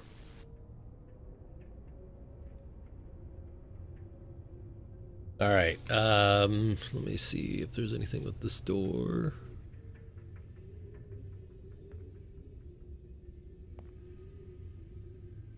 All right. So you kind of search that door and you don't find anything that appears to be trapped. Is it locked? It is not locked. It's not locked, guys, and I open the door. All right. You see, as you open the door, chamber filled with rough-hewed bunks, tables, chairs, and the floor is strewn with filthy pelts. At first glance, it appears that a dozen or so humanoids might use this area as a sleeping area. You see 4 orcs and a very large-looking orc in the room.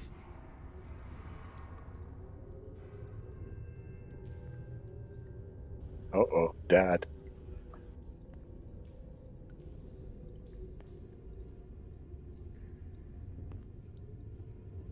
Hi, guys. Everybody roll? Oh, they did. All right.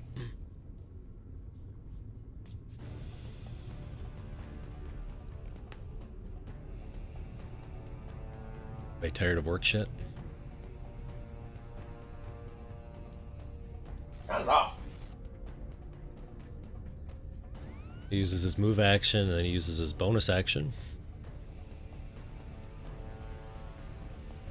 Wherever that would be, wherever you're at. I'm not sure which square. We'll put you in the middle. He takes a swing at you. Hey, all I did was say hi. You guys have no manners. I'm going to stab back at him. Alright. It's rude to do that to people when they just open the door and say hi.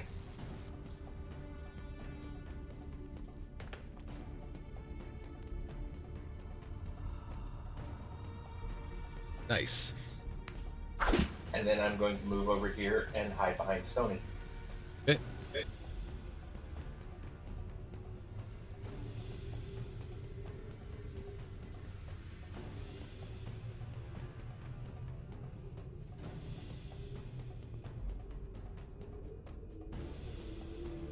And then immediately tell Boxy how rude these guys are for attacking me every time I just open the door and say hi.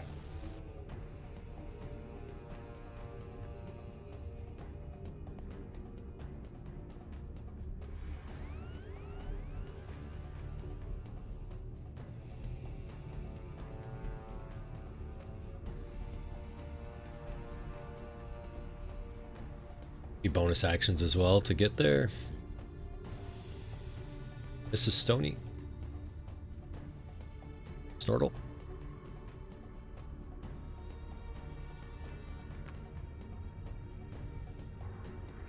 Oh, wow.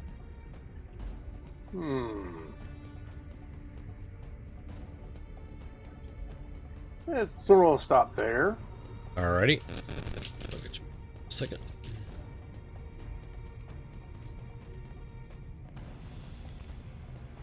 You're gonna whack at this dude. Nice. Oh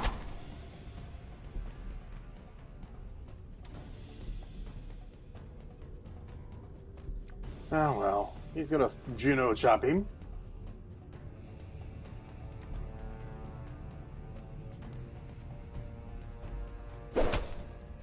He's going to do a flurry of blows. Okay. Anyways, and he's Juno chop at this one.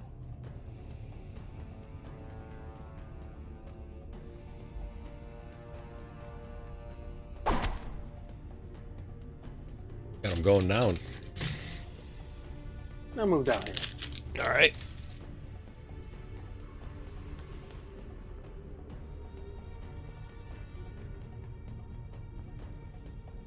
Oh, Stoney, I never took your rage off. Sorry about that.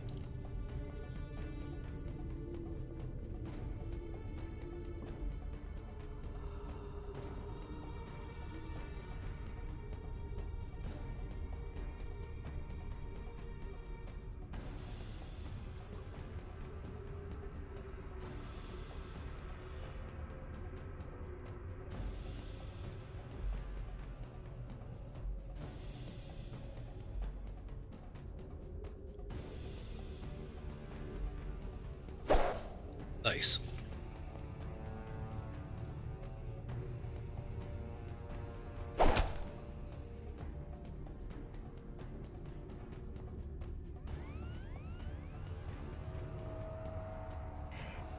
All right, I stepped up these stairs. Can I shoot over Stoney?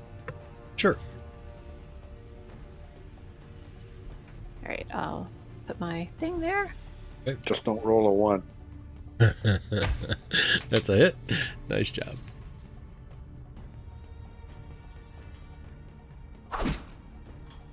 Wow. All right. Nice job, Boxy. That's all of them. There was a bunch of them in the room. It's like 7, 8. There might have been 9. I'll go peek in the room. How many do I All right. see? You see 3. 3? Okay.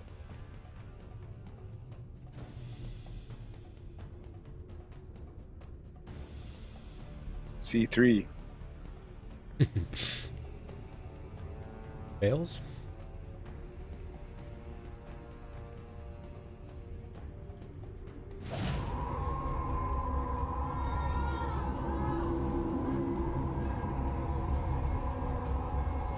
I'll just back in the corner. All right.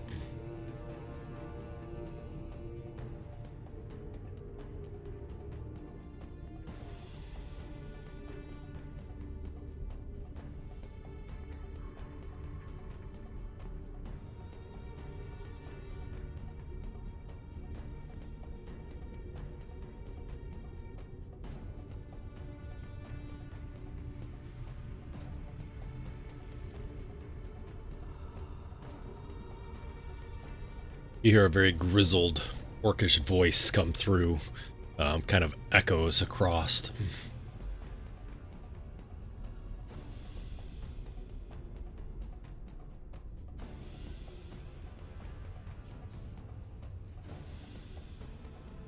Kind of disappears from view from you, Stoney.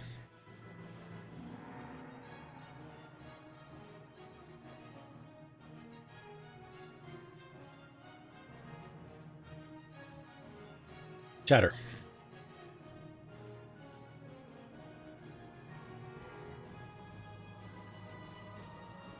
I'm going to move up here to look in the room. All right. Do I see anyone? Don't.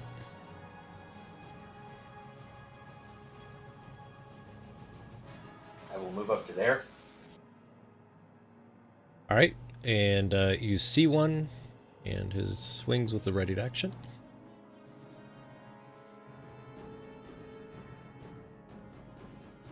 Misses. You actually see 2 of them there. Actually, you see all 3. Oh, hey guys. We didn't do a very good job of hiding, by the way, just so you know. And I'll take a stab at the one that's closest to me. All right. I can't tell if it's 3 or 4. I think it's 4. I will re-roll that. Okay.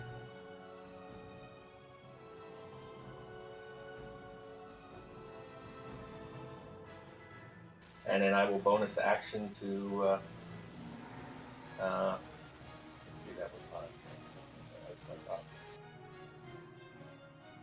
I will bonus action to dash. Okay. He gets a swing. Ready? Take it. Oh, no, he doesn't get a reaction. Oh. Sorry. I Yep. just went through this in my Wednesday night group. Yep. Because he used a readied Yep. action, that counts as a reaction for him. Yeah, you don't get both. Yeah. Right. They're hiding around the corner, guys. Not very good, but they're hiding. Snortle.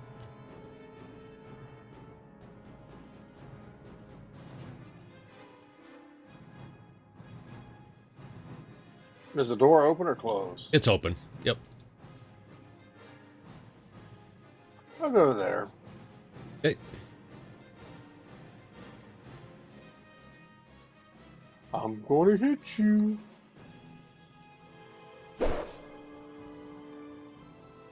Nice.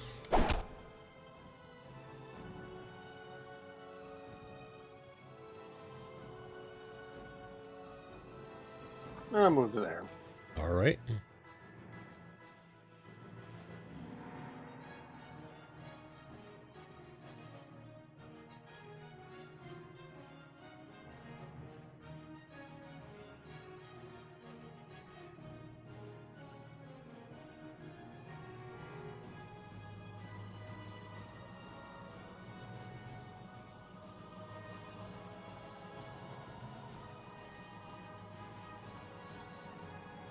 I'll move the extra 5 feet and then attack.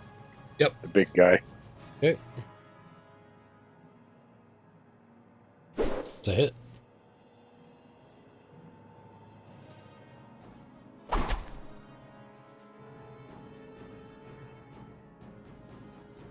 Oh, yellow at 8. I hope you guys are coming in here. Boxy. Yeah, I saw Stoney go in, so I'm not going to leave him alone. All right. Can I see anything from right there? Yeah, you can. You can see both Okay. of them. Is that a -2 shooting through him? Yes, please. I just don't like the sound of it. That's funny.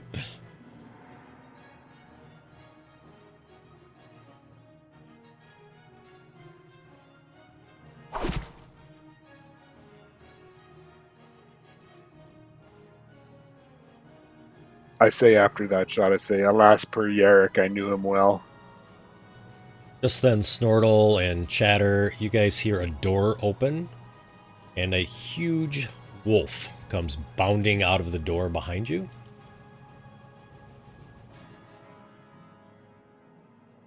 Oh, Oh, look at the no. size of him. And he is going to take a bite at Snortle. And he rolls a 7.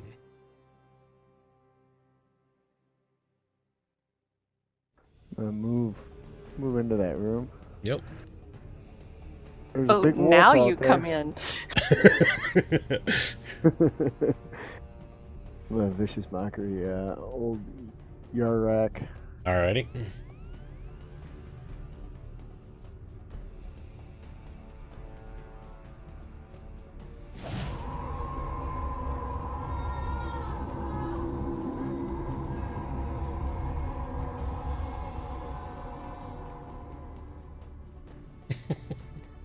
You see a second wolf comes bounding out the door.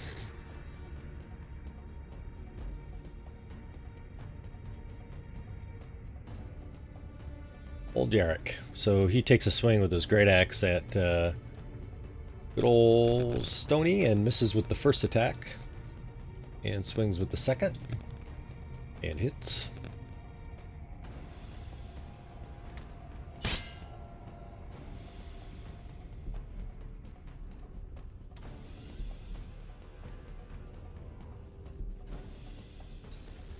I'm going to move around to the side of him. Okay. I hate to do this, puppy, but I've got to try and keep you from hurting my friends. and I'll take a swing. Alrighty.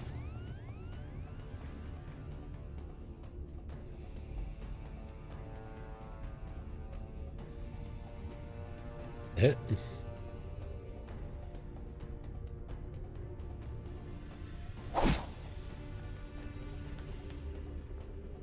And then, yeah. I don't think I can hide standing next to him, can I? Probably not. You can try.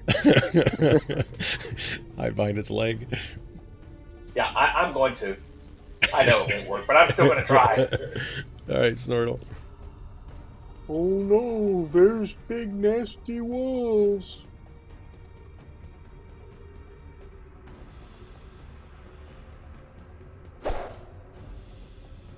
Hit.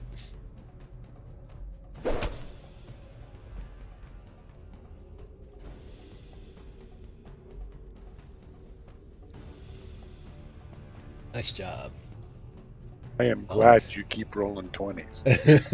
Oh, nice. And stunned. Take that. Freaking awesome, man. Stoney.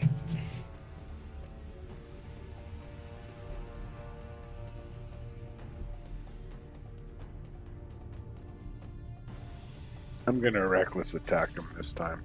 Okay.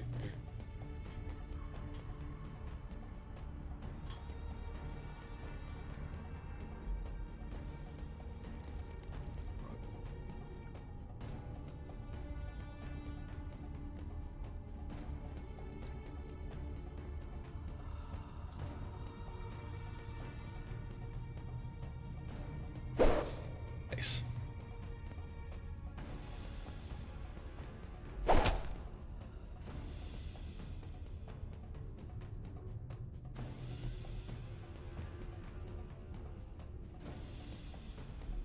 Well, I don't hear them call out about the dogs. Well, maybe I did, but anyway, I'm committed in here. Alright. I definitely yelled out that I said, Boxy, these wolves are massive. Yeah, but I'm in here. Oh my gosh. Ooh, nice. Another crit. Alright, well, And y'all he's have been hit, so Yep, my he has. Colossus counts also. Oh my gosh. Wow. Nice job. I'm All right. coming.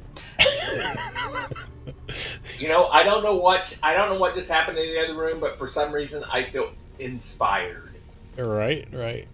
Everybody's already inspired, though. So he's stunned. F. Oh, come out here and Eldritch blast him. Okay.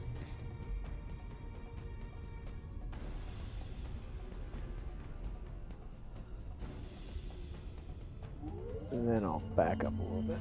All right.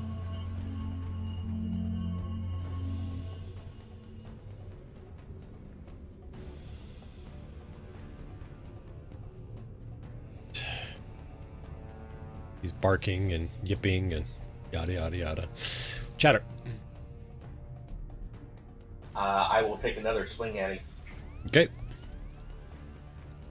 Stun will give me auto advantage. I'll click it just to be sure.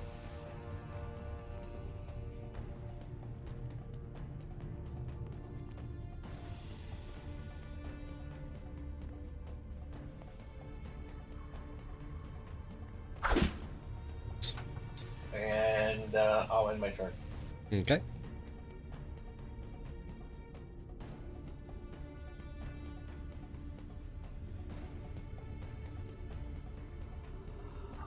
Bad doggy.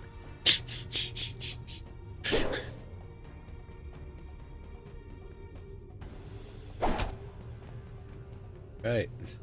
Dead doggy. Moves there. Mm-hmm.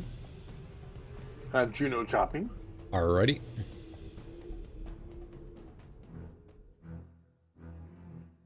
And then I'll move back to there. Alright. Sit spot. Stoney. I'll move to there. Okay. And I'll ready my warhammer for if he comes in range. All right.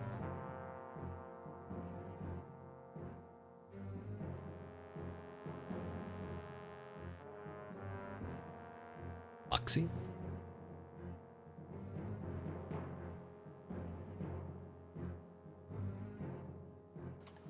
Oh, it's a beastie.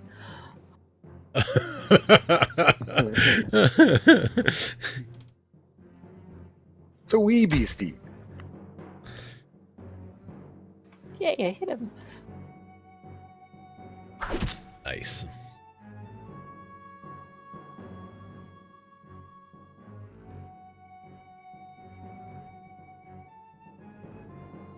F. Insult him. It's pointless. He'll be dead before You never know. figures it out, maybe.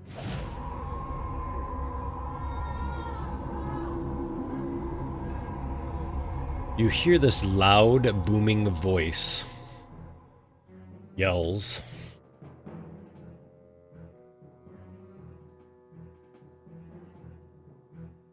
And you see the dog runs back into the room. And the door slams shut.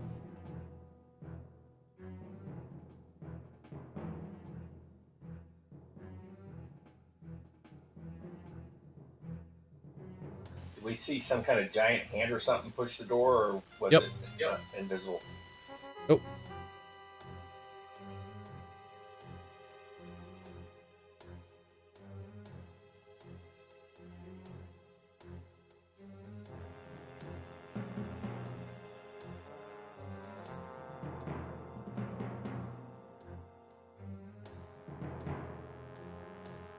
By the way, nobody had asked, but this door is a large iron-bound door, and there's a blood-stained human skull fixed to the center of the door by an iron spike.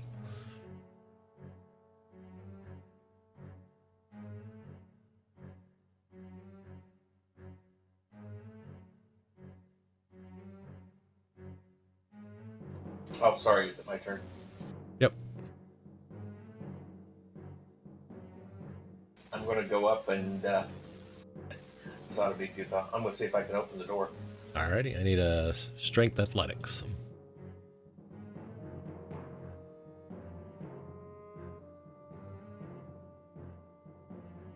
Yep. You see, Chatter, you actually get to reroll. Ah, nice. Well, maybe not nice, but nice anyway.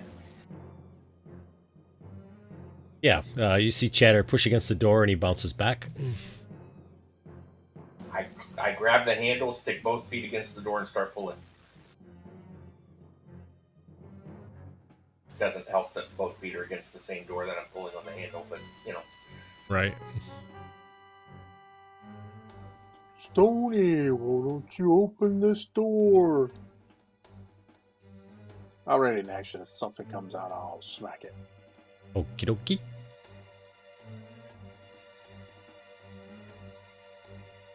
I will try to open the door. Alrighty. Athletics? Yes, please.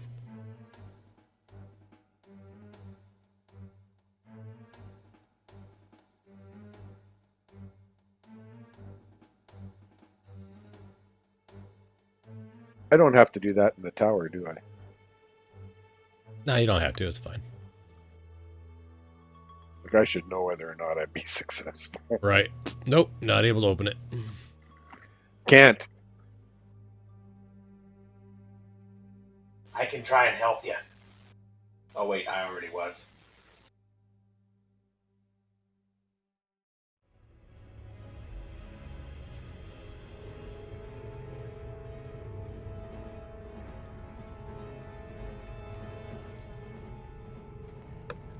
I'll come up here and stand over Chatter, and I'll help Stoney push it open next round.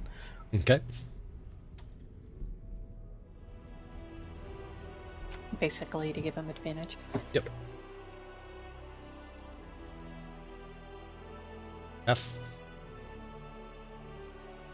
I'll move over to here. Mm-hmm. cast guidance on Stoney for my action. Nice. And then I'm going to use my healing light ability as my bonus action. Alrighty.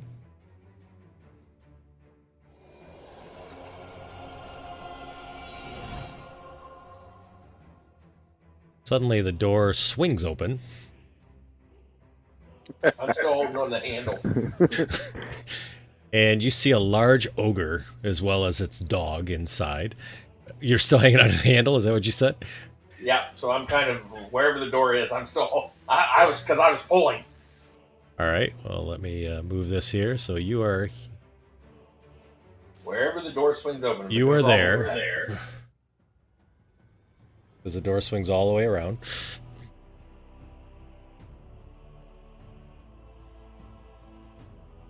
Drang steps forward. Oops, not that far. Right there.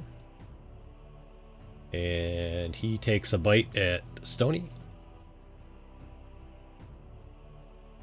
Stoney, I need a strength saving throw.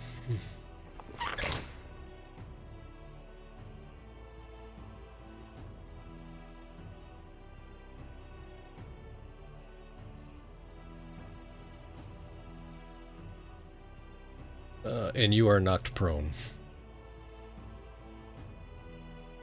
Chatter.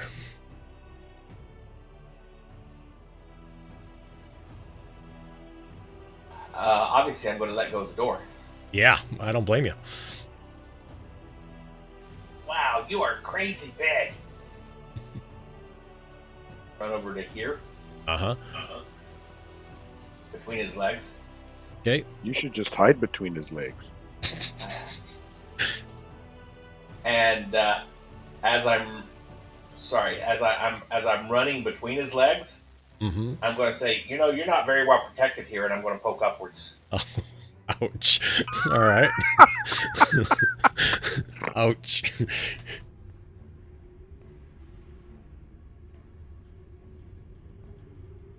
That's a hit. To the left one. Do you get like bonus damage for that? I wish you would have critted. That would have been great, but yeah. And then I'm going to continue moving on over to here's bonus action disengage. Okay. And I am done. Okay. He's not protected under the in between the legs, guys. Attacking there.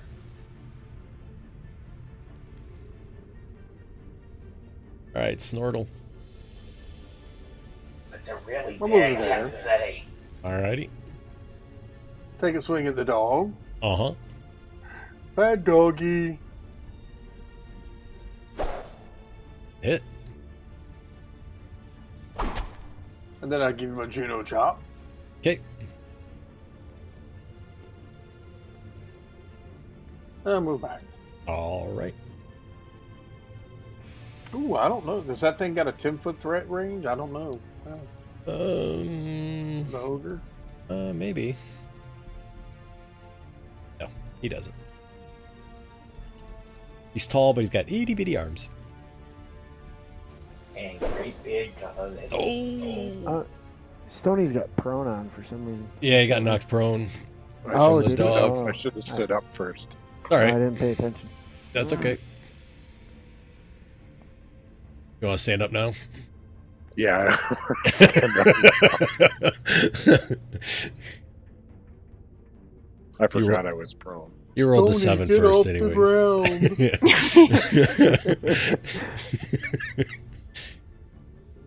That's a hit. You were trying to follow my tactics and hit him in the cojones, weren't you? Yeah. I'm All right, gonna Hef. stick with that. Yeah. All right, Heifer.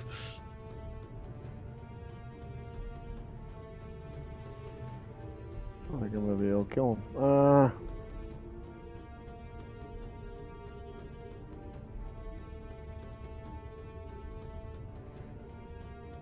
Fails.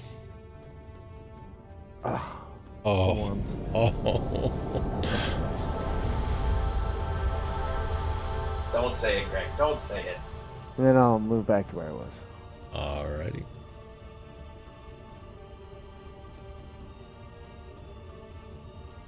Steps up. He's ignoring me. Yep. He readies an action for after Thrag attacking. Thrag attacks. Says pack tactics. He gets advantage. The hit. Another strength saving throw.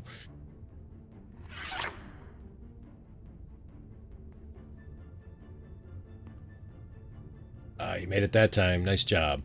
And he attacks you because he had a ready action. He hits. Come on, fellas.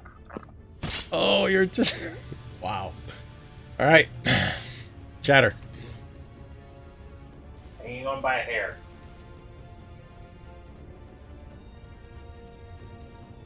I'll move up to there. Uh-huh. Leave Stoney alone. And I'll attack the wolf. All right.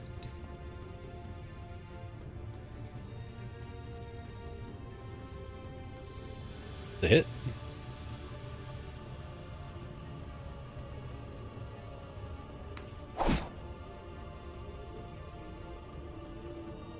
And then I'm going to move over to here. And I'm going to say, I'm behind you, buddy. I'm going to poke you where you don't want me to. Snortle.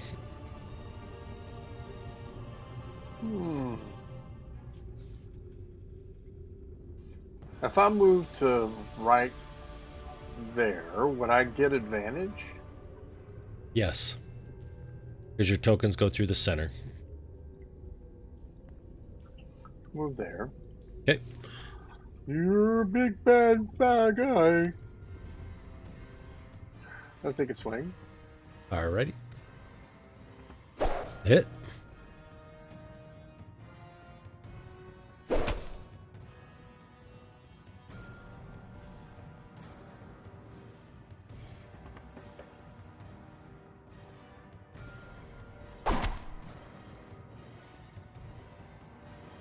Look out, Stoney. Thanks. Look out.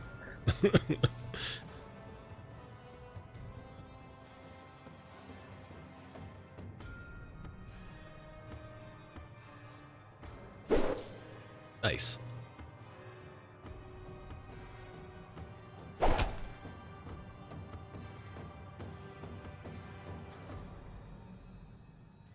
I will step back.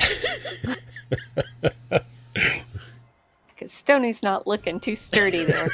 It's a little wobbly on the legs, huh? Stoney can always pop back up. Once.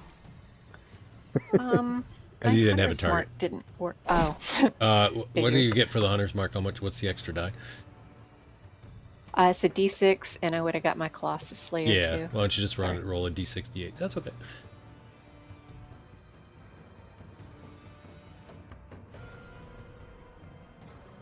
2 and 2. So, all right, got it. Fixed. All right, Hef. Doing great, Stoney.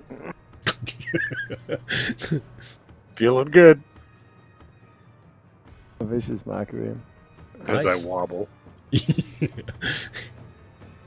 I'll get you back up if you go down. This has got like big claw marks in his head and blood pouring down his back. And Move over there. all I right. told you I wanted to take a long rest. All right, he takes a swing at Stoney. I'm trying to distract him. Yeah, you're doing a good job. I'd like to inspire to make him re-roll that. To make him re-roll the attack. Can I do that? Can I use my inspiration as the distraction? I don't know if we've ever used it that way before. But if we're not, that's fine. I mean, I'm okay if you say no. I don't remember. Well, technically, no. Okay, that's fine. But you're not dead anyways, right, Stoney? No, I come back to one. Right. That should shock him a bit. Yeah, it does actually. Can't You kill kill me. Might as well attack that little guy behind you because he can't kill me. I know, right? He's kind of looking at you. All right, Chatter. I am going all mini fury on him. Alrighty, sounds good. If you want advantage, you got to step 5 feet to the right. There you go.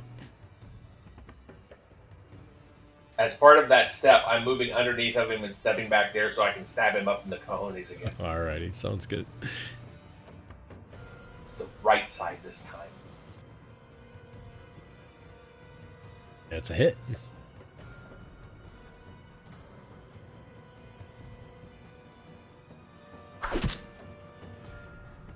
Wish I could stab him again. Soon. Snortle. Oh no, I'm gonna have to hit you. Put him down, Snorty. That's not flanking there. Yeah, if somebody would have moved, I could have flinked, but nope, they didn't. Well, I was hoping where I was getting advantage for both of you, but Yeah, it's just on the diagonals it doesn't, so. It would be really nice. That's how Stoney died. Alrighty. Stoney. he's unconscious. You need to fix that. Thank you. Stoney.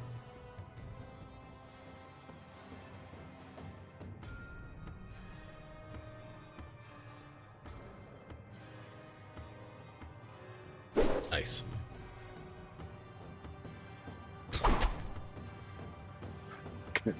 Couldn't have been worse. Right. Oxy? It's okay. You've been mostly dead all day. Nice. That's a hit. Good job. And he goes down. On top of Chatter? I thought of that, but no, he just misses Chatter. That's the picture of him and his dog. You've seen that picture before. We had it as the background for a while. Oh, there you go. So Chatter would be able to dodge out of the way. The large body crashes down on the floor. Thanks, Moxie. You're welcome. Oh, here, let me unlock here. You're not looking too good there, Stoney. Ooh, I feel great. As he weaves back and forth Right. to one spot. I'll do a cure wounds on him.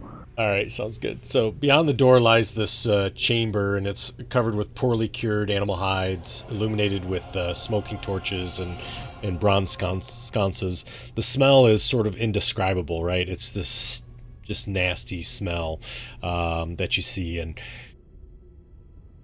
you see there's some chains that are sort of laying on the floor here, large chains. There are 2 chests against the south wall.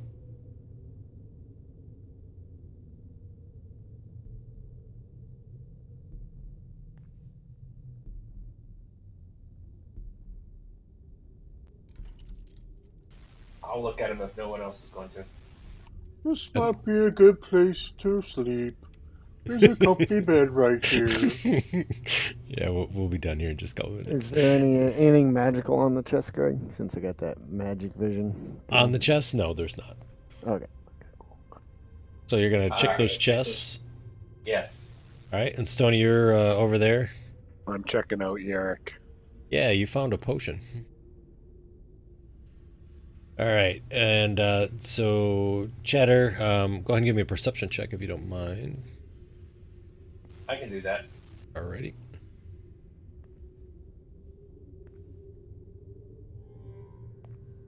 You do not find any traps. I will attempt to open the first one. Alrighty. I'll check and see if they're both locked first. Okay. They are not locked. Open the first one. I think he was so confident of himself he didn't think anybody would ever break in and steal his stuff. I put the potion in the party sheet. So the first one has is filled with coins and silver pieces. A lot. Guys, there's a ton of money here. I mean, a ton, literally a ton. And then I'll open the second one. The second one has a potion as well, and it has a very nice, finely crafted rapier.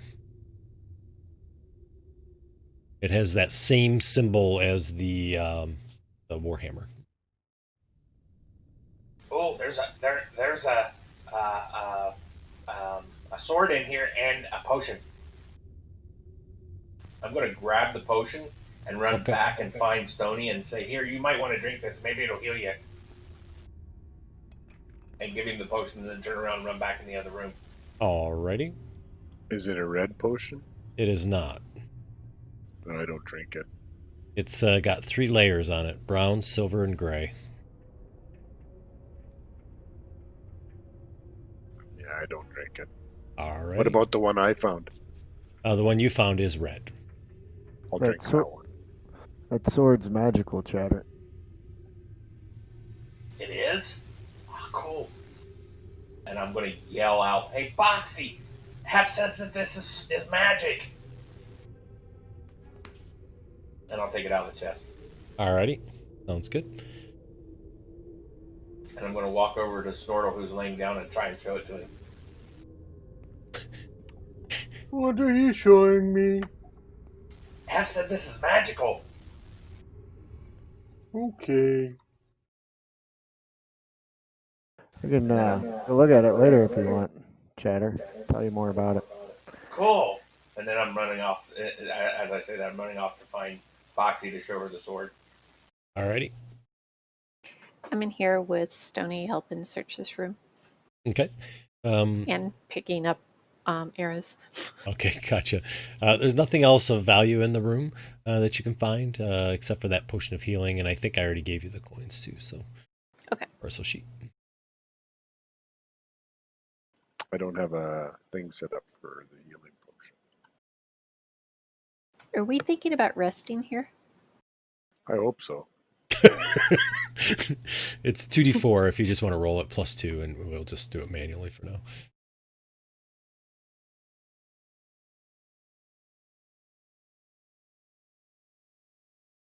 Yeah, we're probably going to close it up here. The question is what type of rest you want to do, because I'm going to go ahead and assign that now. That's not my role. If you're taking a rest, I should say. I think we were going to do a long rest. Is that what you need, Stoney? Yes. I fixed it for you, Stoney. Okay, so it's going to be a long rest. Are you going to identify that weapon then? Yeah, I guess I'll do ritual casting. Identify. Alrighty. Gotcha. It's a +1 rapier. Can I start skinning one of these wolves? Like during my watch? Like out in the hallway? Yeah, sure. Absolutely. You gonna call that one pointier? I'm going to call it Sting.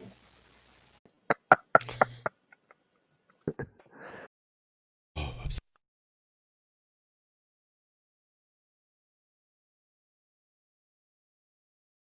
sorry, I'm like having a sneezing attack. I apologize.